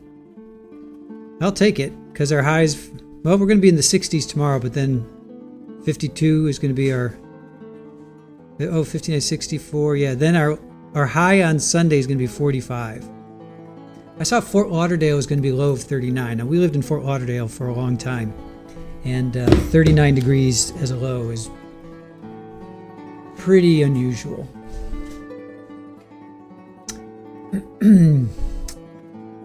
Carol Ann, hello, hello. You're late. You're on Rewind. Nana, you're a wimp. 40s is cold for you. Yeah, 40's chilly. 40's chilly. Carol Ann, Massachusetts here. 2 feet of snow. Yeesh, right? Oh my, Lori. Your friend Linda's cat got pinned by one of her larger dogs and broke the cat's leg. Jeez, they had to amputate it. Holy smokes. Jeez. Sorry to hear that, Lori. Shirley Stanley says, your cats love watching Kitty Cam. That's nice. Yeah, that is terrible. Jeez. These things that happen with these cats. I mean, yeah, Roger apparently fell off that the other day. Aaron saw and bonged his head, and he was kind of dazed for a minute or two. And he had a bad day yesterday. He jumped off of the oven and he hurt himself. Roger did not have a good day yesterday. I got schmutz all over me. I was outside moving, picking up branches and moss that had fallen. It's pretty windy yesterday overnight. Even this morning it was kind of windy. So we have all kinds of Spanish moss all over the place. So I was, well, here, let me show you my view. Let me see if I can do this. Here's my view. Let's see. There's my view. So you can, I don't know if you can see the Spanish moss. That's all Spanish moss there. So that's all Spanish moss on those big live oaks. And so when wind comes through, we get a lot of Spanish moss that falls. Roger wasted at least one life, yes. Roger wasted, yes, lazy boys. Roger burned through at least one life. I swear, I don't know how these kittens survive. They just throw themselves like reckless abandonment all over the place. It's amazing. It's amazing that they survive into adulthood. Widespread panic. Hello, hello. Good to see you. JMS, 15 inches of snow with Arctic cold. It is the frozen tundra in Connecticut. I can believe that. Iowa Backyard says, Wally has had something horrible done to him before coming to you. I can finally pet him, and his rib cage is like petting a furry brick. Wow. Hey, Raj. Michael, hello, hello. He changed clothes. JMS, who changed clothes? Oh, Paul changed clothes? Oh, I see what you guys are saying. He's cold enough to bring the change of clothes after he ended. Hey, Mallory, welcome back. Oh, yeah, okay, so that's answering my poll. Yeah, does the lack of blood found in Paul's Porsche raise doubt? So, 12% of you said 100% raises doubt, so that means he would be not guilty. And 88% of you said 0% does that raise doubt. He's still guilty, he changed clothes. Yes, Nana, good old Charlie wants a new trial. Is that true? Why didn't he talk enough in his trial? He needs to talk some more. Yeah, he's got a hearing coming up. The 3rd, February 3rd. Got a hearing at 9 o'clock.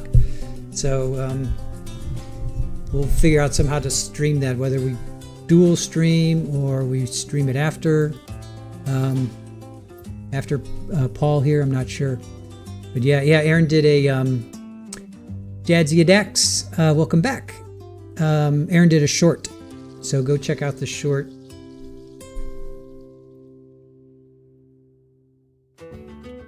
All right, 1:30. They should be back. Well, that's...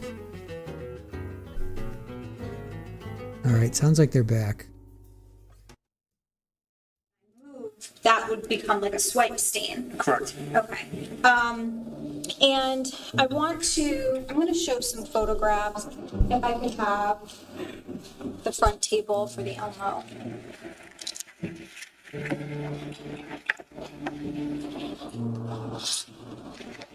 So They haven't taken down their thumbnail yet, so just bear with me, guys. There we go.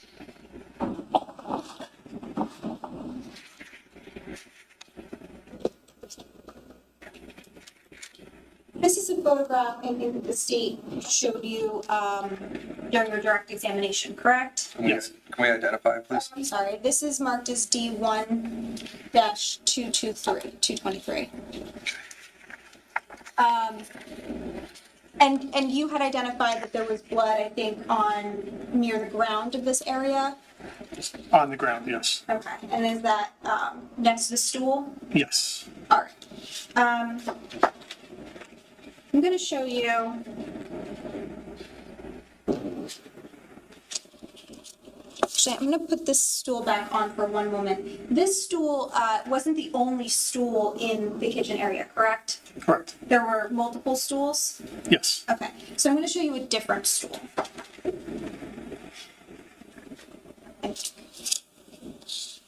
I'm showing what's been marked as D1224. Does the state have intention to me just showing these photographs?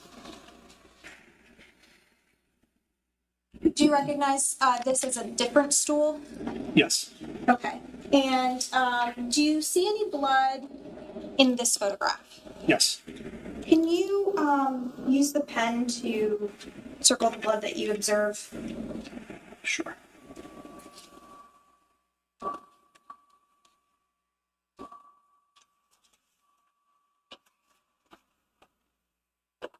What about the ground area? Do you see anything on the ground area? That's hard to decipher on this photograph. Okay. So let's capture this one. 224.1. And if you want to hit the undo. I'm going to show what's been marked as D1-230. Okay, this is the same stool. Do you see any additional blood in this photograph? And if not, that's okay. I have zoomed in photos. I just wanted to ask. Yeah, it's hard to decipher on this one, possibly on this. Yeah, I don't want to mark it. I'm not sure. Can you see anything on the top of the stool? Just debris at this point. Okay.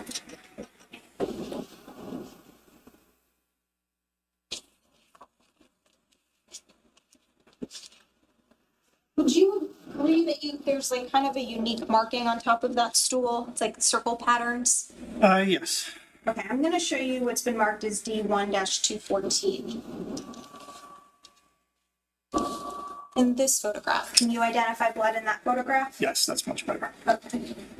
Do you want to circle the blood? Sure.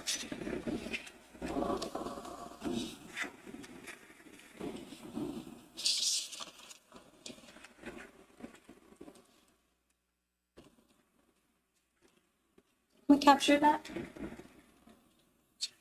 One.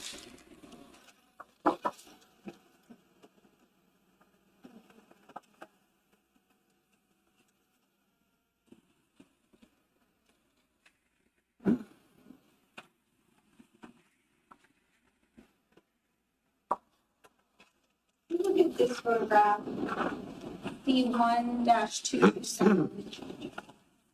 You see some additional blood in this photograph? And can you circle the blood in that photograph?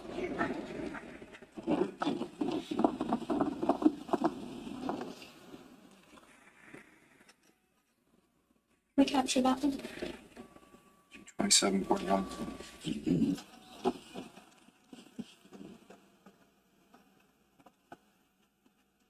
Now I'm going to show D1-228. Looks like there's some additional blood on that stool. Do you see that? Yes. Okay. Do you want to circle that blood as well? Sure.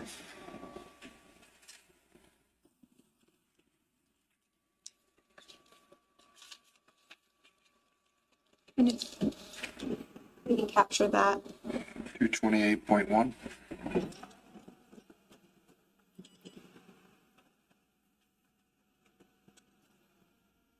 I'm going to show one more photograph of this stool. This is D1-226, if you want to undo.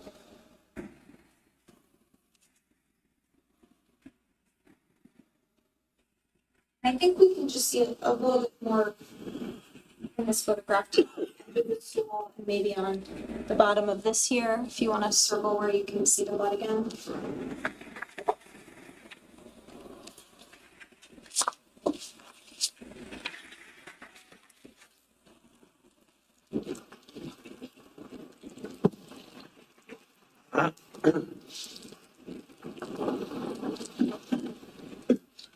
Thank you. 226.1.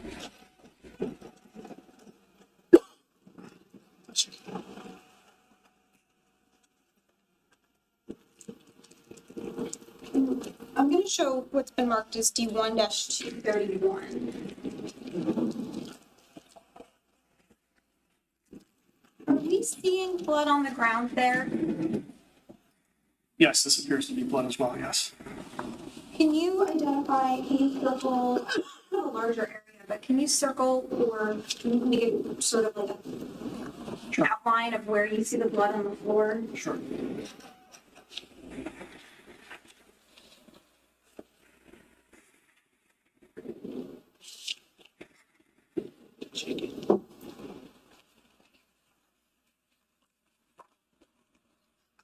Okay, and we can still see it on the stool too as well, right? You don't have to if you want. Sure. You want to capture that? 231.1. What was that one, sir? 231.1.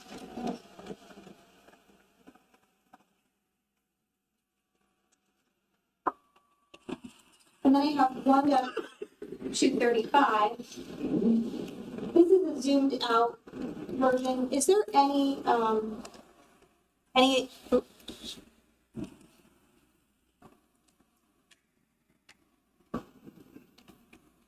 there any additional blood in this photograph that you can see? Just the same general area on the floor and on the stool. This is the same general area that I can see by looking at this right now. Is there blood here or is it not clear? It's not clear. It's in the midst of debris there. It looks like mortar. Possible. Possible.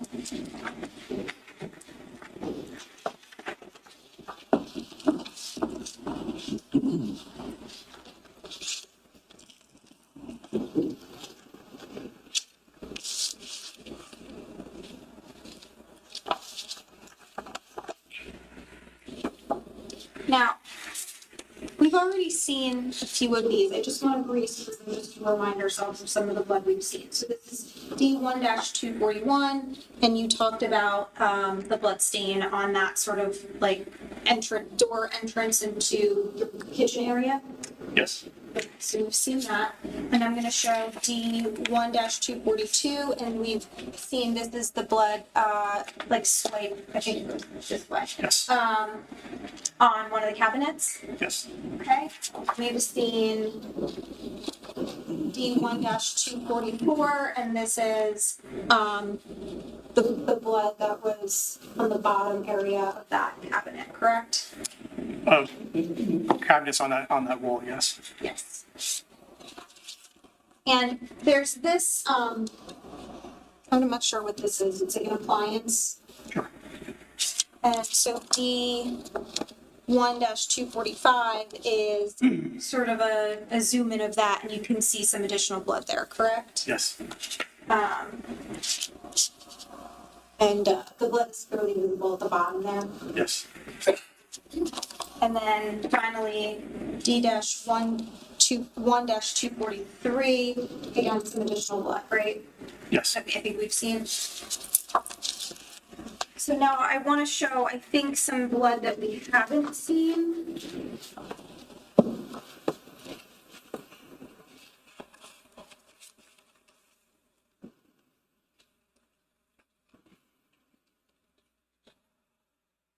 Showing what's been marked as D1-236. Have we? I don't think we've seen this yet. Do you recall that blood stain? Yes, that's also in the kitchen area. That's in the kitchen area. And 1-237. This is also in the kitchen area. I believe that is, yes. And that appears to be a pretty large blood stain. Yeah, I would say that. Yeah.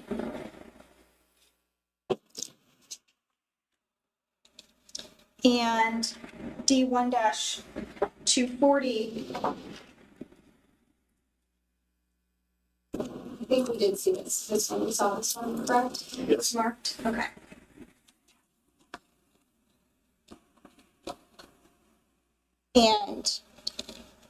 But I don't think we saw 1-2, this photograph, which is 1-229. And this is that same area, but do you see some additional blood at the edge there as well? It's possible. It's hard to tell with the debris there. Like in this area? You're not sure? It's possible? It's possible. Okay. And D1-216. Is that, can you tell whether that's blood as well, or? It's possible. Possible. Yeah. This would also be in the kitchen area? I believe so, yes.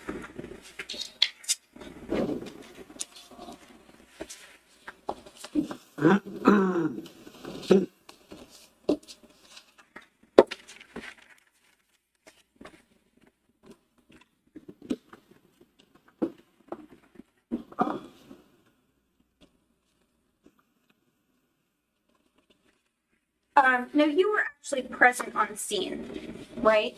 Yes. For multiple days? Yes. And so you had the benefit of seeing the kitchen scene. Most of the blood was in the kitchen, I think you indicated?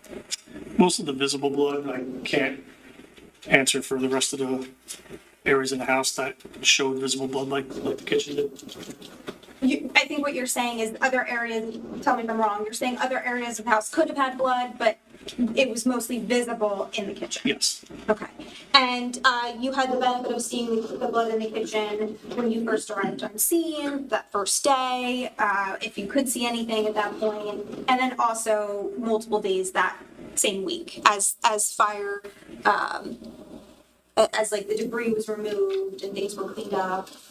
Yeah, I would say mostly the days following the first day.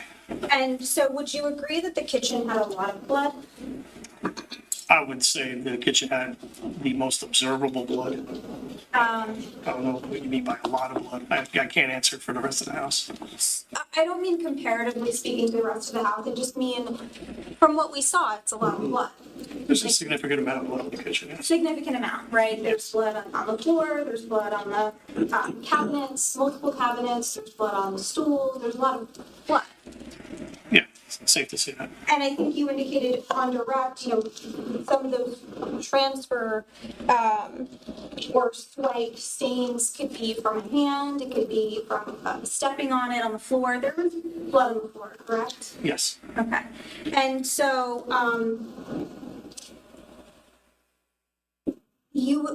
is it fair to say you would expect if someone's in this kitchen area walking around the floor or running into things, they would end up with some blood on them? Would you agree with that? I don't know that he can answer that question.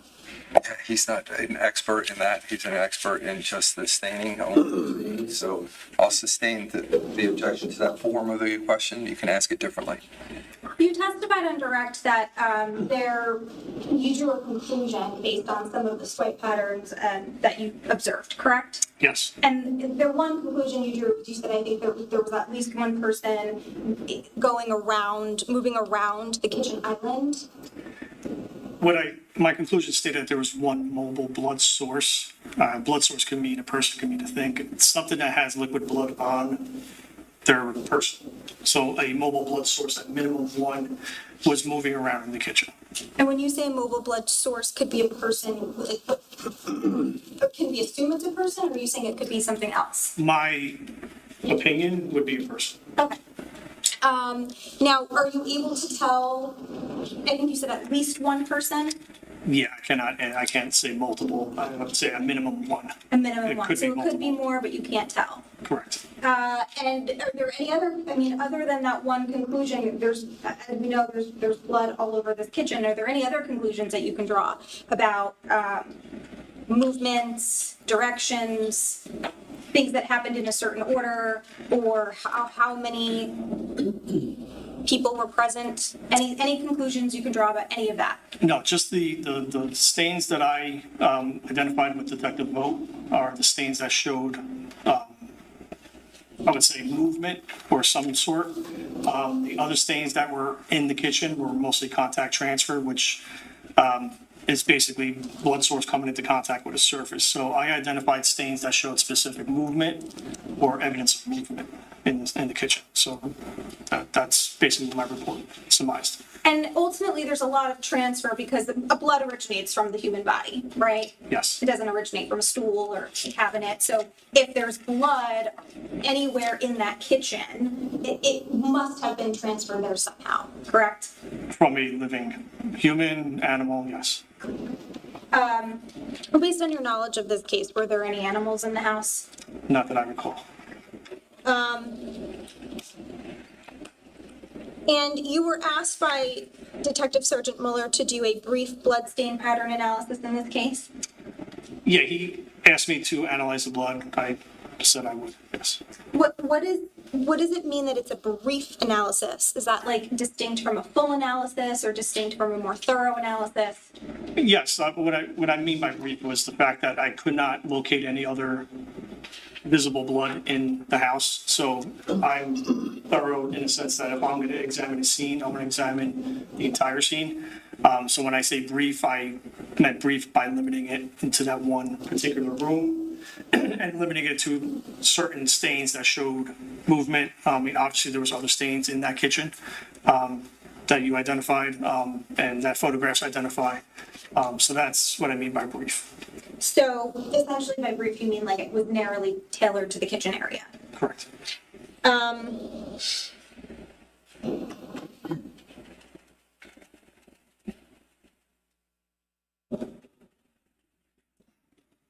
And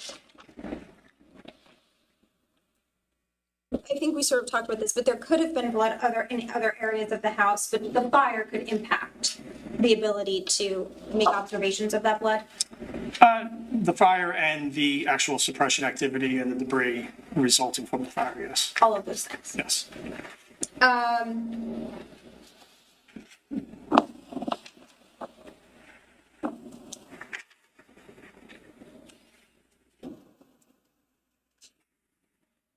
So, in the blood stain pattern analysis, was that anything that you did also with a team, or was that just your personal assessment? This was my assessment. Okay, so there were no discussions with the team about any thoughts on what else could have happened in that kitchen as far as movements or number of people or things like that?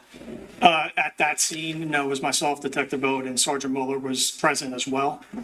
But that analysis was my analysis.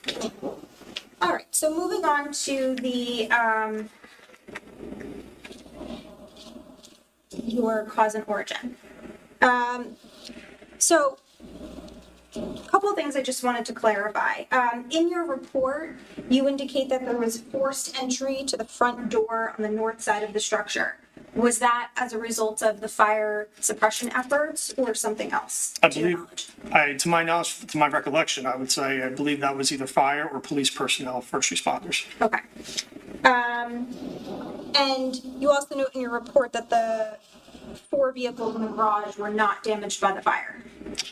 Other than just smoke, yeah.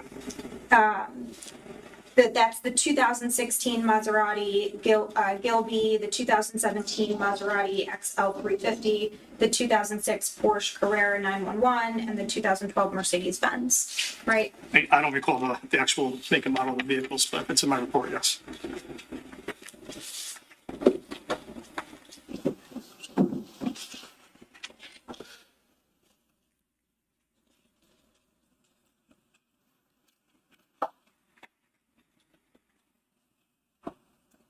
Would seeing a copy of the report help refresh your recollection? Sure. Do you have that up there? The 20-page one? Yes. If I could just draw your attention to page 8 and 9. Okay. And if you want to just read this line here, Yes. and then the cars are listed. And let me know when you're, just read it to yourself and let me know when you're done. Okay.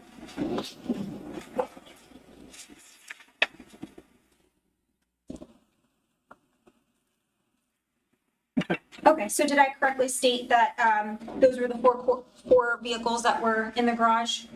Yeah, 2 Maseratis, a Porsche 911, and a Mercedes. And also that they were not damaged by fire, heat, or suppression activities? Correct.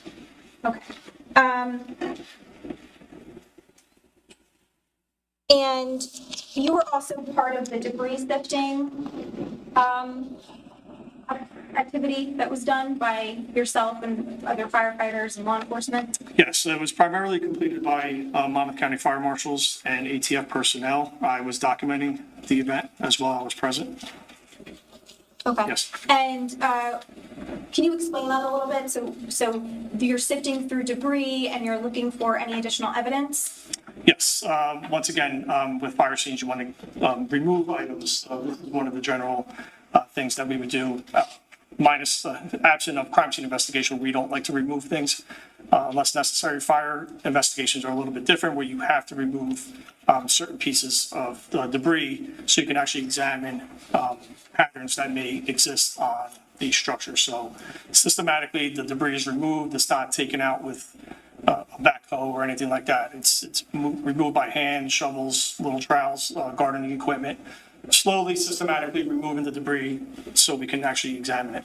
So you're kind of like painstakingly looking through this debris to see what, if any, additional evidence you can find inside of it. It's a tedious process. It's tedious. And part of what you do is, I think, if I read it correctly, is you actually like remove, not you personally maybe, but the debris was removed from the room first to an area where you could better sift through it. Yes. For some of the rooms? Yes. And when the debris was moved from the storage closet, we saw that the alcohol bottle was found, right? Yes. Was that found right on top of the debris pile, though, or? The one in the storage closet? Right. Yes, that was within that debris. So during the actual removal of the debris by fire marshals, they located that bottle in the midst of that debris. And then in your report, you indicate that also 3 torch strikers were found. I believe so, yes. Okay, and a torch striker, are we talking about something that you, that you put on an actual torch? Or are we talking about when we watch the Survivor show and someone's using a fire starter? I believe it was handheld device. I don't recall off the top of my head, but one of the, almost like for an acetylene type of torch, where 2 metals would scrape together and cause a spark, and yes. Okay, so you found 3 of them in this closet. I believe it was 3, yes. And the purpose of a torch striker, like you said, is it's a dry way of creating a spark or fire. And when I say dry, I mean you don't need like an accelerant. Yeah, I've never personally used one, but yes. You would use it with like lint or some dry timber or something like that. We've probably seen it on TV on the Survivor shows, maybe. I don't watch Survivor, I'm sorry, but Make it a breed. Yeah. But that's what you're referring to, right? As a torch striker, it's a fire starting device. It's a device that creates a spark, yes. Creates a spark, and that spark would catch fire on something that's dry as opposed to like gasoline. Or fume, yes. Okay. And you indicated that, so the closet, that area was tested for accelerants. There were samples removed from there, yes. And it was negative for Yes, yes. But you testified in direct that just because it was negative for accelerants doesn't mean you would rule it out, correct? Correct. And that's because you're saying, I think, if the accelerant could have been consumed by the fire, right? Correct. And if the accelerant was lit by a match or a cigarette, that also could have been consumed by the fire. Quite possibly, yes. And so even if you didn't find those things or there was no positive test, it could still be, it's still a possibility, which is why you're not ruling it out. Correct. But it's also a possibility that these torch strikers were used. Possible. And we saw that with respect to the blood in the kitchen, we thought certain markers like A, B, C, D, right? Yes. And that's, I think you indicated where Detective Vogt had swabbed for DNA or taken a swab to test it. He obtained a sample of those stained areas, yes. Were those the only areas? So like all of the blood that we saw, not all of it was swabbed? I'm sorry. Those areas were swabbed for further testing, correct? And any areas that had a sticker, adhesive, yes, those were the areas that were swabbed. And we saw 4 of them, right? Yes. Okay, so the remaining areas where we saw blood, those were not swabbed for further testing. Correct. You just took samples from certain areas. Samples where the letters were, yes. Okay. And what about the torch strikers? Do you know if those were ever swabbed or tested? They were not. Actually, could we just put up slide number 57? It's the boardroom one. It's 1F, slide 57, you said? Yes.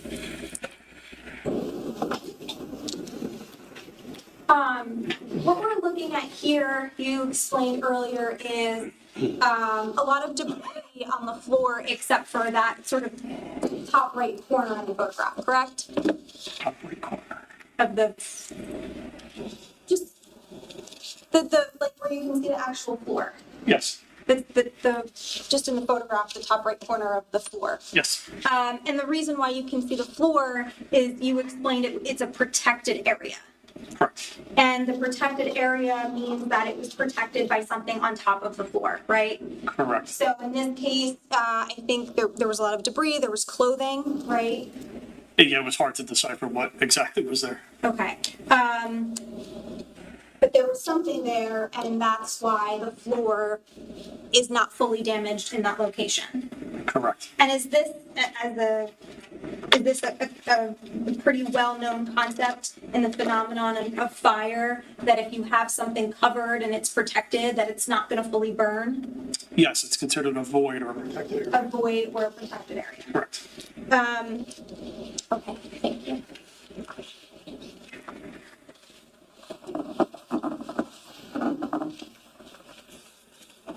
Now, with respect to the fire,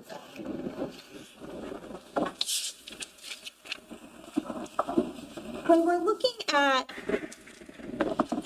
looking at the physical evidence of the fire, right? Because obviously, in your origin and cause, let me take a step back. In your origin and cause determination, you can consider not only the objective fire science or fire evidence, right, like the charring, the suit, and things of that nature at the scene, but you can also consider external things or external information that is provided to you, correct? Yes. And some of the information you identified that you considered in this case was the fact that the electrical meter was disabled. Correct. I think the electrical panel was disabled, and then the meter was on the ground, right? You were also told that the generator was turned off. Correct. And you were also informed that there was surveillance video, and that there was a person present at 15 Willowbrook at the house at approximately 3 a.m., I think you said? Correct.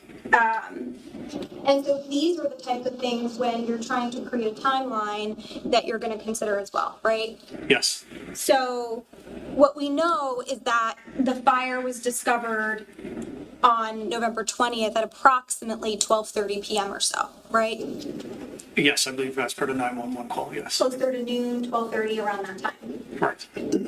But the fire, your conclusion is that the fire would have started about 9 hours earlier at approximately around that 3:30 in the morning time frame. Correct. And without that external information, right, would you have still come to the conclusion that this was a slow burning fire? Without that information, yes. Okay. But is it fair to say that you wouldn't know exactly how long, like slow burning for 4 hours, 6 hours versus 8 hours or 9 hours? I mean, are you able to pinpoint the exact time based on the charring?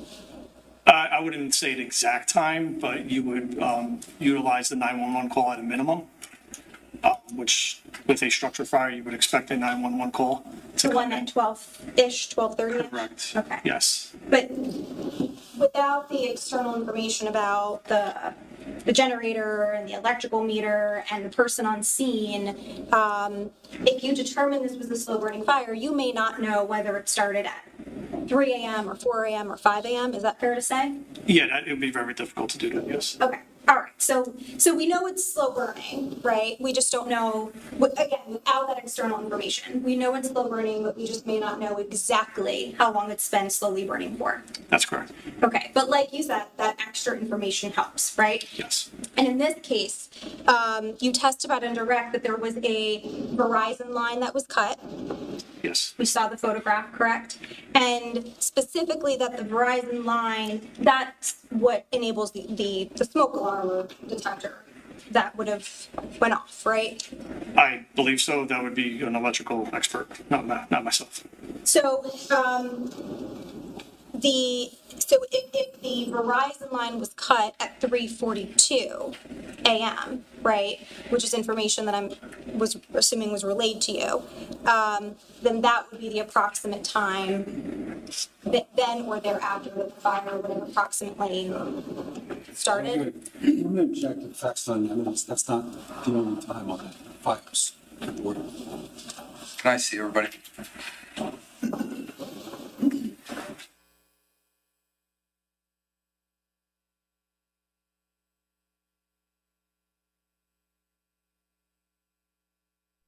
Ooh, that's interesting. 342, the fiber line is cut.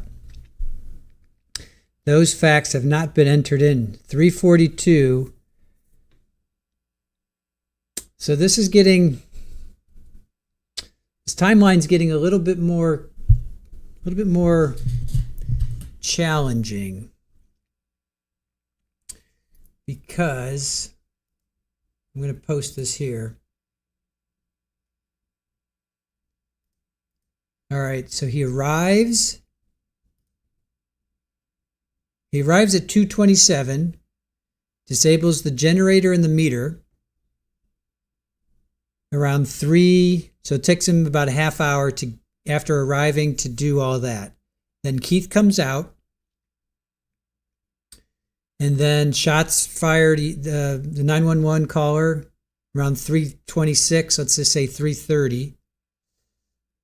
And Paul leaves at 3:48 or 3:50. So that's about 20 minutes. So in 20 minutes, he had to take out Keith, take out Jennifer, Jesse, Sophia, set fire to the house. I want to overrule the objection. Go ahead, counsel. Thank you. A lot of the information that you received in this case was through the major crime detectives, correct? Outside information, yes. Yes. Yes. And specifically, I think you received information, a lot of information from Detective Wayne Rayner. Yes. And did you receive information from Sergeant Mueller? He may have disclosed information too. I don't exactly recall what, but yeah. What about Detective Petrozello? Yeah, I may have spoken to him too. I don't recall exactly. And Detective Zerillo? Possibly, yeah, from Colts Neck, yes, possibly. So, assuming you were informed that the Verizon terminal network was terminated at approximately 3:42 a.m., that would indicate that the fire was started thereafter. Otherwise, the alarm would have gone off, is what I'm asking. I think those are assumptions, and I hate to rely on assumptions. We also, once again, we take into account the information from the outside, in addition from the scene evidence. There is scene evidence that would indicate that that fire was burning for a while. I wouldn't expect that amount of damage, especially to the structure and the collapse and the decay, to happen that quickly unless there was obvious accelerants and things of that nature that would cause that. So, based on the size of the room of the area of origin, that fire was burning for a little bit, in my opinion. But obviously, the outside information does assist with establishing that timeline. Okay, so let's agree it's burning for a while. Let's agree it's a slow burning fire, right? And it's slowly progressing. I guess my question is, you would agree that the fire would have started after the Verizon line was cut, because otherwise the alarm would have gone off and we would have known a lot sooner about the start of the fire. Is that fair? Yes.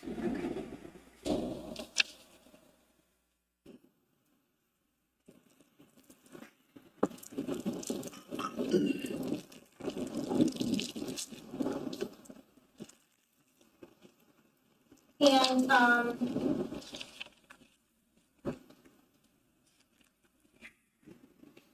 you mentioned a lot about you talked about the team that worked on this assessment of and of analysis of origin and cause and origin. Yes. And so just so we're clear, that the origin is in that storage closet, correct? Correct. And the cause is incendiary? Correct. And incendiary meaning it was intentionally set, correct? It was intentionally set, yes. And that's because, I mean, like you said, you created multiple hypotheses and all of the other things were ruled out, right? Correct. We know that it wasn't electrical, we know it wasn't gas, we know it wasn't an act of nature, and we know it wasn't spontaneous combustion. Those were hypotheses that you ruled out, correct? Correct. Okay. And one of the people on the team was Mr. Abraham? Yes. Okay. And he is the electrical engineering guy. Fair to say? Yes. He had a heavy role with the electrical causes analysis. Correct. Which is that just a way of saying he was ascertaining whether or not the fire could have been electrical? He had the expertise in electrical engineering, and with a property that size, with that amount of electricity potentially entering the house in the form of a generator, a basic electrical panel, solar panels, we chose to utilize his expertise just to be safe. So he assisted in ruling out electrical causes. Is that right? He assisted in examining any type of energizing device that would enter that structure. Okay. And, but he wasn't on scene until later in the week, correct? Correct. So you were there on the 20th, which was a Tuesday? I believe so, yes. And then Wednesday would be the middle of the week, Thursday was Thanksgiving, so he was there on Friday, maybe? I don't recall exactly what day. I know it was later in the week. It wasn't the first day or two, correct? I do not think he was there the first day or two, no. And, did you, when it came to his conclusions and his opinions, did you speak to him directly, or did you hear about his opinions through Major Crimes? I did not speak to him directly, no.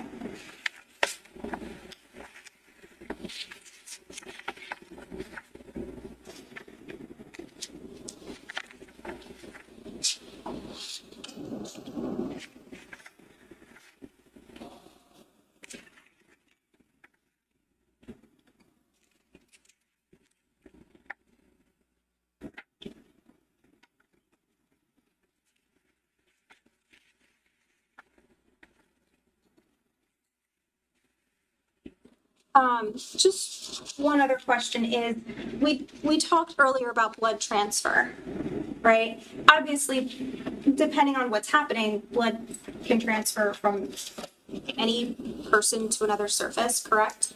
Correct. And maybe even from surface to surface, right? It's possible. So just for example, if I have blood in my hand and I touch this, right? And then someone else touches this and then touches the railing, then blood can be transferred in different ways, right? Yes, as long as that blood is still in liquid form and Right. has the ability, yes. And so, and obviously blood carries DNA, right? Potentially, yes. You can transfer, like you saw in the kitchen, blood from a person onto a cabinet, onto a stool, right? Correct. Onto clothes, perhaps, Possibly, yes. and into a car, if that person got into a car. Actually, this is beyond the scope of the testimony he's given today. He can't. An expert judge. Sir, I don't know if you can answer the hypothetical that you're being asked about blood being transferred from a location into a car. If you can, then go ahead. Is it possible that if blood is transferred onto an individual and that individual gets into a car? Speculation. Sustained. That question is sustained based upon the form of that question. Blood can transfer from a person into a vehicle if there's blood on the person, correct? As long as a person or thing has blood on its surface, there is the possibility of a transfer, correct? Okay, thank you. Sir, any redirect? Judge, I have no redirect. Okay. Sir, you can step down. Thank you. Thank you. Yeah, of course.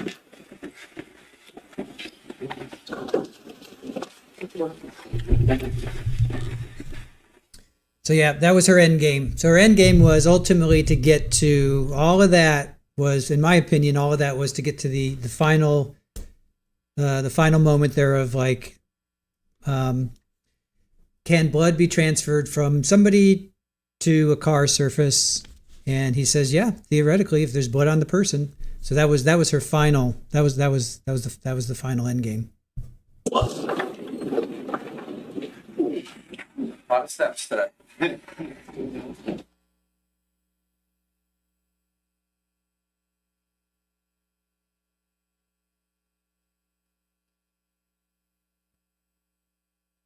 actually didn't mind that. I didn't mind that. It took her, took her a while to get there, but I didn't mind that. I thought that's hey, that's making us think. That's making us wonder. Okay, we're ready. Thank you, Judge.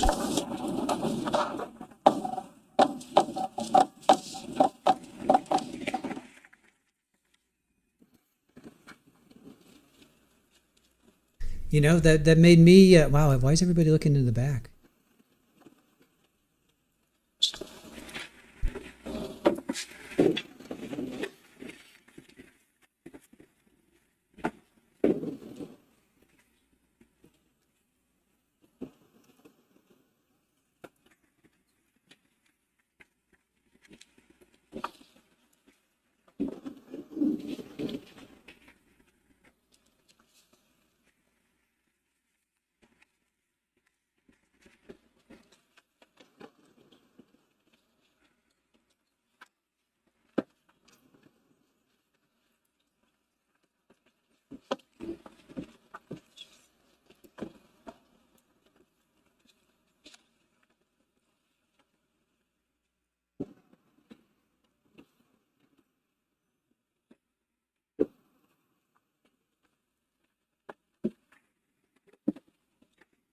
These the jurors, if they're ready, they can come right back out.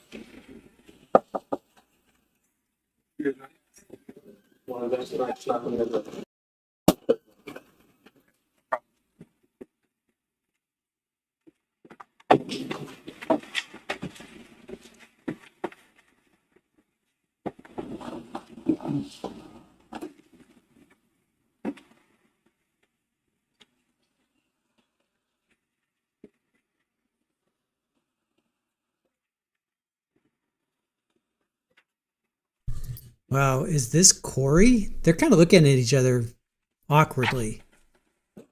Who is this? Is this Corey? And why did the jury have to leave for this guy to come in? Does that look like a Caneiro? Is this Corey?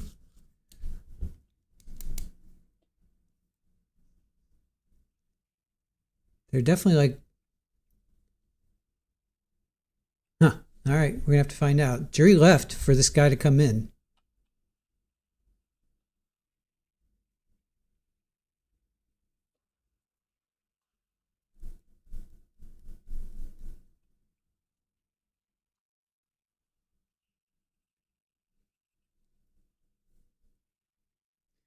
Yeah, I don't know. They don't look comfortable. Both of them look very uncomfortable.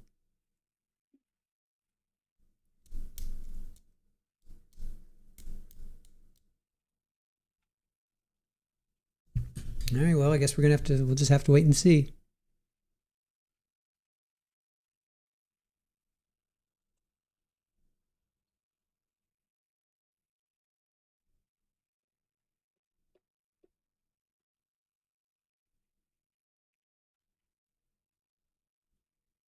It's still the prosecution. Yeah, it's still the prosecution. They definitely seem awkward. Both of them seem very awkward.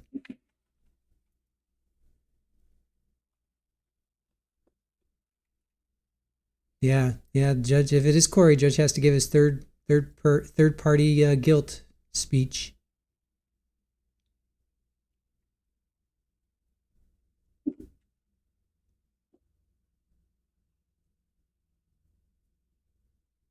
Why would they make the... All right, he just looked over at him. He looked over at him.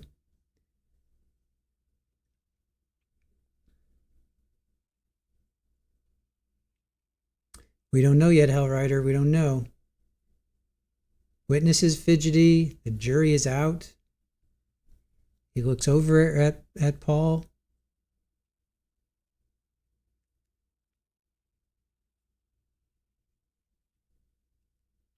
I don't know why they're both standing. It's weird, right? Jaws theme. Dum dum. All right, here we go.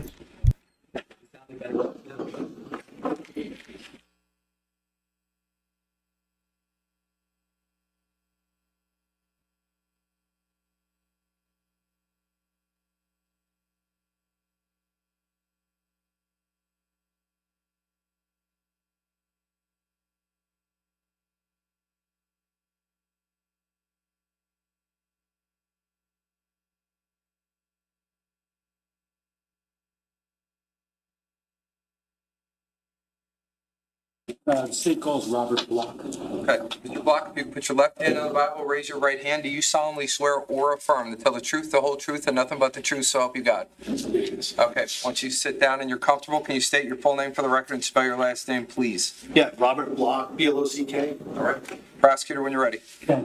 Mr. Block, good afternoon. Can you tell us what you do for a living? Currently, I'm a professional services engineer at Fortinet. Okay. Now, I want to take you back to the time frame of, say, 2018. Remember that time and where you were working then? Yeah. Where'd you work then? Square One. Okay. Now, Square One, what does Square One do? We're an information technology company, integrator, reseller. Okay. And did you work in a specific location or context within Square One back in 2018? Well, I worked as a senior systems engineer. Went to clients, worked from home sometimes and in the office. Now, where was the office back then in 2018? Asbury Park.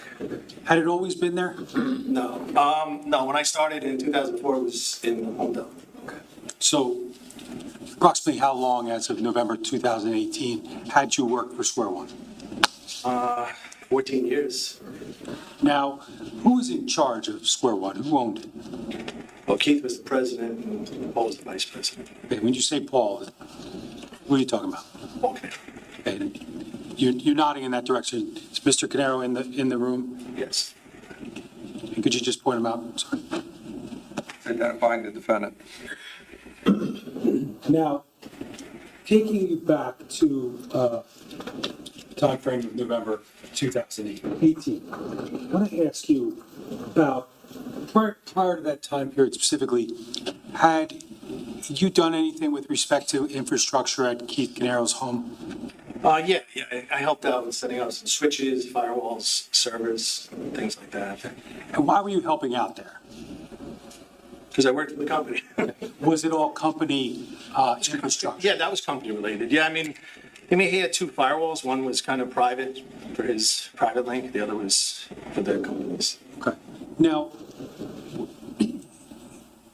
did you in 2018, did you install some additional security devices or the like within the infrastructure in Mr. Caneiro's basement, Keith Caneiro? I think we replaced some stuff. I mean, it's hard, it's a while ago. Sure. Yeah, so I mean, just like upgrade some things, maybe move some things from. We had moved from Homedale. Obviously, I think that was 2012. A lot of stuff from Homedale to from the Homedale office to his basement. Was there a point in time that you put in some monitoring software within? Yeah, somewhere around 2016 maybe. Now, what was the reason for doing that? Just because we had a web server, so there was a web server running. I think at that time, I don't think there was any email. It was just a web server, and then we had some other database, and it was to monitor that hardware because there was an issue where the UPS had a bad battery. Maybe I'm trying to remember. Yeah, it was a bad battery, and so when he lost power to the house, it would take 20 seconds for the generator to kick in, maybe 15 seconds. So the power went out completely one time because the generator took over, but it was like that delay because the UPS didn't kick in. So the batteries were replaced after that, and then we started monitoring. Just so we all understand, what's a UPS? An uninterruptible power supply.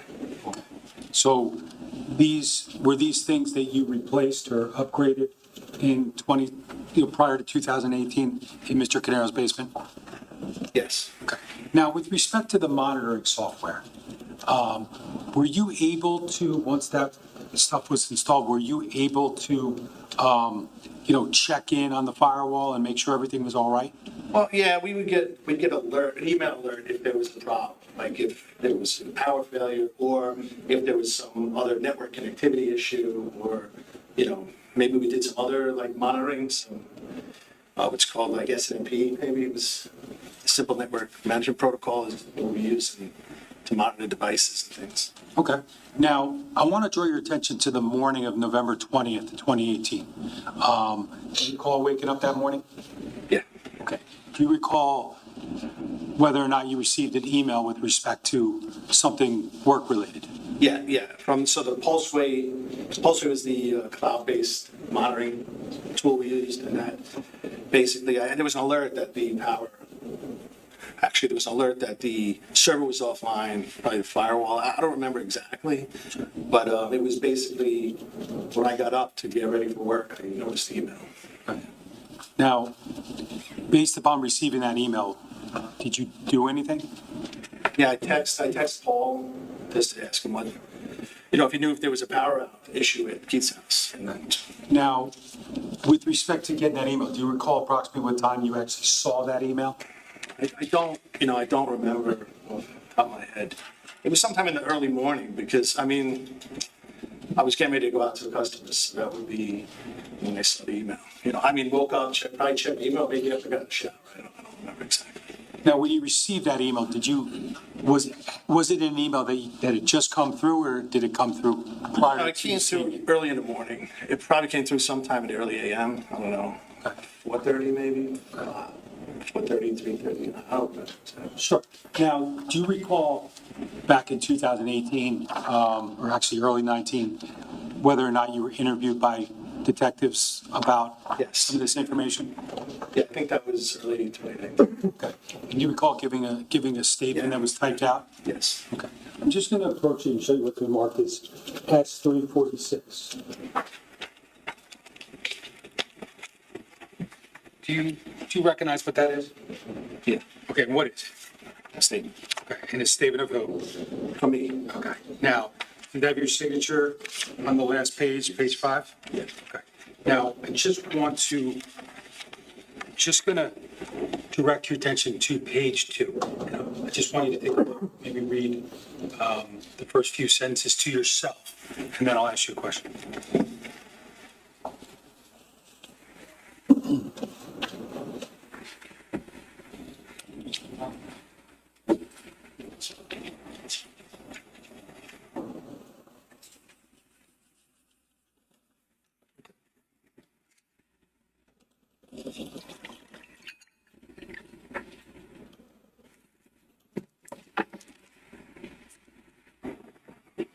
Does that refresh your recollection as to receiving the email and the timing of that? Yeah. Okay. And do you recall approximately what time you saw the email based upon having your recollection refreshed? It had to be around 7:30, I guess, based on this. Okay. And did that refresh your recollection as to what time approximately that email actually? Yeah. What time was that? 3:18. Okay. Is that AM? Yes. That was November 20th, 2018? Yes. Now,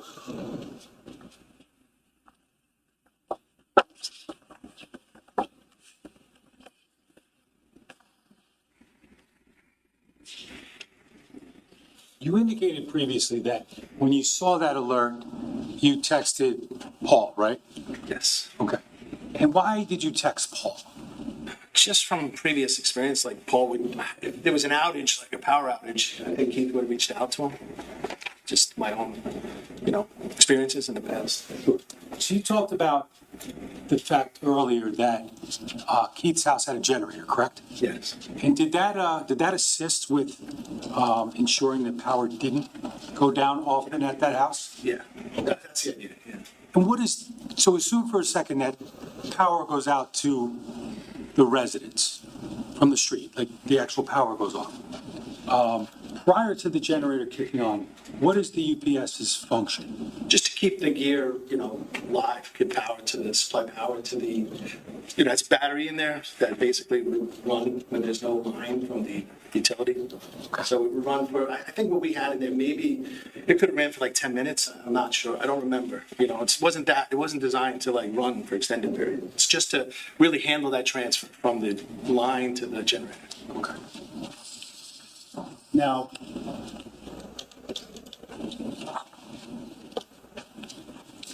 you were talking about why you texted Paul Caneiro, and that was because, why? Just because, again, in the past, like if I would, based on my own, assumption, if there was an outage, you would have texted Paul. Keith would have contacted him. I'm sorry. Okay. He would have been in contact just because I knew how close. Sure. Now, who was most aware of the infrastructure, the Square One EcoStore infrastructure in Keith's basement? Like everything? Yeah, like all the stuff for the businesses, the server, the firewall, that stuff. Paul knew what was there. Yeah. And did you? Yeah, I did too. Yeah. I would say we both knew, Paul helped set up that gear as well. Yeah. Were you involved in helping to set up the infrastructure down there? Yeah, I don't know if from the beginning, but, obviously over time, when I got in there, I can say, he probably set it up in the beginning, the initial configurations. I helped with it. It's a long time ago. Sure. When you put in the updates, the UPS devices and the Pulseway, did you do that yourself or did someone help you? I think I did it maybe with someone else. It could have been all helping. I didn't. That's a while ago. Now, I just want to approach with what the mark is S347.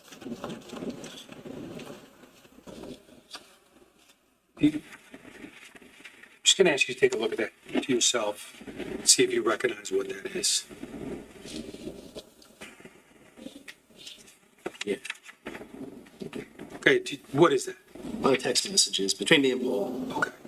And do those appear to be accurate based upon your recollection of the exchange that you have with Mr. Caneiro that morning? Yeah. Okay. And if I could go back to the first page, does it indicate who sends the first message in that interaction? I did. Okay. Does it indicate the time that it was sent or read? Yes. Okay. What time? 4:03 UTC. 4:03 a.m. So. You had an interaction here on the bottom, right? This is a message from who to who? That's from Paul to me. Okay, what's that say there? Time-wise? Oh, is this time? This one. Oh, this one 4:38. Sure.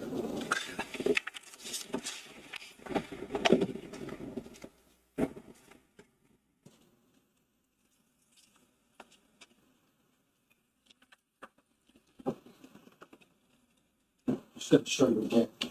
S347. If that say, the first time on here, you to Paul, does that say 804? Oh, sorry. That says 2021-18, 8:04:03. I'm sorry. My eyes. It's okay. The 8 carries over from the 20. I see. Yeah, it's 8:04:38.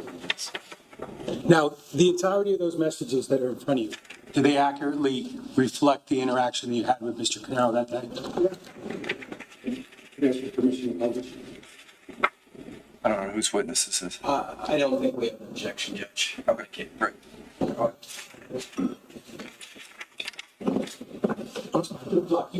can look at the messages or you can look at the screen in front of you.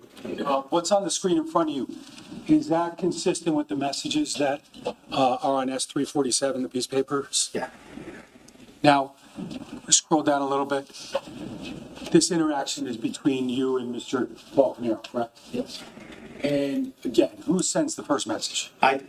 And what did you say? Hey, it looks like the firewall is down at Keith's house. Okay. And was there a response? Yes. Okay. And what was that response? I had a fire in my house. The place went up early this morning. And that was from who? From Paul. Okay. We're going to the next message. What did you say next? Whose house? And why did you say that if you were? Oh, I was confused because I had sent him the text. The firewalls are down at Keith's house, so I was just confused. Okay. And then the response from Mr. My house. Okay. And then what? Around 5 a.m. from Paul. And then did he say something again? Yep, I can't talk now. Okay. And then what did you say? I said, oh man, everyone okay? What did he say? Yes. And then you said, oh, okay, talk to you later. and then he said what? Later. And then what was the last sentence Mr. Paul Caneiro said? I'll let you know when I hear from Keith.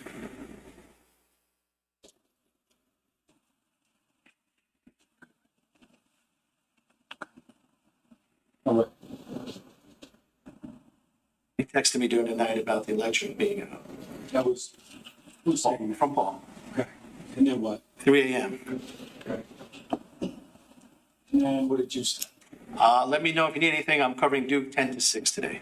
10 a.m. to 6 p.m. And what's Duke, just so we understand? Doris Duke Charitable Foundation, the Duke Farm specifically. Okay. And then what, if anything, did Mr. Paul Caneiro say? Okay. Did you say anything? Later on, I said, how are you managing? How bad was the fire? That was at 4:22, I guess. Was there any response? No. Now, in talking about Doris Duke, was that a client of Square One's? Yes. Okay, was that something that you had or did you have any interaction with Doris Duke? Yes. Okay. Were you on scene there sometimes? I was on site. Did project work, covered support because we had managed help desk and we had, at that time, 3 people pretty much. Yeah. those. Now, what was going on in around the time of November 20th, 2018? What was going on with the Square One and Duke contract? I was up for renewal. Okay. Now, were you aware of whether or not anyone from Duke had met with anyone from Square One? I know Keith was in discussions with them. I didn't, I don't remember meetings specifically. Sure. Now, you weren't privy to those meetings, correct? And do you know who Keith was interacting with specifically from Duke? Guli Basu. Guli Basu? Okay. Do you know whether or not any proposals had been transmitted or sent to Doris Duke? I think they were. I don't remember exactly. It wasn't sent to me to propose to them. Sure. So fair to say, as of, the days leading up to November 20th of 2018, were you aware of what ultimately the status was going to be in 2019 for Doris Duke and Square One? I mean, only that Guli was talking about maybe objection. Sustain.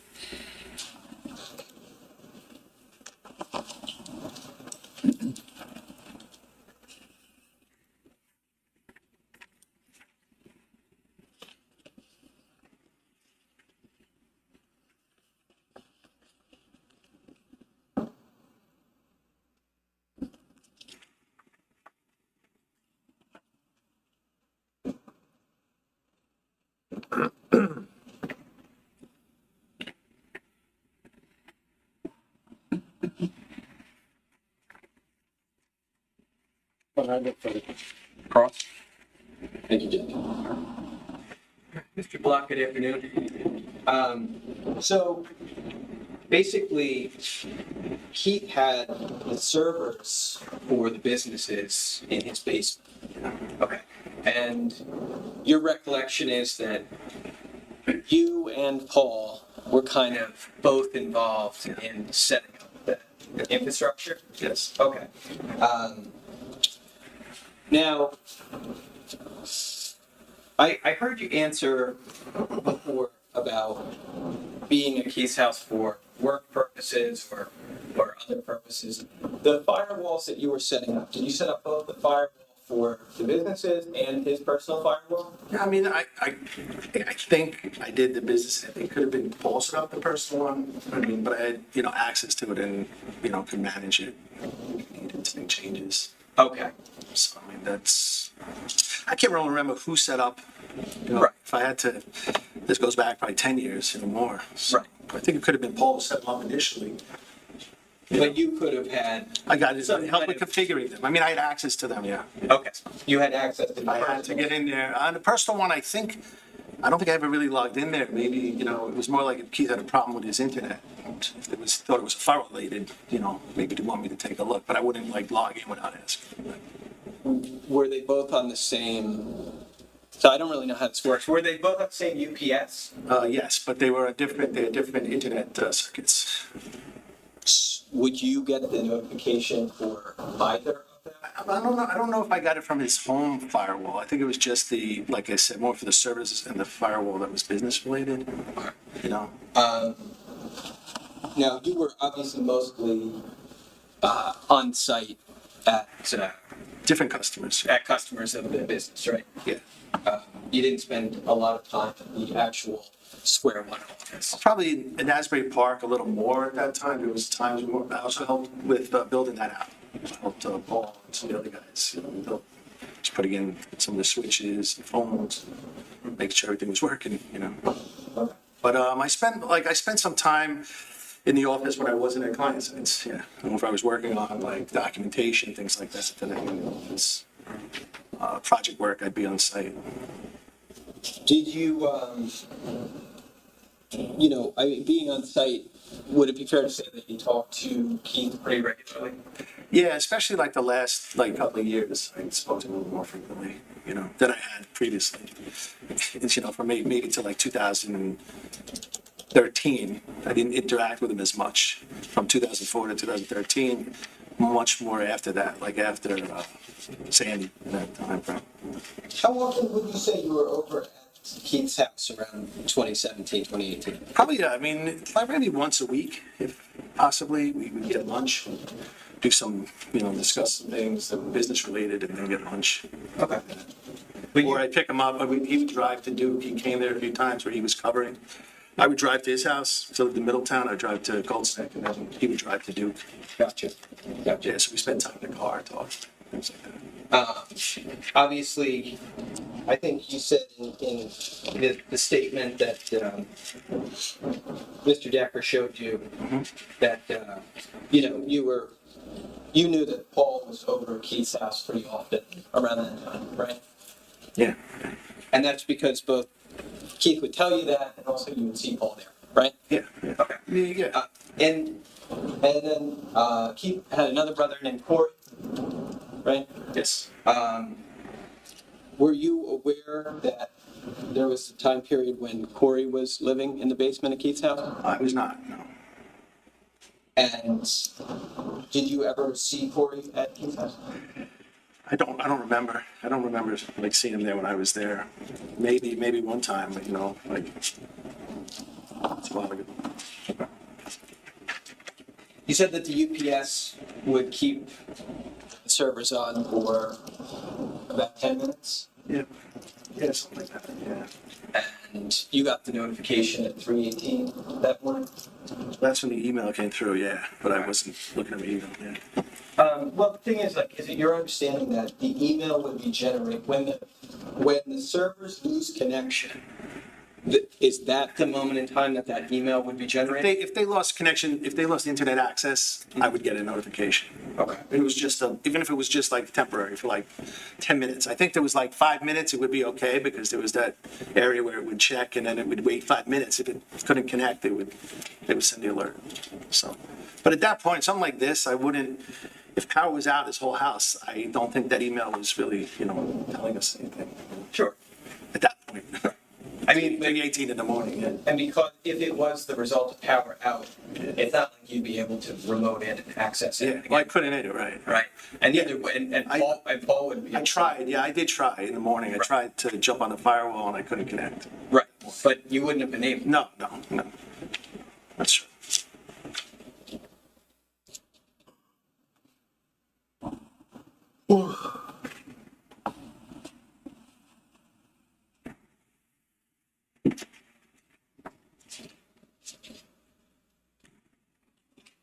And just to clarify this, it sounds like you were aware that in 2018, November 2018, there were ongoing contract negotiations between Square One and Duke. Yeah. Okay. And those were you did. My understanding is you never saw the actual specific contract proposals, right? No, I didn't. Okay.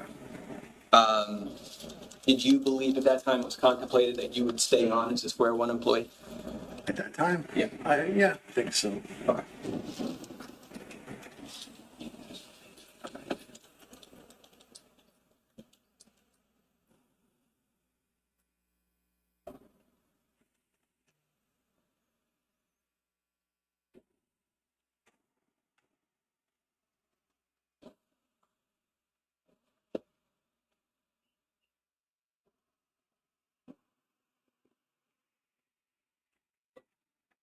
Okay, Mr. Black, thank you. I have nothing further. Thank you. No, sir, thank you. Sir, you can step down. Thank you, sir. You need this? Just give that to Mr. Decker. Thank you. Decker, you want to call your next witness? Yes, sir. Thank you, Judge. This state called Sergeant Matthew Cochran.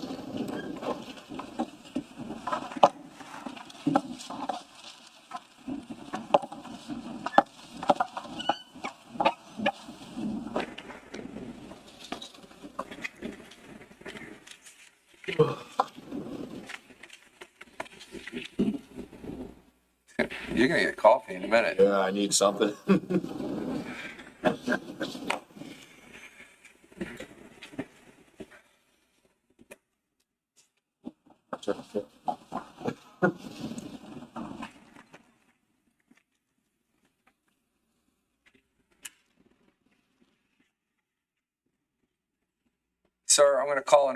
on you for, if you don't mind hanging out for a second. We're going to take our 15-minute break. I want to make sure that we're good to go. So we're going to do it now. We'll start back up at 3. I apologize. You can hang out here, though, if you want. Please don't discuss.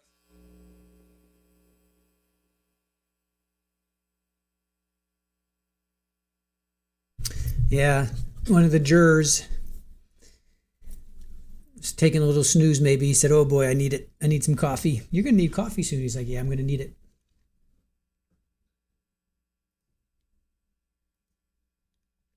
All right, they're taking a 15-minute break. We just heard from one of the Square One employees, I should say, Robert Block. He'd been there 14 years. So I thought they'd get into some more personal stuff, like, did you ever see the brothers, have words with each other, argue? But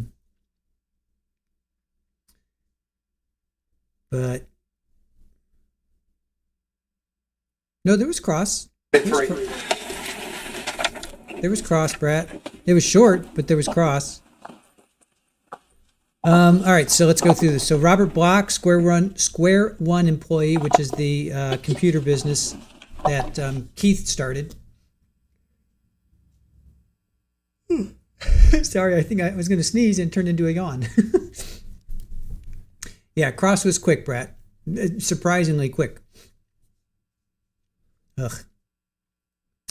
Hate their freaking thumbnails. Be gone, thumbnail, be gone. All right. All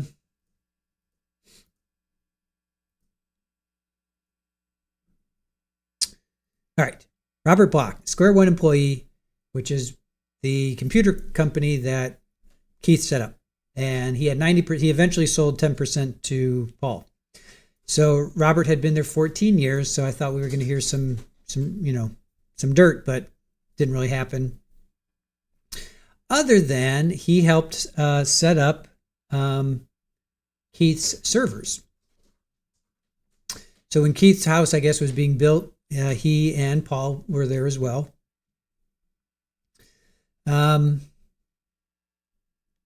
November 20th, which is the day in question, he got an email alert that the server was offline. So he texted Paul. He said the alert came to him at 3:18. Then he says he texted Paul at 4:03, but then no, it was 8:04. So it was really weird. So I guess at 8:04 he texted Paul, because then Paul texts him back, there's a fire at my house. So that makes more sense. Let's see. And he says, oh man, is everyone okay? Yes. Paul says yes. He worked on the Doris Duke account, so he knew about the Doris Duke account. He knew that they were, Keith was in discussions with Doris Duke. What was her name? Julie Basu. So he knew that name, and he thinks that proposals were being sent to Duke, but he doesn't know for sure because that's not his job. And then cross. Keith had servers for the business in his basement. He and Paul set them up. He had access to the server, but he didn't log into the personal server. So Keith had his personal server there too. So he had his personal. Keith had a server. Keith had a server. So he had business and a personal server in his basements.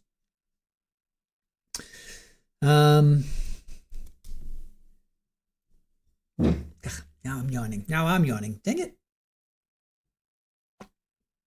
I was doing so good there too. All right, so let's get back to Mr. Cordoma with, did Paul have enough time to do all this? So 94% of you, did Paul have enough time to shoot, stab, set fire, and change clothes? So 94% of you said yes, 6% of you are saying no.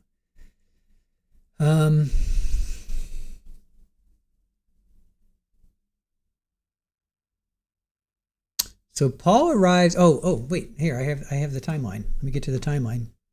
All right, here's the timeline. Let's discuss the timeline.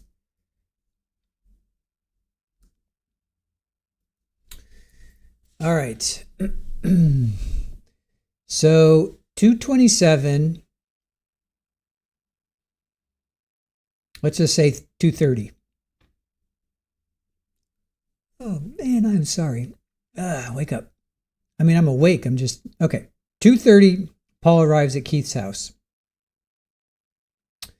So from 2:30 to 3:15, that's 45 minutes.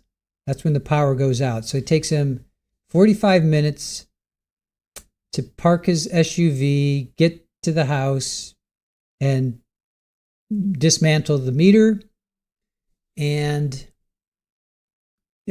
take out the power. Then Keith comes outside,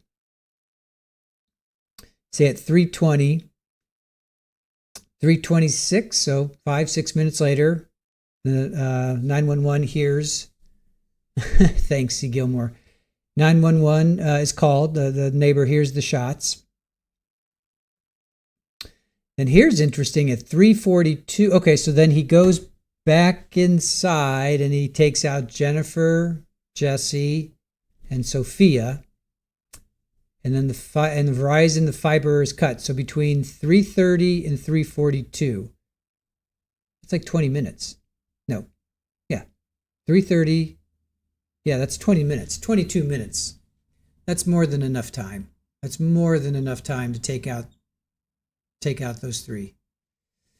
He goes downstairs. He cuts the fiber. All right, here's where it might get a little dicey. Here's where, for me, it might get a little dicey. So at 3:42, he goes downstairs and cuts the fiber. He sets fire to the house. And then, depending on where he parks, at 3:48, he's seen leaving his house. Well, he wasn't actually seen like at his house, but he was on one of those roads. So that's where it might get a little. That's where it might get a little dicey. So that's 6 minutes between the Verizon being cut.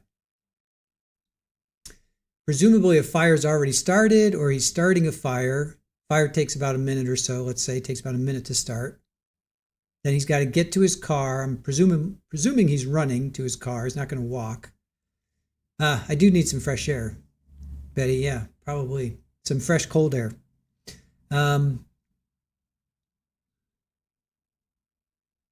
So that's the only part of this timeline that gets a little, just slightly dicey. Between him cutting the fiber optics, and then setting the house on fire, getting to his SUV, and then being on the road at 6. That's like, say, 6 minutes. So he could very well have started the fire, cut the fiber, cut the Verizon line, ran upstairs, ran to his car, and hightailed it out of there. So that's the only time that I have a slight. So Jennifer, how did the Verizon fiber get cut after the power outage?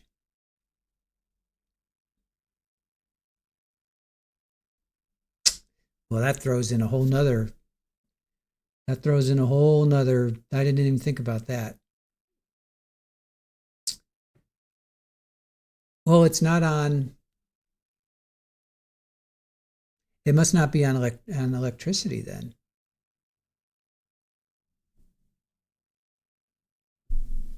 It's not on electricity, right? And he has a limp, right?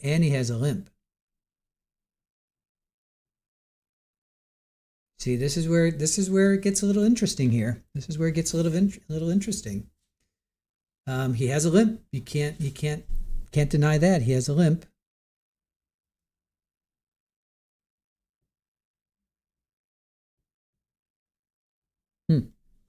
So, well, that's like cutting fiber, but that's an alert is sent. So if I cut my cable, will the cable company, or if I cut fiber, will the cable company get an alert?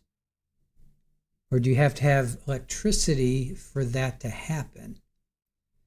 Do you have to have who has fiber? If fiber is cut, does that signal go to Verizon? No, Kathy, he actually cut the power first and then took out everybody. So he cut the power first. Then he goes and he does what he does to, delete everybody. Then he comes back in, cuts the fiber, and starts the fire.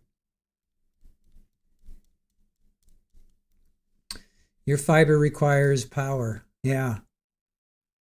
So now this doesn't make sense, you guys. That's huge. That's huge. So Keith is clearly saying the power is out, but Verizon is getting a alert that at 3:42. So maybe there's a delay. Could there be a 10-minute delay? It would be more like a 10 would be 32, 22. It'd be like a 15-minute delay. Does that make, or 20-minute delay? Does that make sense? Could have had the fire prepped and ready for a match before cutting the fiber.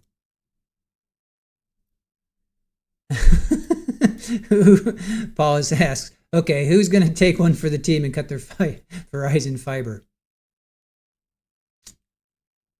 We don't know where Paul parked. That's the thing, widespread. That's what they were going on and on and on about. Defense was going on and on about that. There was a road behind with a structure behind Keith's house. That's what we don't know. And he wasn't seen leaving his house per se. He was on the street. He was already on the road. So wherever he had parked, he had gotten to a point where I forget which house caught him. One of those houses on the road.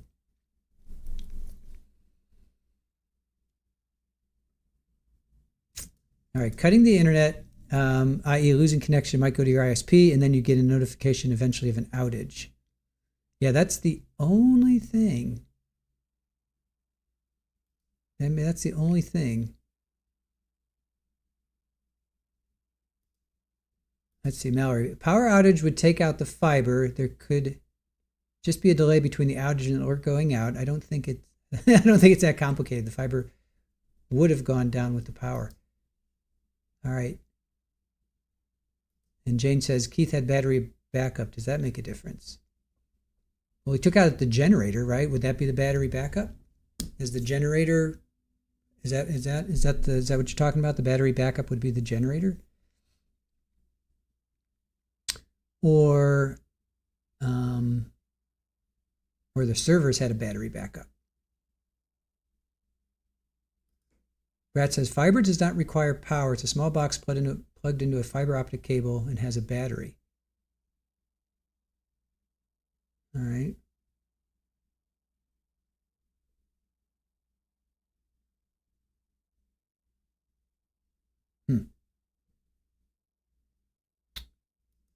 You could have done the nasty part first, then the fire electric generator last. Well, no, Sharon, look at our timeline. Now look at the text messages.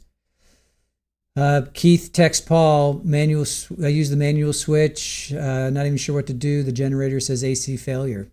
So no, it was he took out the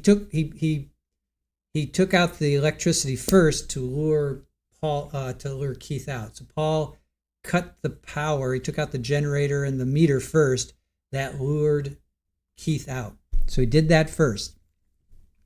So first was cutting of the power. Then was all the nasty parts.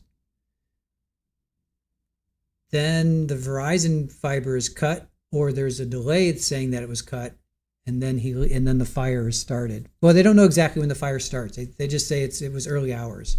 So he could have started the fire first. Could have, but that means he would have had to break into the house. That means he would have had to have broken in.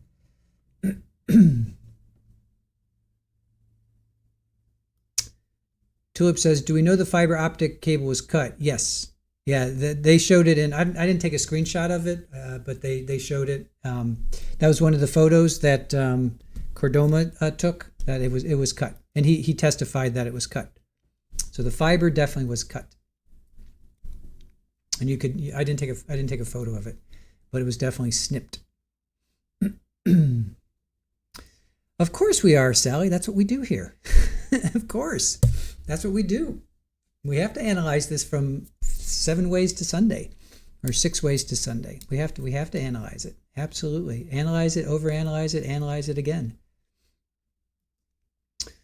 All right, so Brett, power's cut, generator's taken out, waits for Keith, takes out the rest of the family, And then here's where it gets interesting. So that's when he does the fire, cuts the fiber, starts fire and runs. Yeah, that's pretty much what I'm thinking too.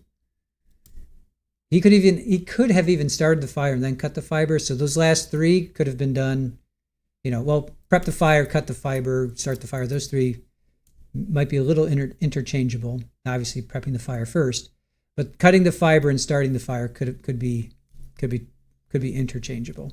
But yeah, that's pretty much it. Brat, that's pretty much it. So yes, that's what we do. That's what we do here, Pammy. All right, Jane, if my power goes out, my backup battery works for about an hour. Oh, okay, you're talking about, okay, I gotcha. It's a backup battery designed for your computers. Yes, yeah, we have those too. Yeah, and then when power goes out, it's boop, boop, boop. They make ridiculously loud sounds. Yeah, so you think that would be on his fiber? His fiber had a battery backup? Is that what you think? Jed Ziadak says, that's nearly an hour from when Paul arrives to Keith's first text. He did a lot of preparation. But does that mean he broke into the house? See, that you guys are assuming he broke into the house, which he could have. I'm not saying he couldn't have. I'm sure he had keys, but wouldn't there have been an alert? The doors open when Keith had gotten an alert? All rise. Court is back in session. Okay, everyone can be seated. Feeling good? My eyes. Not bad. Sure, number one, if we have to. Got it. Oh, I got it covered with him. I'm checking. You got him? Good. All kidding aside. Prosecutor, you ready? Yes, sir. All right. Good morning, sir. How are you? If you could put your left hand on the Bible, raise your right hand when you get a minute.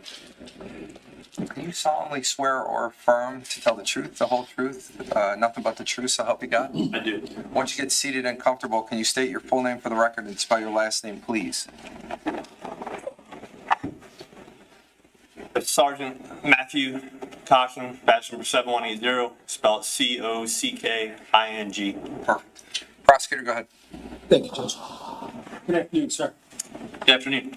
Now, I want to take, first of all, let me ask you, where do you work? New Jersey State Police, specifically the Canine Response and Training Unit. Okay. And approximately how long have you been employed by the New Jersey State Police? A little over 16 years. Okay, so what year did you start? 2009. Okay. And can you just talk a little bit about the basic training you received for the purposes of becoming a trooper? Basic Academy? Basic Academy, yes. 6 months training, Secret Training Academy, followed by on-the-job training once you get out. Okay, when you come out of the academy, did you have a specific assignment that's unrelated to what you do now? Yes, I was on the road for several years. Every trooper starts on the road, learned basic law enforcement. Started in Port Norris, transferred to Bridgeton Station, was there ultimately until I got to my present assignment. Okay, and your present assignment in the canine context started when? I interviewed, got selected to go to K9 in 2013. Initially went to the K9 South Squad, are you just apprised of regions, North, Central, South, and a training academy. I worked the South Squad for from 2013 to approximately early 2022. I was then transferred to the training academy where my primary assignment is now, training canines. Now, just want to approach, I want to show you what the mark is, S435. Just going to show you what the mark is, S435. You recognize that, Sergeant? Yes, sir. And what is it? It's a basic outline of my canine career resume for my one specialty of human remains detection, specifically cadaver. Does that resume, does it delineate dogs that you've had, related to your patrol? Yes, in the canine unit, many of us have multiple canines. I started with just one canine, one specifically. I have two currently, different disciplines. This resume in particular is for human remains detection or cadaver. I've worked that since I came to K9 in 2013. Now, does that resume, does it ultimately document some of the uses of the K9 for cadaver detection? Yes, goes a brief history of my experience and background, including what partners I've been assigned, jobs that he's been on, training successes. Okay. Now, with respect to this particular incident, can you tell us the name of the dog that, or the K9 that you were utilizing at the time? K9 Creed is my first partner. Okay. And your first partner was at approximately 2013? I got him, yes, end of 20, would have been August timeframe, July of 2013. We went through initial training, which was patrol class, and then followed by his scent discipline, which was cadaver. Finished that up in June of 2014. How long is that scent discipline, the cadaver training? Cadaver specifically? Sure. That was spent class. I went through Bergen County Training Academy. It was 10 weeks, approximately over 400 hours of training. Various different types of environments pertaining to that specific odor. You want me to get detail with that? Well, you mentioned that part of the training was different environments, correct? That's correct. What types of environments are we talking about? When I say HRD, it's human remains detection. Keeps my questions at. HRD dog specifically could be almost any environment, from outside, indoor building, collapsed structures, fire scenes, individual rooms, vehicles, natural accidents, boats, water, boat, basically anywhere where there could be injury or trauma to a human being. Okay. And can you tell us about, based upon your experience at that academy, how you go about training the K9, in this case Creed, to be able to delineate the odor of human remains? He's trained on just that, human remains. It starts with the imprinting process. We imprint the dog on the odor, teach them how to find that specific odor. Then over the course of the 400 hours and 10 weeks, we do multiple different levels of the odor. Threshold, i.e. being threshold meaning all the way down to a drop of blood to a whole human being in varying environments. Fire scenes, collapsed structures, collapsed under debris, underwater, from drowning victims, you name it. All different levels of that decomp. Could be fresh, could be years old. It just depends on the different scenario that you're presented, but the dog's trained on all facets of that. And ultimately, is there any sort of certification or testing procedure that happens during that scent academy? At the completion of the class, yes, you're certified, and then we're required to do AG, Attorney General guidelines, determines K9 guidelines in New Jersey. We have to do a minimum of 6 trainings a year, 2 biannual recertifications, so twice a year you're being recertified in that particular odor. Additionally, on here, the USPCA Scent Trials is an outside entity, K9 certification. You go through that trial, you get an outside entity certify the team as well. Just another way of saying the dog knows the odor. Now, was there a point in time, specifically in November, particularly November, I think it was the 20th, 2018, where you became aware of an incident in Monmouth County? Yes. Okay, was there a point within the coming days when you were contacted by somebody from the Monmouth County Prosecutor's Office in order to potentially deploy Creed at a particular location? If I recall, it was the night prior, I was requested to come assist the day that you have noted. Now, did you ultimately, as part of this case, did you ultimately respond to a location in Ocean Township, New Jersey? Yes. Okay, do you recall the address? I'll say if you have my report, I have. I'm going to show you what's been marked as S436 for identification. Thank you. And do you recognize that document? Yes, sir. It's my report that I wrote after the incident. And if you looked at the top of the report and read it to yourself, would it refresh your recollection as to the address you initially responded to?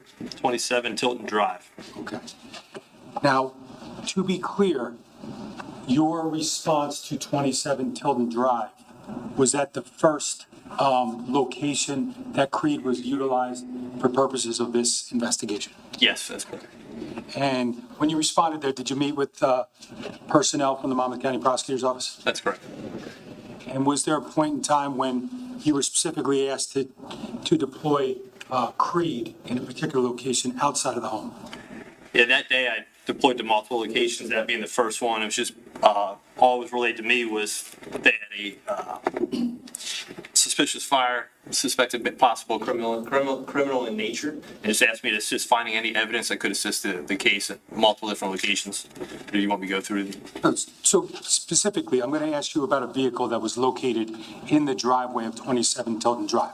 Do you recall making observations of the vehicle there? Yes. Okay. And does your report indicate the actual specifics of the vehicle? Yes. Will that refresh your recollection? Yes, sir. Yeah, Tilton Drive, that was the first place I went.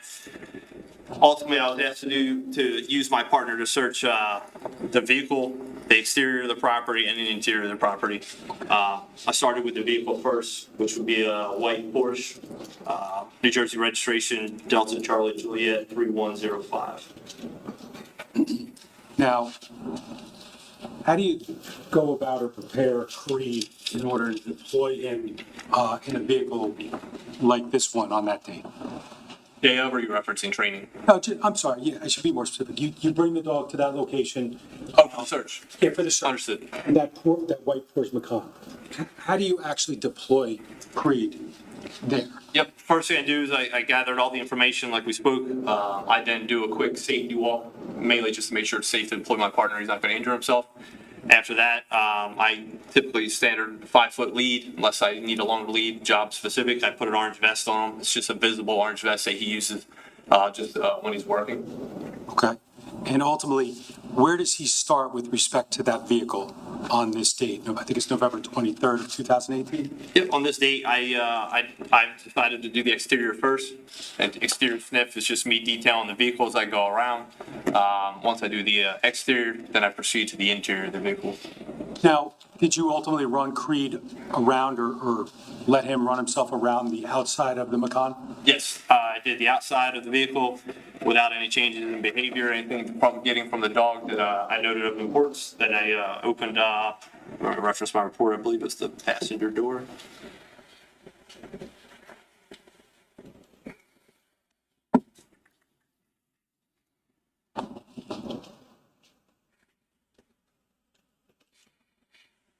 Passenger side front door. Let him do the interior of the vehicle. I did that off lead. Reason being, obviously, the lead would just prevent him as I'm standing outside from doing his job. Once he finished the passenger compartment of the vehicle, the front seats, back seats, anything he can get to and pulled them out. Then we went to the rear of the vehicle. I opened the rear cargo hatch and deployed him inside of there. Now, just to be clear, it might be obvious, but just to be clear, what's the difference between on lead and off lead? On lead is controlled. I can, depending on how long the lead is, I control where he goes and I detail him. I prefer off lead as much as possible just because it allows the canine to work without me interfering with what he's doing. And ultimately, my job is just to read his behavior and observe what he's doing during the searches. There's a multitude of different things I'm looking for in his behavior when he's doing his job. So that's strictly all it is, on lead, off lead. Okay. When you talk about there's a multitude of things that you're looking for, is that based upon your and Creed's training and experience? Yes, sir. Okay. And what types of things are you looking for when Creed is actually deployed? Biggest thing you're looking for is most commonly that the general public knows what we call the final train response or final alert. In his case, he was an aggressive alert, meaning he'll scratch. It's the least important thing of everything he displays to me. Not that it's not important, I don't want to take that out of context, it just means it's the least important in the steps of it. When he's searching the dog as they're trained during his 400 hours and 10 weeks of training, he has multiple days on the odor and being rewarded for finding that particular odor. So when a dog gets an odor of something he knows he's going to be rewarded for, the endorphins, everything in his brain start to drop, and he has physiological changes that he can't hide. So you guys have pets, think about, you get a treat, or your toy, his favorite toy, whatever it is, they get excited, right? It's no different here. He starts getting an odor of what he's trained and imprinted on. There's things he can't hide. His tail starts wagging. First thing dogs do is they close their mouth because they pant when they're working.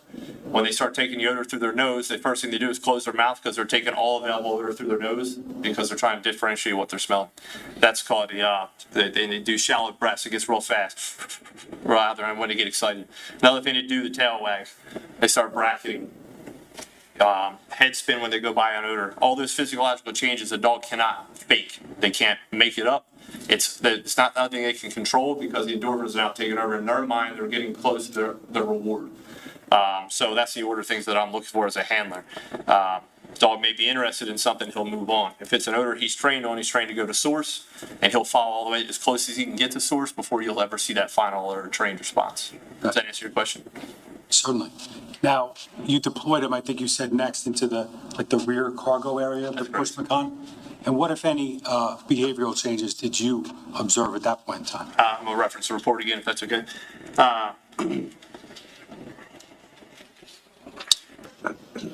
I put him through the rear cargo door area. Reason being is he just couldn't get to the back cargo area when he was inside on his own. Immediately began to exhibit behavioral changes indicating the presence of fetal remains. Specifically, the breathing change, as I just described, open to closed mouth, rapid and shallow breaths with his nose stopped moving suddenly and deeply inhaled with his tail wagging profusely. It's indicative of physiological changes he exhibits on the presence of human remains. Creed then began scratching at the cargo floor on the driver's side of the vehicle, a spot in which he had pressed his nose while deeply inhaling. I noted at the crime scene. That in itself just told me the dog was an odor of some form of human remains. It could be anything from fluid, drop of blood, just odor there. My job at that point is to turn it over to crime scene, to just know what the dog located. Now, based upon your training and experience with Creed in particular, can the odor be enough, like just odor as opposed to something physical like blood or some sort of stain? Or Yes, we call it transfer odor. Now, based upon Creed's actions and physiological changes in the driveway of 27 Tilton, did you relay those observations or what they meant to you to the other detectives that were there? Yep. Now, was there a point in time that you decided to deploy Creed to a different part of the property outside? At the conclusion of the vehicle? Yes. Yeah, once we finished with the vehicle, we proceeded to the rear yard of the property. I then off-lead searched the backyard, shed, and back deck area. The goal being I wanted to finish the exterior of the property before I moved inside. Were there any physiological changes that you observed from Creed in the rear yard of the property? Nothing outside, nothing further negative. Now, at that point in time, did you proceed to enter the actual structure inside of 27 Tilton? Yes, sir. We proceeded to the front door of the residence where I was going to start my search of the interior. Okay. Now, searching a house like that, is that something that you and Creed would do the same way every time, or does it depend on a variety of factors? The environment dictates the layout of the house, damage in this case. But I do it systematically floor by floor. I'll search a room the same way, but in the order that I do it, based on also debris and change. But each particular floor, no, it doesn't necessarily have to be the same. I come up with a plan where I ensure that I get adequate coverage of everything inside and out. Okay. You referenced damage, correct? Yes, sir. Was there damage that, even before you went in, that you were made aware of? I obviously knew it was a fire scene, which changes things a little bit because obviously safety for the dog. In this instance, my goal is I'm going to do everything that was easier for him to traverse and then end where the damaged area. Had Creed ever been deployed in a home that had suffered fire damage? Absolutely, yes. Now, can you just tell us generally or specifically how you deployed Creed at 27 Tilton interior? Yep. So first thing I did was go to the front door. Prior to even starting, I observed what appeared to be what appeared to be a blood smear on the wood trim of the left front door. I noted that to crime scene, let them do their thing. Once we proceeded, I then deployed Creed for an off-lead search of the interior of the residence. Again, preferably off-lead, just because it allowed him to work on his own, unimpeded by me holding him up with a lead. We did the first floor. I just assisted detailing him. What I mean by detailing is I let the dog go into a search. If I feel like there's somewhere he didn't get to, I will go in and actually detail, just direct him to areas. I do this to ensure adequate coverage that he didn't miss anything within a particular room and or building. We did the first floor. First floor, then we proceeded to the second floor. I ended up doing all the bedrooms and the bathrooms. I made a note that the master bedroom and bathroom sustained minor damage as a result of the fire. Completed the search of the second floor without any changes in behavior. Then I proceeded to back down the first floor to end at the basement. Okay, so do you recall how you actually, entered and deployed Creed into the basement? Yes. How was that? Stopped at the top of the basement steps. Obviously knew that there was debris down there just from what I could see. At the top of the steps, set him down off lead on the steps. Reason being, let him go down, do his thing. I can kind of watch, and then I followed him down once he got started. Okay. Now, do you recall where Creed went upon kind of getting to the bottom of the basement stairs and into the basement?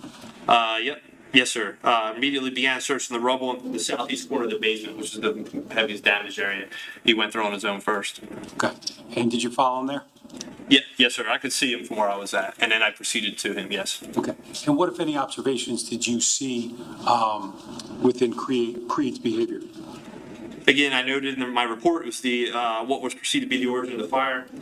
He immediately began behavioral changes indicating the presence of human remains. And I'll repeat them for you guys. It was the breathing change, open, closed mouth, rapid and shallow breaths, while as there was rapidly bracketing the pile. What I mean by bracketing, when a canine gets an odor, they will work it. And a bracketing, like if the wind was blowing in my face here and your odor was coming from that wall, the dog's going to get to the edge of the odor cone, go back to the other edge of the cone, and they're going to keep bracketing back and forth until they get the source. And you should see that get smaller and smaller. He was bracketing the pile of debris. When they're trained to get to source, and you have if there was odor under my hat, you might see a dog kind of circle it. And they're trying to find other avenues in to get all the way to that source. That's another form of bracketing. He did that on the debris. He then buried his head into the debris, pulled it out, and began scratching at the pile. His final trained alert, as I said to you guys earlier, is a scratch. That was indicating to me that he has got as close as he could get to the source or was on source of that odor. At that final alert, that's his final alert to source of human remains. As a result, me and Detective Catalona started sifting through the debris where he alerting. It was a mess, fire debris mess. It was kind of all melted together, fire debris, if you can imagine, and the water had kind of frozen. You would keep describing that sort of work. No, I just want to show you what's been marked as S1. Slide 111. I'll show you. Slide 111. Yes, sir. Recognize what that depicts? Yes, sir. Basement. Okay. Is that the area that Creed ultimately detected the presence of human remains? Is that depicted in that photograph? Yes, sir. So I specifically remember all the feathers from a pillow or whatever that had been. I just published slide 111.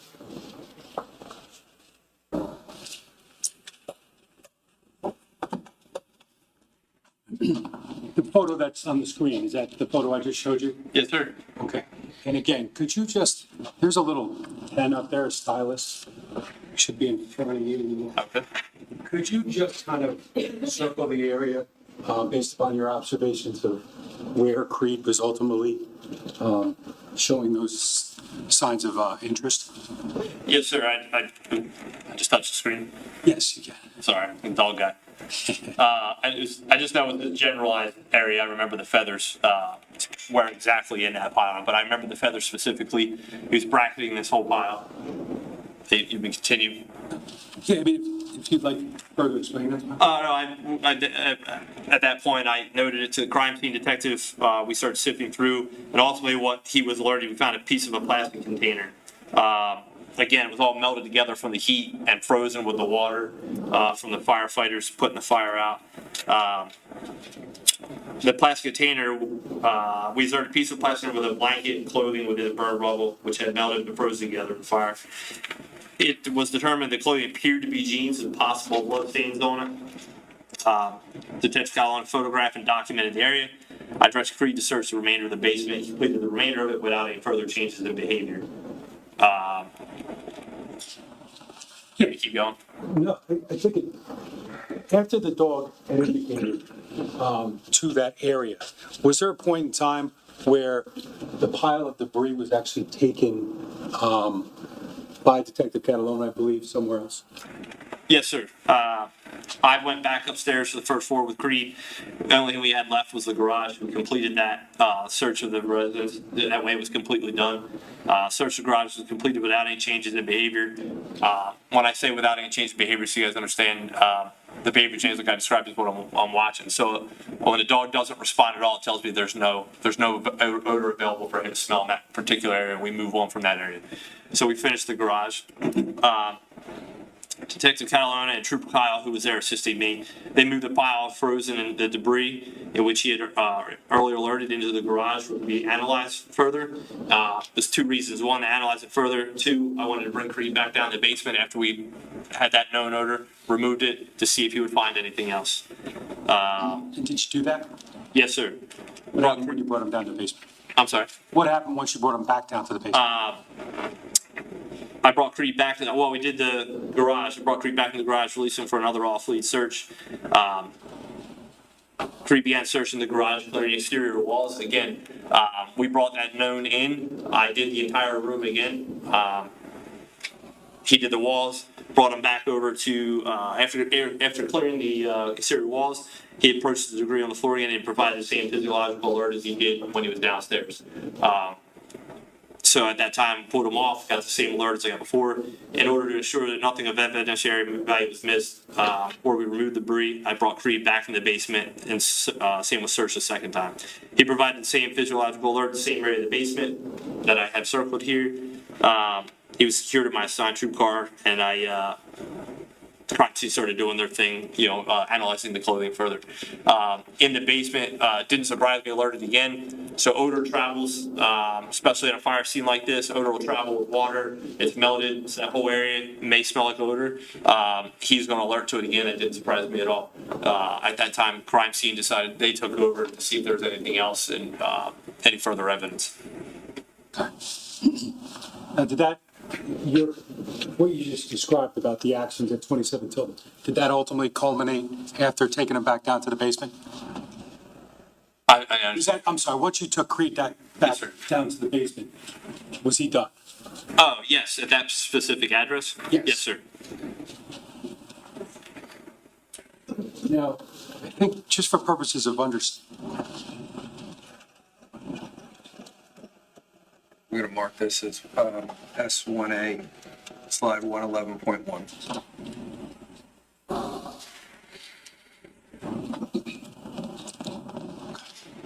Your Honor, this time I have no further questions for the trooper.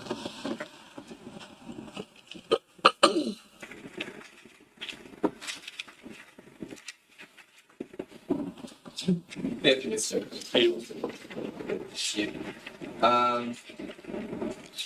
So I thank you for sending Creed's resume.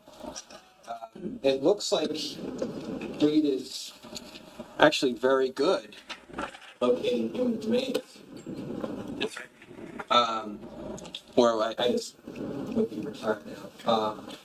And I noticed that there were several instances you mentioned in the resume where Creed had alerted during the searches of vehicles. And that specifically, on May 11th of 2018, Creed alerted to the floor mat of a vehicle that he was searching, and that area was later confirmed to contain trace amounts of human blood. What was that date, sir? That was May 11th of 2018. You're referencing the Newark Police Department investigating? I am, yes. Okay. So it looks like that was an event that you referenced in the resume where Creed alerts to the floor mat of part of the carpet area of the driver's. Yes, sir. And then it's determined that Creed was actually right to look to that location because trace amounts of human blood located there. Yes, sir. And then in March 20th of 2017, you were involved with the missing persons unit and the Atlanta County Prosecutor's Office, it looks like.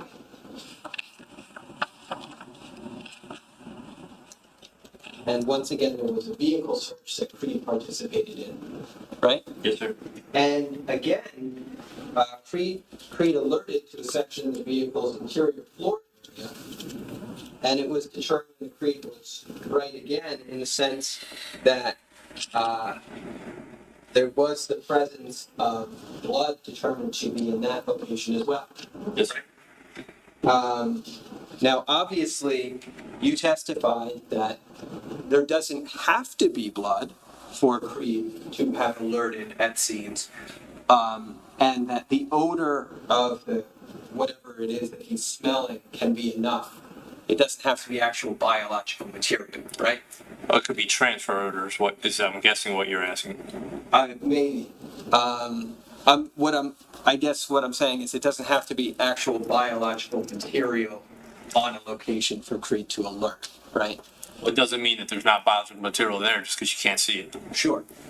I think that the last two things we talked about are a great example of that, right? Because in both of those situations, Creed alerted in a vehicle, right? Yes, sir. And then it was later confirmed that the area where Creed alerted actually contained human blood, right?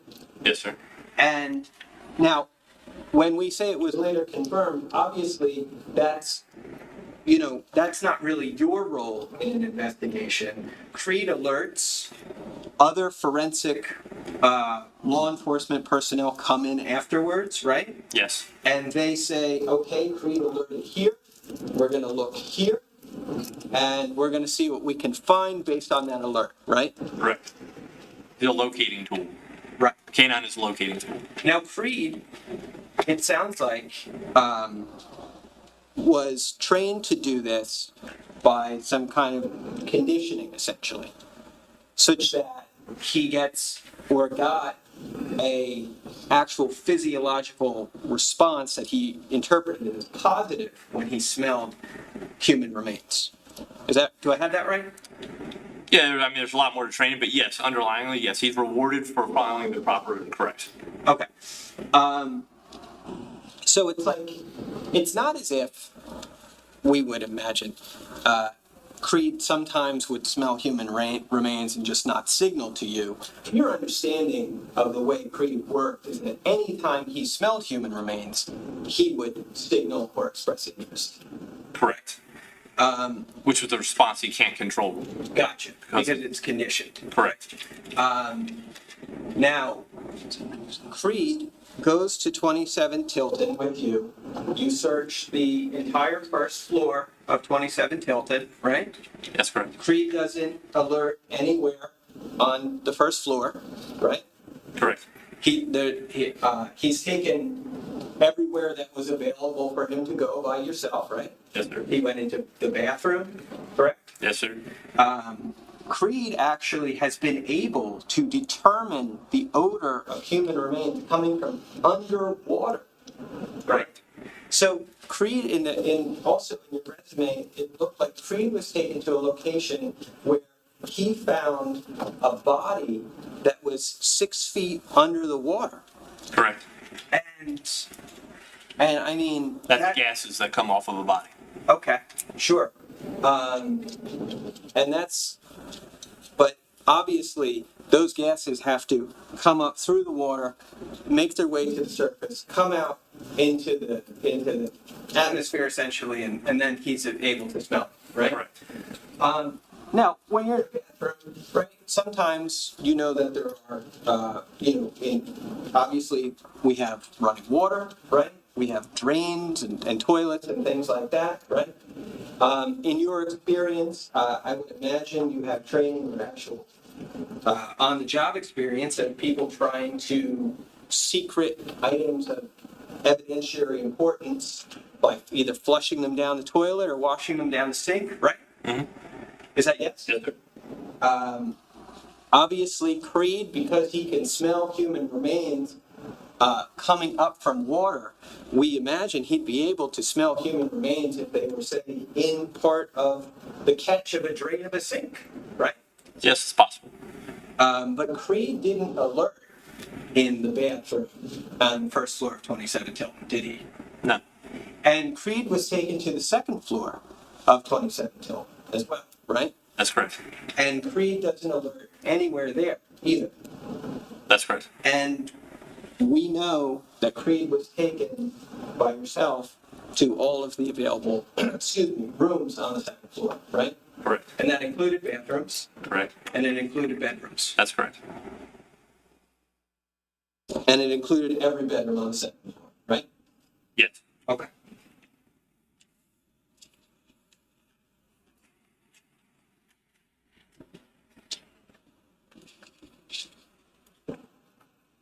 The term that you had used was, I believe, bracketing for Creed's. It's one of his physiological signs, yes. And that's actually where he's physically interacting with an item, or? No, as I explained before, bracketing is when a dog hits the edge of an odor cone, left and right.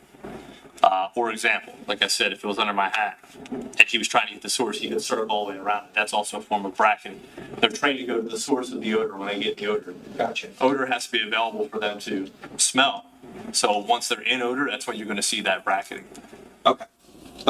In this case, he actually was, when he was in the basement, in the area of the fire, and we saw that debris pile in S1 and slide 111 that you looked at just now, right? He actually, you were watching his behavior change, right? You're watching him, he's no longer, his mouth is no longer open, it's closed. He's breathing through his nose, right? Correct. He is bracketing around this area of debris, right? And he's actually putting his nose into that area of debris, right? Yes. Okay. You and Officer Catalona are looking at that debris pile, and it appears to you to be just it's a highly disorganized, disordered pile of textiles and various objects, right? Oh, it's a fire scene. Right. But you have to take that pile and actually bring it upstairs. Yeah, pile being the items that he put his nose on. Right. And gave a final response to. Right. Yes. And do you remember what you used to carry those items? That's a crime scene question. I was just there working the dog. Okay. All right. So do you recall whether Detective Catalona took like a plastic tub from the basement and put those items in it to take it upstairs? Again, I'm not crime scene, sir. I just worked the canines. I don't know how they moved. I'm just asking if you were there, if you recall. I don't recall that. Okay. Again, not my job.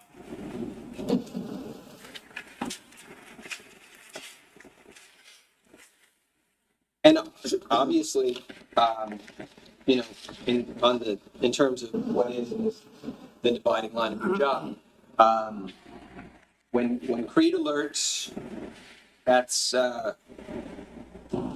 obviously an area of interest, but that from that point on, it would go to other forensic personnel, right? Yes, sir. I viewed it. I try to observe what he's alerting to, but at the end of the day, the dog's a locating tool. Sure. I said, hey, he located this. He's alerting to this here. And I turn that over to the crime scene for them to determine. I'm not a crime scene specialist. I'm a canine handler. No, I understand. And I think that makes perfect sense, because obviously you can't say that just because Creed alerts, there's going to be DNA in a certain location, right? I can tell you he provided an alert to the odor he was trained on, and I turn it over to crime scene professionals to take it from there. Right, because you can't say whether there's DNA, right? That's someone else's job. That's not my job. And it's not your job to say whether there's blood there, right? Again, I have advised the dog alerted to what I believe to be the presence of human remains, and I turn it over to crime scene. Sure. So I think that's fairly self-explanatory. We need other people to make these confirmation assessments after the fact, right? I'm not sure what you're asking me. What do you want to say, that I'm not a crime scene guy? No. I'm confused what you're asking me. I'm just trying to say that what you are not is a DNA analyst, right? Yeah, yes, sir. If you want to say it, I'm a canine handler specializing in recognizing my dog's canine behavior. Yeah, I think I'm trying to have that conversation with you. I'm sorry. Yeah. Judge, I don't have any further questions. You step down, sir. Thank you. Hey, sir. You really leave these here? Counsel,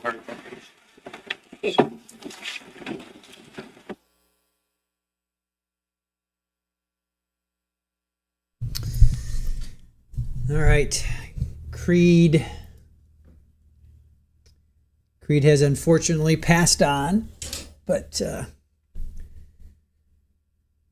yes, Creed. So December 23rd, they posted on WRNJ, Northwest Jersey Zone, which is a radio station up there. To heavy hearts, we announced the passing of Canine Creed, who died Saturday. Poor Creed. But Creed was able to find human remains in the basement. That's more bad news. Don't do it again. No. You're done for the day. So, and I don't want you to look at that as a bad thing. We're on track. We're actually doing extremely well. But, you know, the way that our schedule got messed up this week, this is the way that we got set up here. So you're done for the day. You will be back tomorrow morning. We'll start right on time. We'll go through the day, and then we'll see where we are at the end of the day tomorrow. So I don't discuss this case. Don't do any research. I'll have you back tomorrow. Have a good night. Be safe. Be careful of the ice. Have a good night.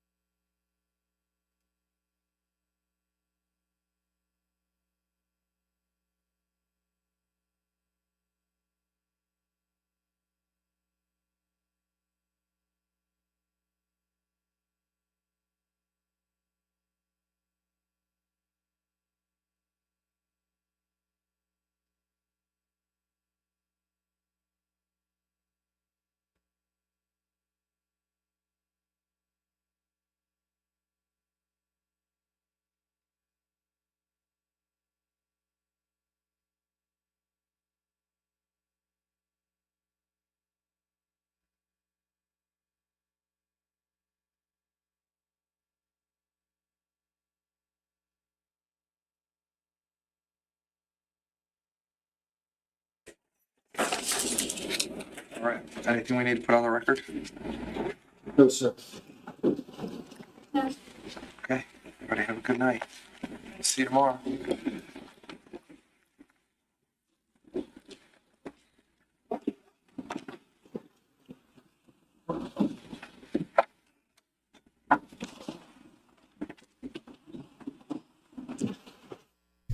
All right. So they are done for the day. Let me see here. It's a little early to end. Let me see what I can find here.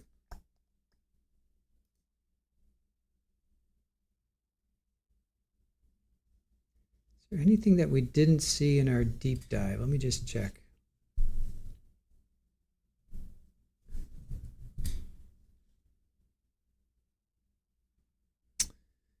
Oh, let's see here. Here's a photo of Creed. Full photo of Creed. So Creed found he detected. Well, let's see. Let's go over. We heard. So Robert Block. He was the employee. He set up the. We already reviewed him. All right, Sergeant Matthew Cocking, Canine Response Unit, Human Remains Detection, our dog Creed there. So they went to Paul's house first. They searched the vehicle and property. They searched the SUV. There was no changes in behavior on the when they went around the outside. Then the interior was searched. There was behavioral changes in the cargo area. And then they found human remains were detected in the southeast corner of the basement, and there was a pile of debris. Yeah, Pammy. I guess I heard it right. I'm glad. I don't know if I'm glad or not. And then Cross, thank you for sending Creed's resume. He's very good at finding human remains. This is Mr. Murray. Creed can smell odor from underwater. Well, it's the gases that are escaping. He can't actually smell underwater. It's the gases that are escaping. He's not amphibious.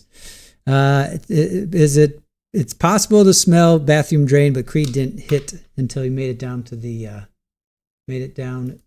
the basement. All right, let's undo. I really want to get into this. Did Paul have enough time to do all this? Let's talk about this just for a moment, because we do have some time. I'm not ready to call it a day just yet. So did Paul? Okay, let's look at this timeline again.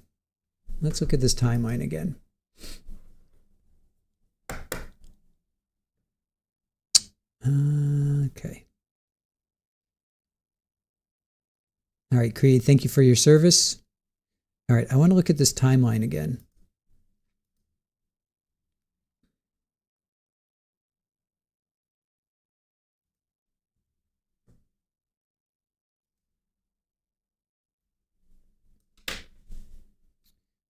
All right, here's this timeline.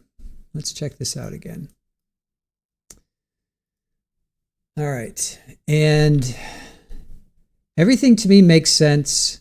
Okay, so Paul arrives at 2:30, cuts the power, rips out the meter, cuts the generator.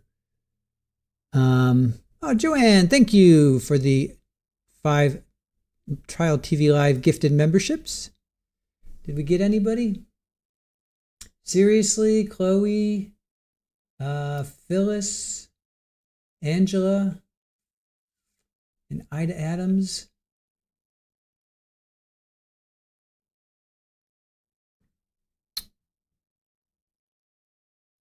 Thank you, Joanne. Appreciate that.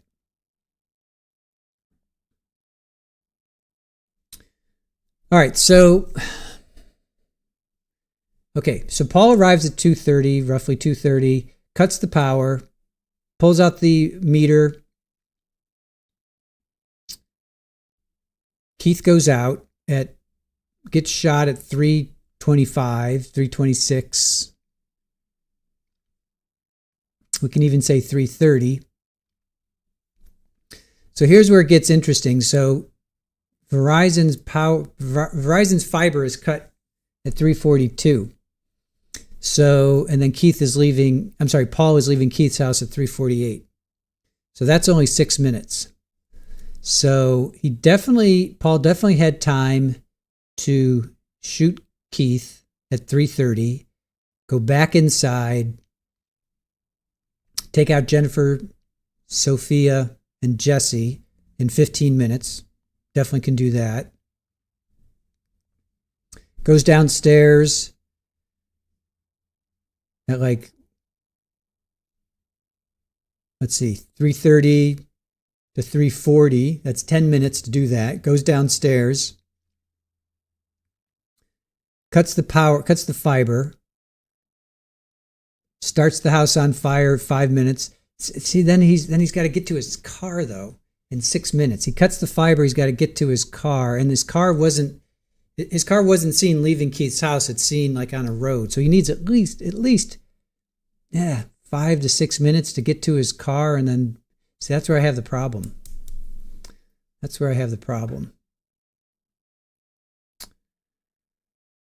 Hey, Play on Crime 333. How can the neighbor call 326? Because there's the CAD, which is the computer-aided dispatch, I think came in at 333, but the neighbors said 320 something, but then there's something at 326. It had to do with the call logs versus the computer-aided dispatch. But it's basically 3:30. The neighbor said he heard shots at 3:20 something. He took a screenshot, but he didn't keep that screenshot. And I think the call logs show 3:26, but the CAD shows 3:33. So basically, we'll just say 3:30. We're just going to say 3:30. So the Verizon line widespread was cut inside the house. It was inside. It was in the basement. I think it was that basement where he started the fire. Pretty sure it was the basement where he started the fire. All right, Missy, have a good one. See you tomorrow. 15 minutes is way too long to get victims inside. I have no problem. The problem I'm having is if we didn't know that the Verizon was cut, I'd say, yeah, he had time to do everything. Meaning, he had time to do it. It's my problem is him getting to the car, getting to his SUV, and getting on the road and being seen. It's not like he was seen at Keith's house. I have leaves Keith's house, but he was seen on the road. One of the neighbors on Keith's road. So it's not like he was seen leaving Keith's house per se. He was on the road. So that's where I have the problem. Now I have a bigger problem with this 342 Verizon fiber cut. That's where I'm. Well, remember, Matt, he's got a limp. He's got a limp. 342, the fiber's cut. Unless that Verizon being cut is off, if it's off 5 minutes, 10 minutes, 5 minutes, would be more like 5 minutes. He was at Keith's house for a long time for sure. But did he have keys? Did he get inside? Wouldn't there be an alert? I would think there'd be an alert. Or unless he had a code. I guess I'm sure Keith had a code to get into his house. So was there a code? We don't know where or how close he left the car, only that it wasn't in the driveway. Yeah, no, exactly.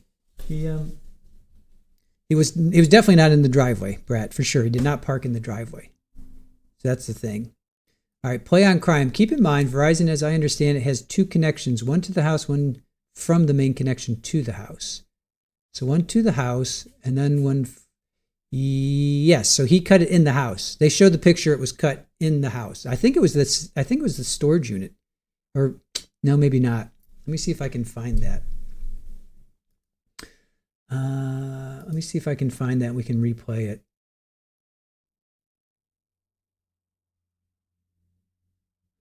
Just give me a moment. Let me see if I can find it.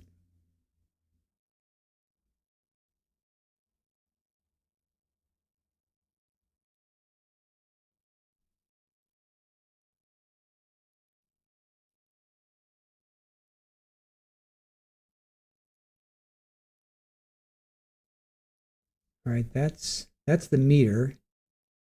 That's the meter.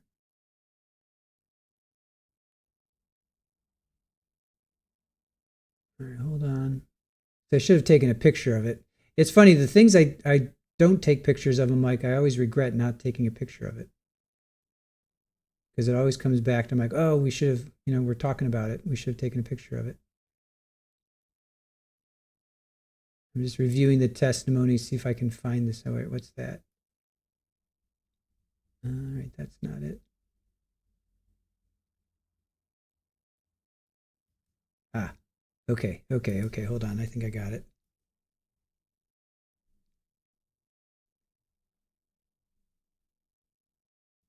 All right, so it's back at 2:57. All right, hold on a sec. Let me see if we can, let's replay this. Hold on a sec. Go back 2 hours and 55 minutes in.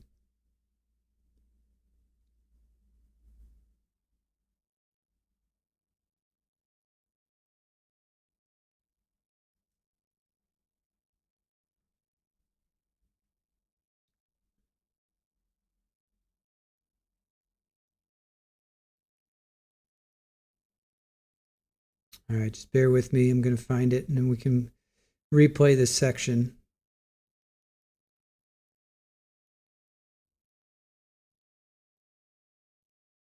Okay, here we go.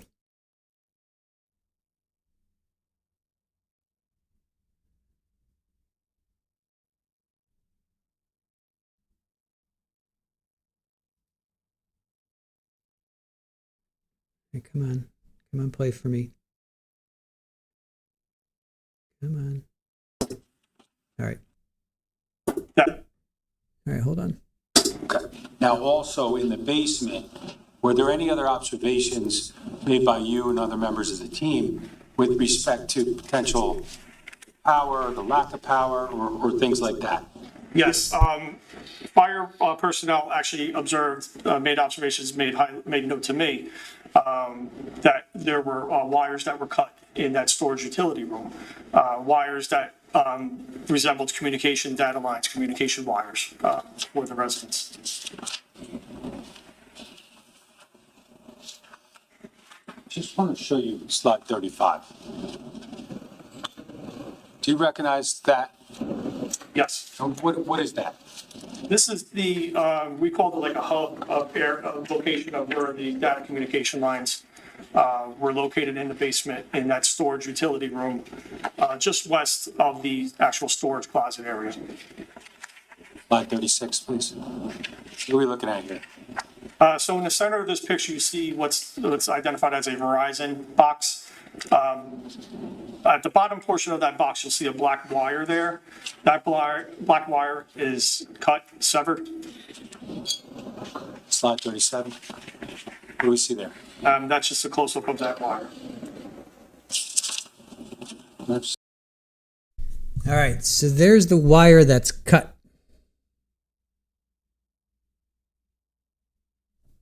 All right, so to see those two things hanging down, okay, I can see them. They both have the shadow. The one that has that shadow, so that's the wire that was cut. So this was in that storage. This was the storage unit that was where the fire started. So this was the storage closet, I believe, where the fire started.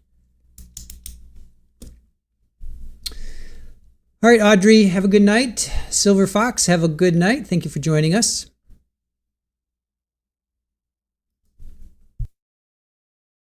Slide 38, please.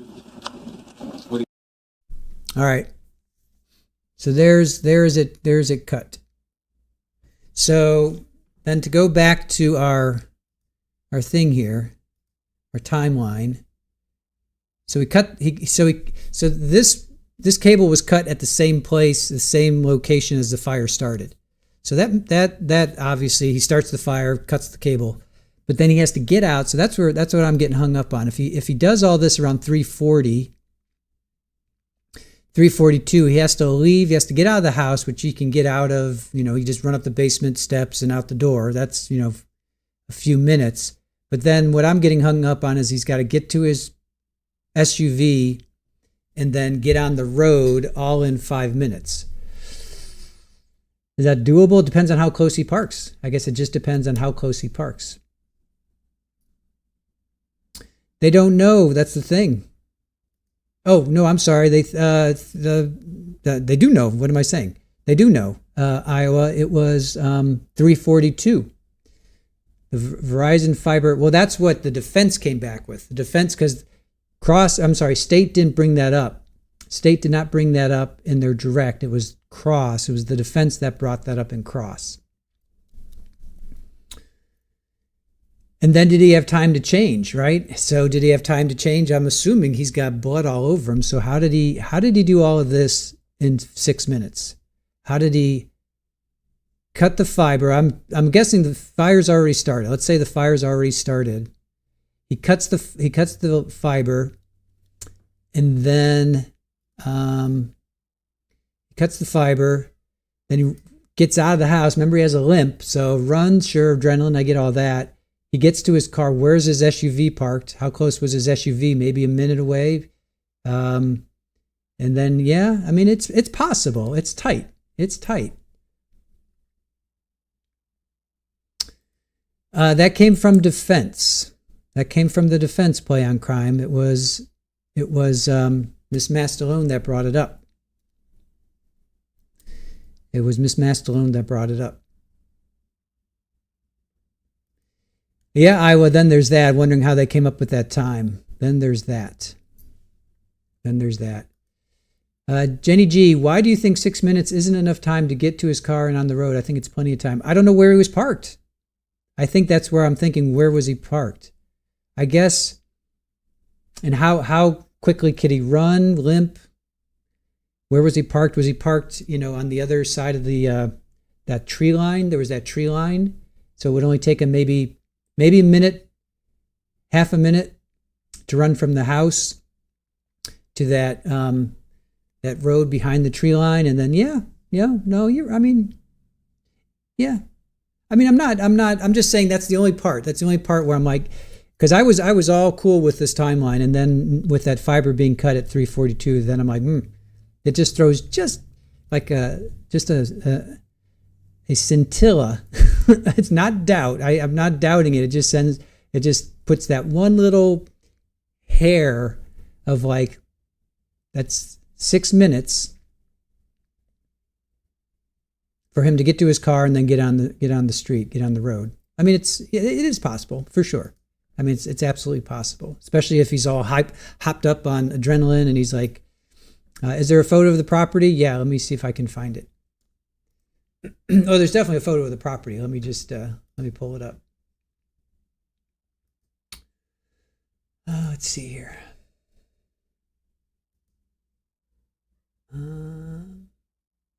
Here, aerial view. All right, here's the aerial view.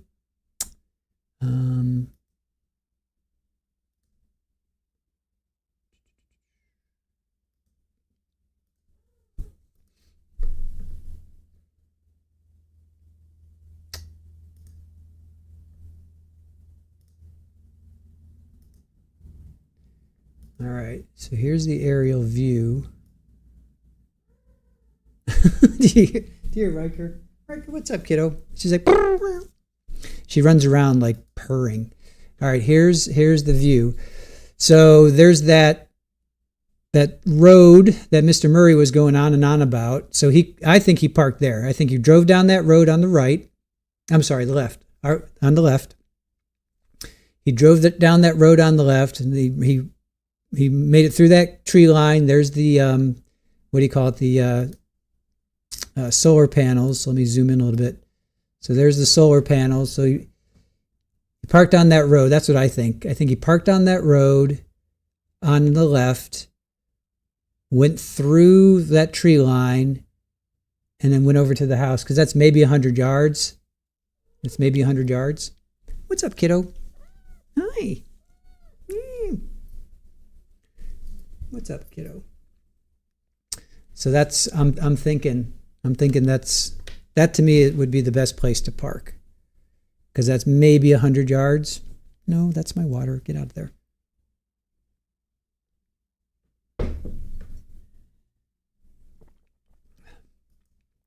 Well, I don't think I have reasonable doubt. I have a question as to that timeline now is 6 minutes versus, so the timeline was, okay, I was good up until here. So 3:30 to 3:48, right? That's 15 minutes for him to get from the house to the car. 15 minutes, no problem whatsoever. He could have even changed. But now that 3:42 cuts that time from 3:42 to 3:48, so that's 6 minutes. So now that's 6 minutes from him to get to the house, to the car, to on the street. That's all. I'm just saying the timeline for me went from 15 minutes down to 6 minutes.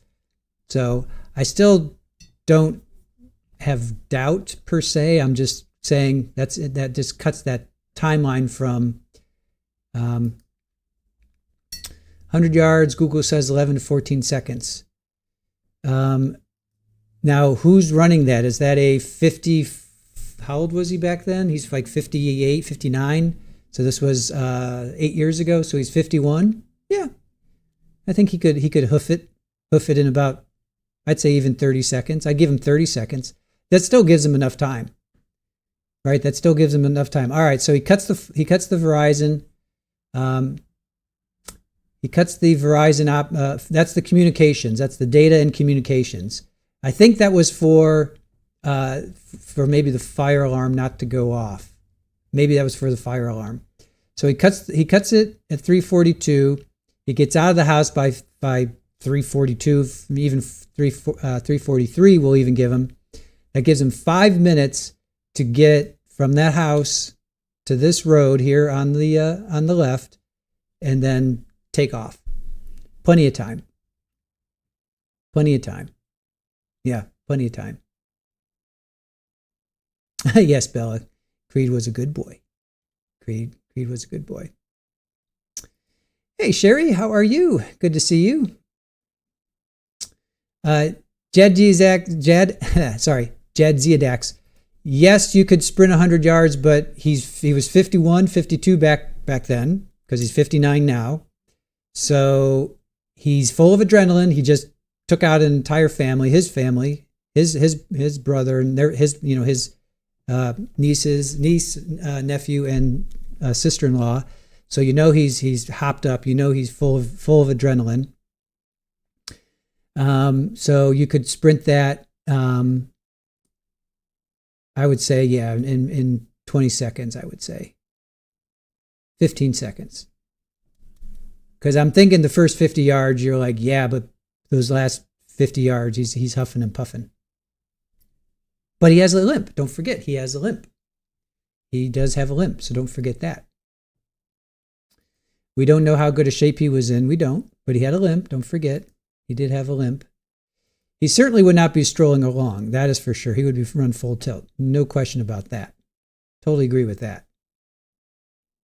Lily Wayne, for sure.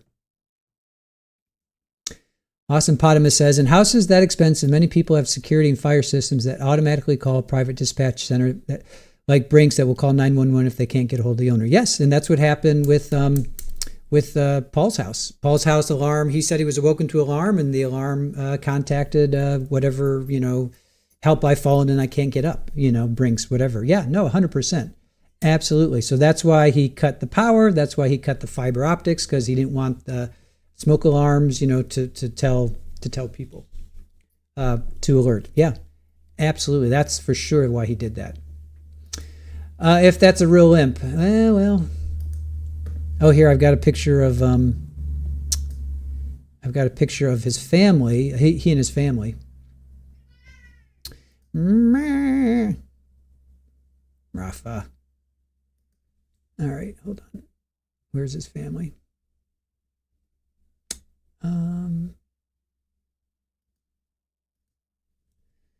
All right, here's his family.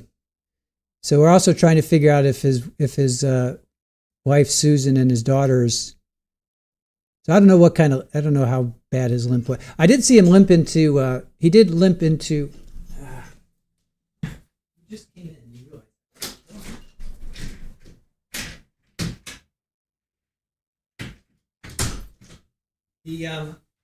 I did see him in one of the pre-trials. He limped into court, so he did have a limp, but I don't know, how. I don't know, but yeah, that's his wife Susan, Caitlin, and Marissa, I think her name is. I don't know when that was taken. It looks like it maybe that's I'm assuming that's before Keith was deleted, so maybe that's 2016, 2017, something like that. Lori, the wife, was there today then? Yeah, I think so too. Like, she's got, to me, that's strawberry blonde. It's blonde, but then I see a little bit of red. Looks a little. Iowa, that picture looks like the previous witness. Oh, Mr. Brock, or Block, I should say, Robert Block.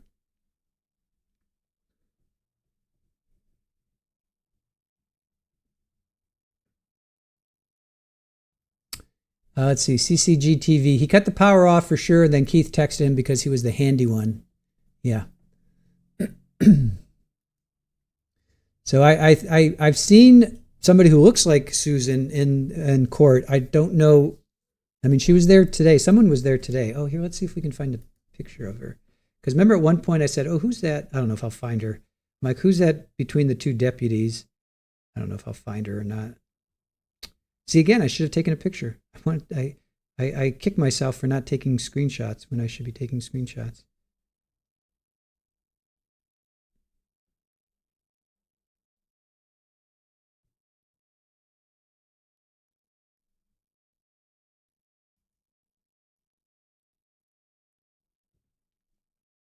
All right. All right.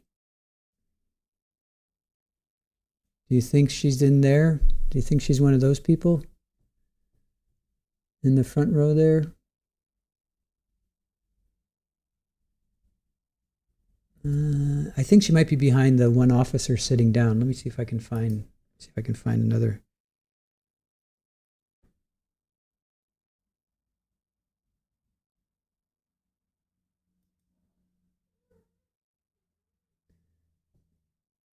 What do you guys think? JMS, the daughters, yeah, I'm pretty sure I've seen daughters.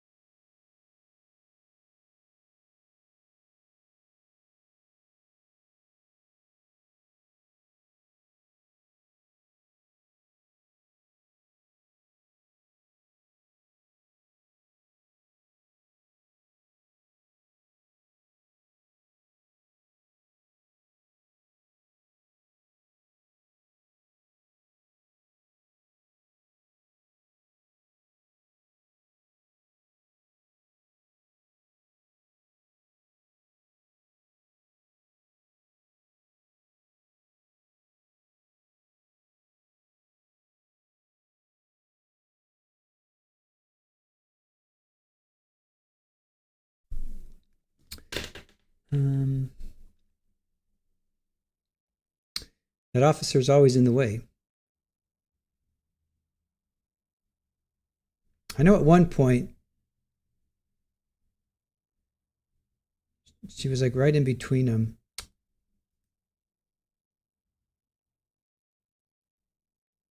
Ugh.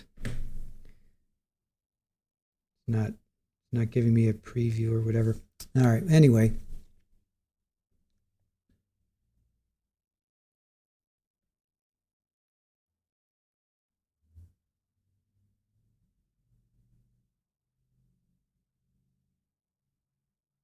All right, well, whatevs.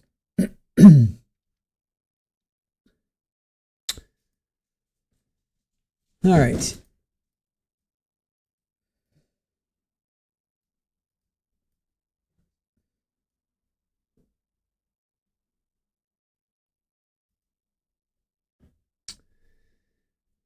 I know. I was trying to find. There was one particular moment, and I just can't find it because it's like this preview isn't really working very well. So, let's see.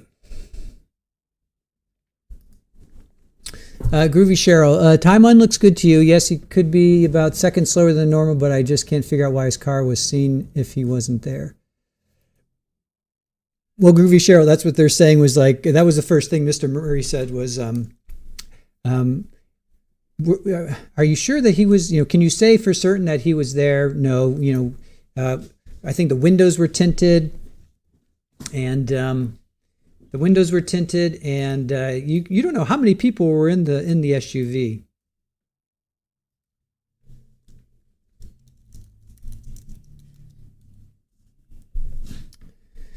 Maybe the back row with the green scarf. Yeah, his car at the scene is the end of him. Matt, to your point, we said, what was the most, let me see, what was the, let's see.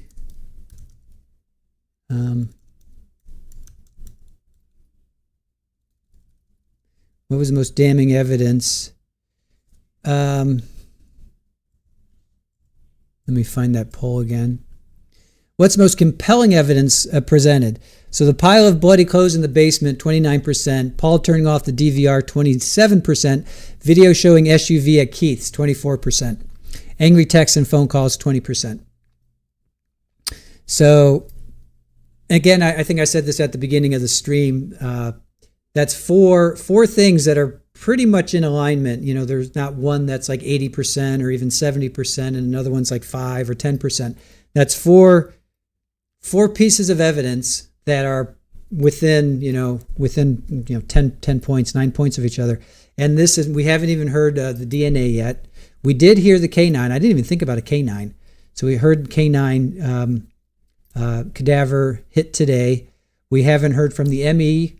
We haven't heard from DNA. We haven't heard from GPS. I really want to hear GPS of his Porsche. I really, really want to hear that. Yep, quite a list of compelling. That's what I'm saying. JMS, a lot of evidence showing Paul's guilt. I agree. Lori, those texts are harsh. I agree as well.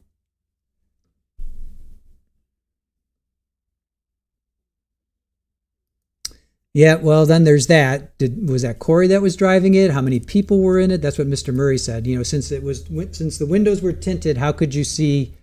You know, you can't see inside the Porsche.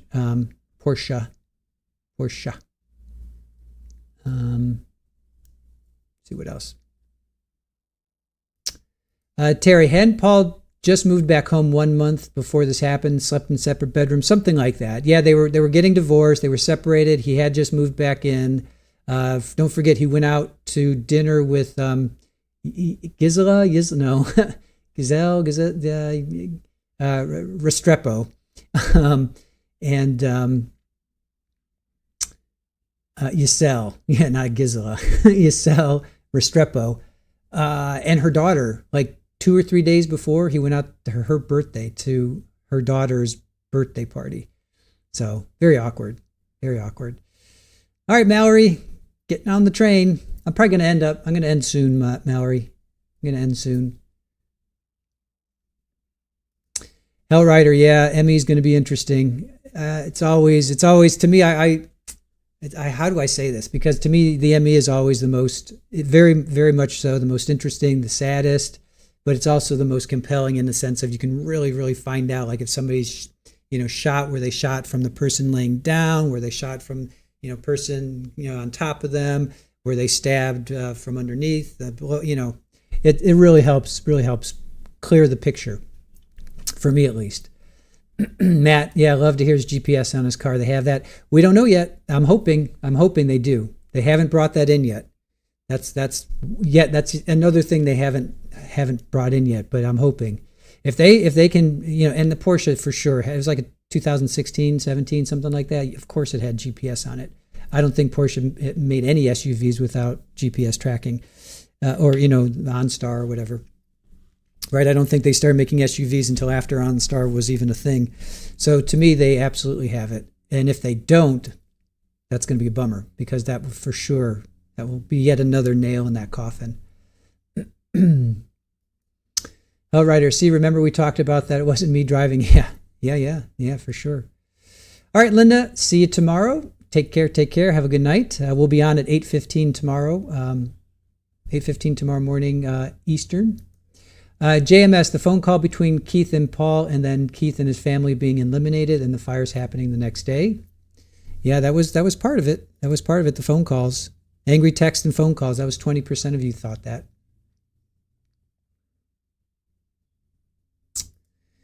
Sherry, drove home after lunch. Did I miss a lot? Sherry, well, I don't know. When did you come in after lunch? Then you missed the K9. You missed puppers. You missed K9. Let's get Creed up there again. We got to get Creed up there for those that missed Creed. Let me see. Where's Creed? You missed Creed. Creed has passed away, unfortunately, but Creed found human remains in the SUV. There's Creed. So if you missed Creed, he found human remains smelled human remains in Paul's SUV, and then of course in the basement. So you missed.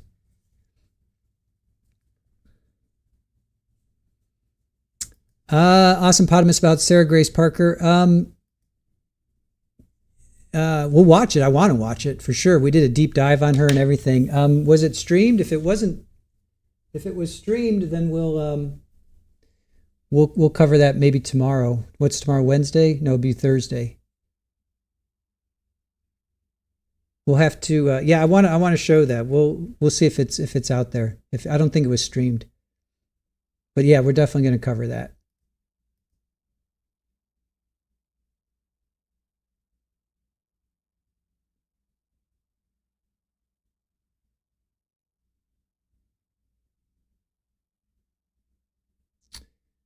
Let's see. Yeah, Terry, Paul. Yeah, actually, kind of where it says the generator says AC failure. That's kind of where Paul's body was found.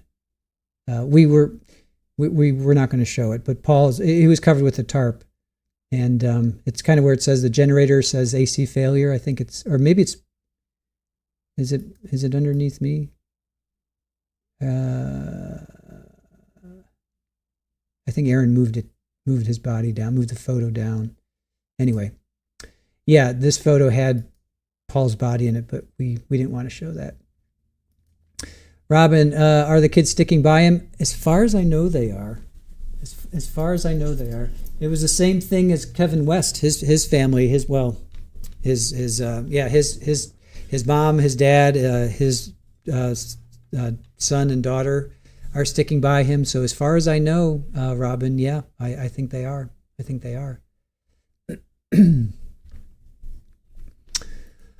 Oh, Crystal, you're home from your knee surgery. Oh, tons of pain. I'm sorry to hear that. Yeah, hopefully you got some stuff to take care of that, and rest up. Rest up.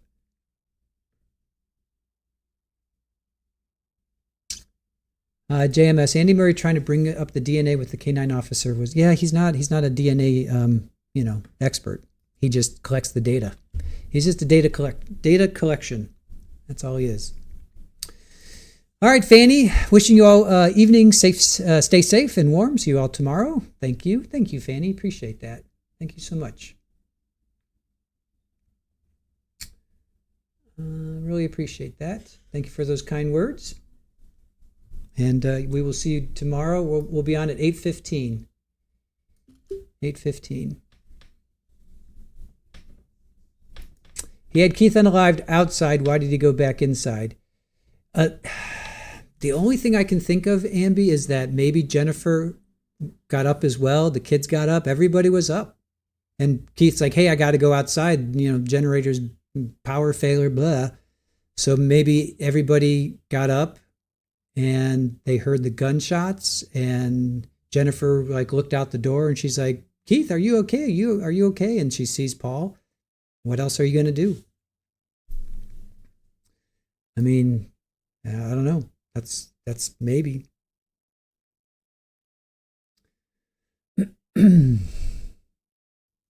Hellrider, you were attacked by a German Shepherd when you were young. Yeah, they can be nasty.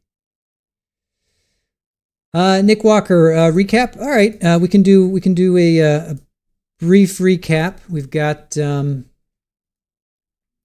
today we heard from three witnesses. Joseph Cordoma, he was the arson investigator, and he went to Keith's house. Then we heard from Robert Block, who is Square One employee, and then we heard from Sergeant Matthew Cocking. Don't laugh. He of the K-9 unit. So it was a short day.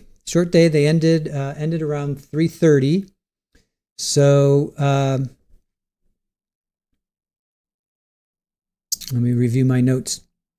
So Joseph Cordoma, he basically investigated the fire at Keith's house, and he found the origin. His conclusions were the storage closet was the origin. He said that it started there and it smoldered. He thinks it started there at the early hours, early morning hours. So that fits in the timeline with about 3-4 o'clock in the morning.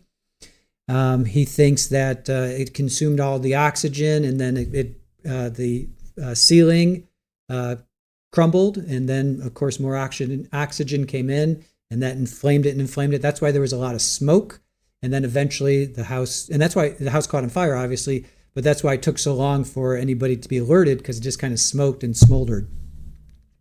His second conclusion was that it started in the early hours. I got that. And then his third conclusion was that it was incendiary, which of course means it was not an accident, not electric, and not by nature. So it was arson. It was by human hand. Then his other task, so this was fun. Not only was he a fire investigator, but he was a Dexter. He was a bloodstain pattern analyst expert. So he was a Dexter. So he brought in some really, really interesting testimony. There was blood going into the kitchen on the side of the door entrance. There was blood around the island, meaning swiped blood. So basically in like 2 feet up. So we know, and Jesse was found there. So I think Jesse was 10. So 2 feet up. Jesse's probably like 4 foot, right? When you're 10 years old, you're about 4 foot or so. I could be wrong, but that's what I'm guessing. And so the blood swipes were on the island, on a cabinet. So it's basically left to right and down. So not only did he have the point of origin, the source of origin for the fire, but there was also blood staining in the kitchen, and that's where Jesse was ultimately found. So it seems like somebody came in, probably Jesse. Don't think it was Paul, but probably Jesse came in to the kitchen. Either ran around or walked around, ran around whatever the island, and or was dragged around, but was coming back out. Then we had Robert Block, who was a Square One employee. He had been with them for 14 years. So Square One was Keith's computer company, and he sold 10% to Paul. So Robert Block was with them for 14 years before this happened. And his main thing, I thought we'd hear some dirt on how the brothers acted, but no, actually, he helped install the servers at Keith's house. So he set up the infrastructure along with Paul. Paul was there as well. And he got a text, he got an alert, I should say. He got an alert at 3:18. So he got an alert at 3:18. So that confirms that, and that lines up with Keith texting Paul at 3:18, hey, I'm going outside. I got no AC, or I got no power. It's the AC. So meaning the power. So that lines up with that. So then we get to Sergeant Matthew Cocking, who was the K-9 response unit with Creed. And I've been showing pictures of Creed. Creed is no longer with us. Creed did pass away in 2024. And his main testimony was short. His testimony was short, was that he went to Paul's house first, and Creed, the K-9, got a hit of a human remains, not on the outside of the SUV, but on the inside, the cargo area. And then he went inside in the southeast corner of the basement. There was a pile of debris there, and that's how they found the jeans. Because we were wondering, I think Brett, you posted that you weren't sure how they found the jeans. That's how they located the jeans, was through Creed. Do I still have a picture of Creed? So Creed found the bloody jeans. So Creed was the one that found the bloody jeans. So. Matt, yep. Paul turned off his phone and he left it at home. Oh, well, he was charging. He put in the charger at 1:27. So whether it was on or off, I don't know. All I know is there was testimony that he put his do I have the timeline? A phone was plugged into the charger at 1:27. So phone he left at home, and then at 4:54 the phone was taken out of the charger. So Terry asks, can you disable GPS on a car? I don't know. I don't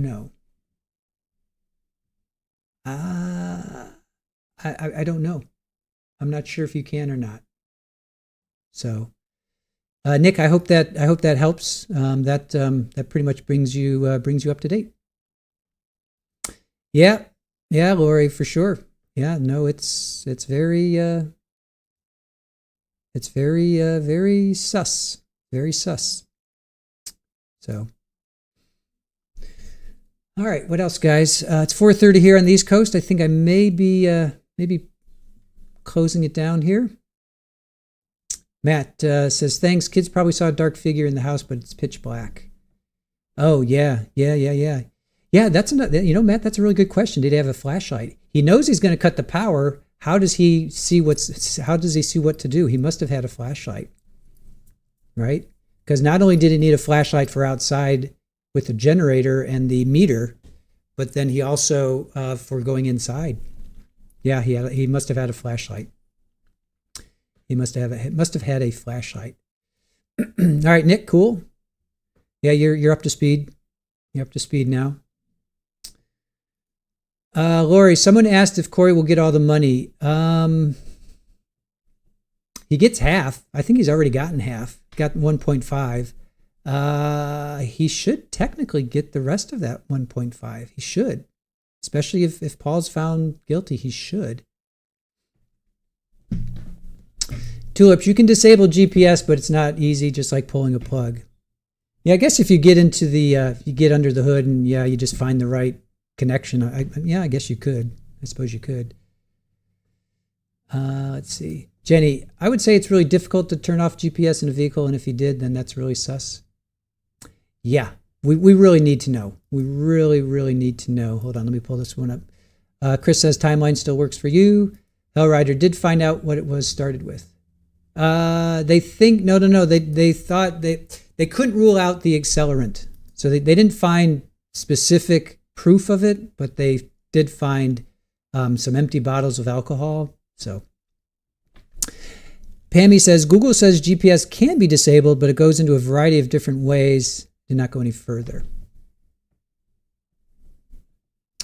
The FLIR camera that plugged into his phone. Yeah, they found the FLIR. I think that was in his backpack, right, Nick? I'm pretty sure they found that in his backpack. If memory serves me right, I think yeah.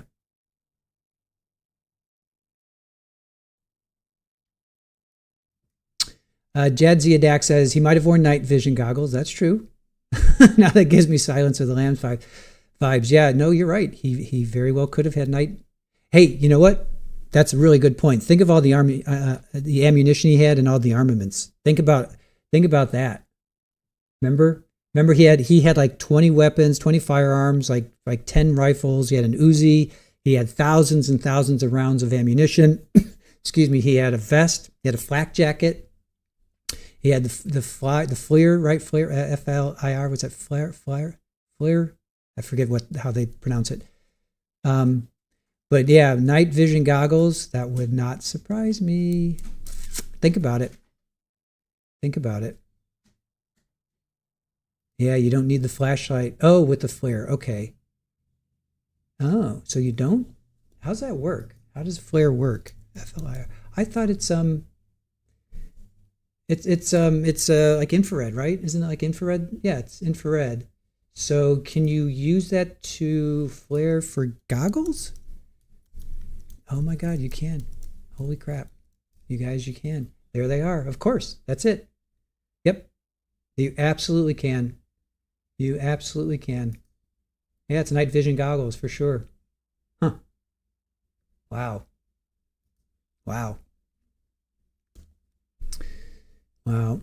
Interesting. Night vision goggles are a real possibility. Yeah, think of all the armaments he had. Yep. He had what he needed. Oops, you okay there? You just fall off? All right. Chat and Creed will break the case. Yep.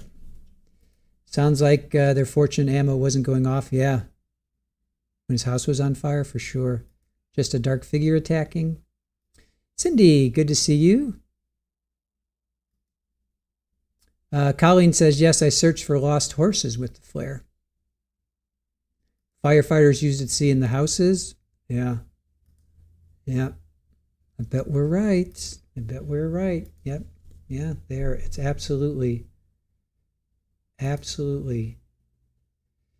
Flare or forward-looking infrared goggles or night vision or thermal imaging devices, often ruggedized for military, law enforcement, or outdoor use. They help users see in the dark or through obscurance by detecting heat or amplifying faint light. Wow. Interesting. So it gets curiouser and curiouser.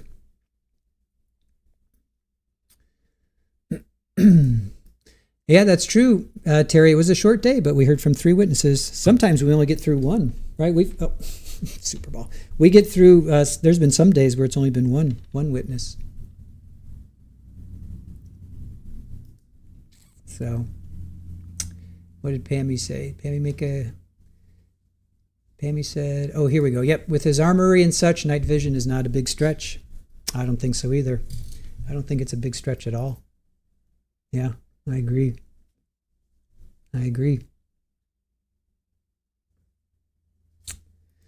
Green-eyed cat, yep. Who knows what he threw in the creek on the way home? Could have had laser light on that too. Yep. Well, he only fired 1 shot inside. It's the kids he took out with a knife, which is just really brutal. It was brother Keith, 5 shots in the back. Oh no, 4 in the back, 1 in the head, and then Jennifer had 1 shot. We're not sure where yet. I don't know if they can tell because she was probably pretty badly burned. But they did say she had stab wounds, so I guess we'll find out. And then the kids were all knife wounds. Kids were all knife. So then there's that. Linda, I'm new to this channel. What great insight and coverage you have. Thank you. Appreciate that. Thank you so much for joining us. And thank you. Always nice to have new people in their chat. And Linda, we aim to educate, and we like it when you educate us. You know, we're just a big source of a knowledge drop here. Iowa Backyard, you're 20 minutes behind. Okay. Yeah, I'm going to be ending soon. It's after 4:30 here. So,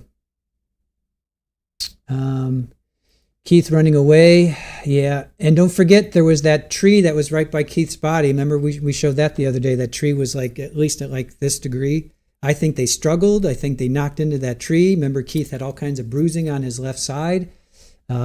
Maybe even Keith threw him into the tree and he, got bruised there. And then Keith is trying to run back maybe to the house, and Paul shoots him. So how far was Keith found from that generator? Were 4 shots as he was running away?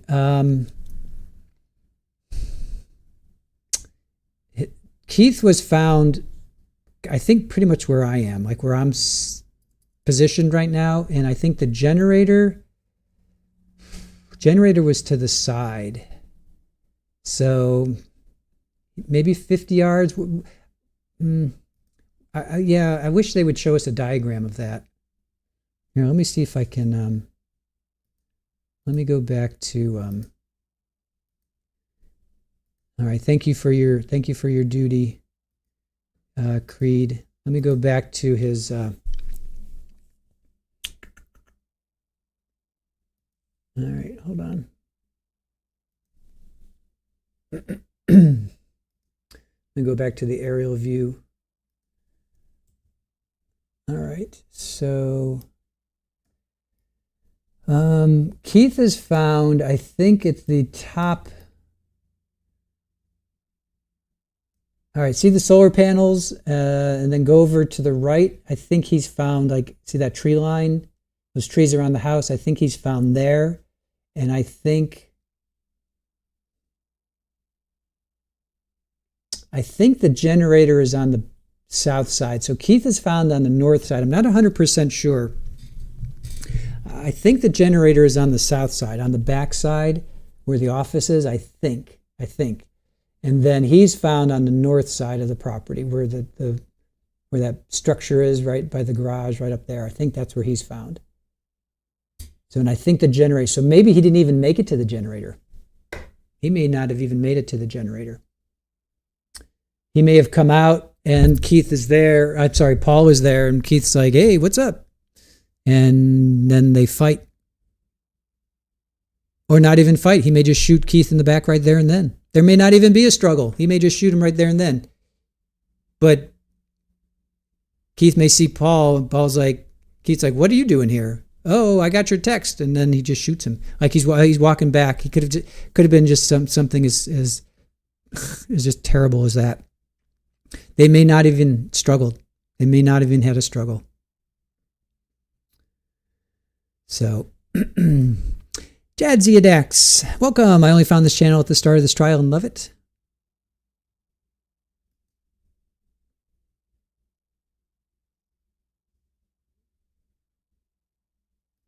And Play on Crime, you think he got stabbed with all the wire cutting? It was pretty severe, not just an off-chance poke. Yep, agreed.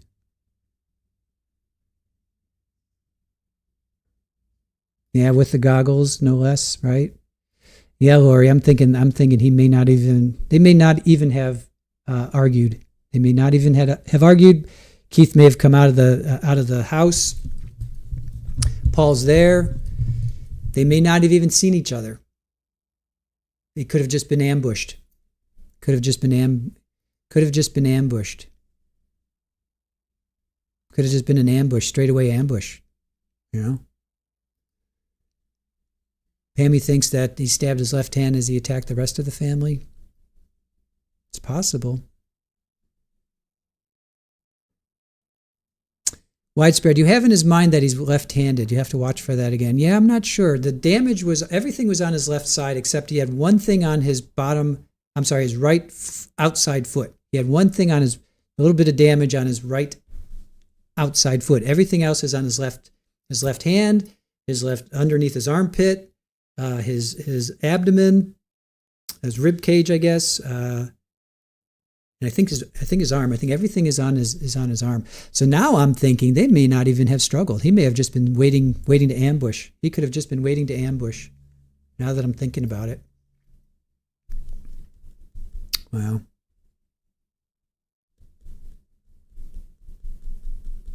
So, all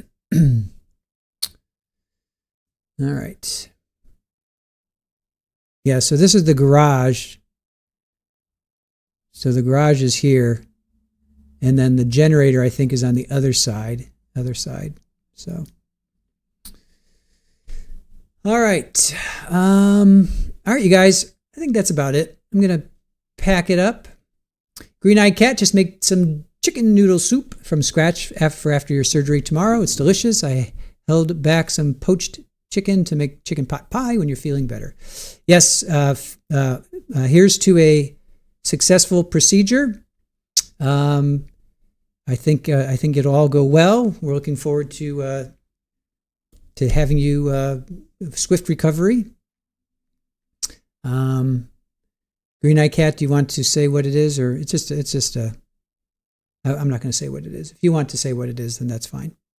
All right, you guys. With that, I will say have a wonderful evening. Thank you so much for joining us. Thank you to our mods. Thank you to Aaron for making that fantastic thumbnail. Thank you guys for spending your day with us. And you know, I love bouncing ideas off of you, and I love it when you educate me. And I hope that you gain some knowledge by being here with us. As always, I try to leave you with a cat. So Super Ball is blowing out. Super Ball's in the sun over there. She's blowing. And there's Sid. So lazy boys, Sid is feeling better. Sid is definitely feeling better. All right, you guys, thank you for joining us. Stay warm. I know it's cold out there. Stay warm. We're going to have more cold coming in for the weekend, so it's not going to get warm anytime soon here. So Thank you for spending your day with us. Really appreciate that. We will see you tomorrow for day 10. Day 10 of trial continues. So have a good night. Take care of yourselves. Stay warm, and we will see you tomorrow.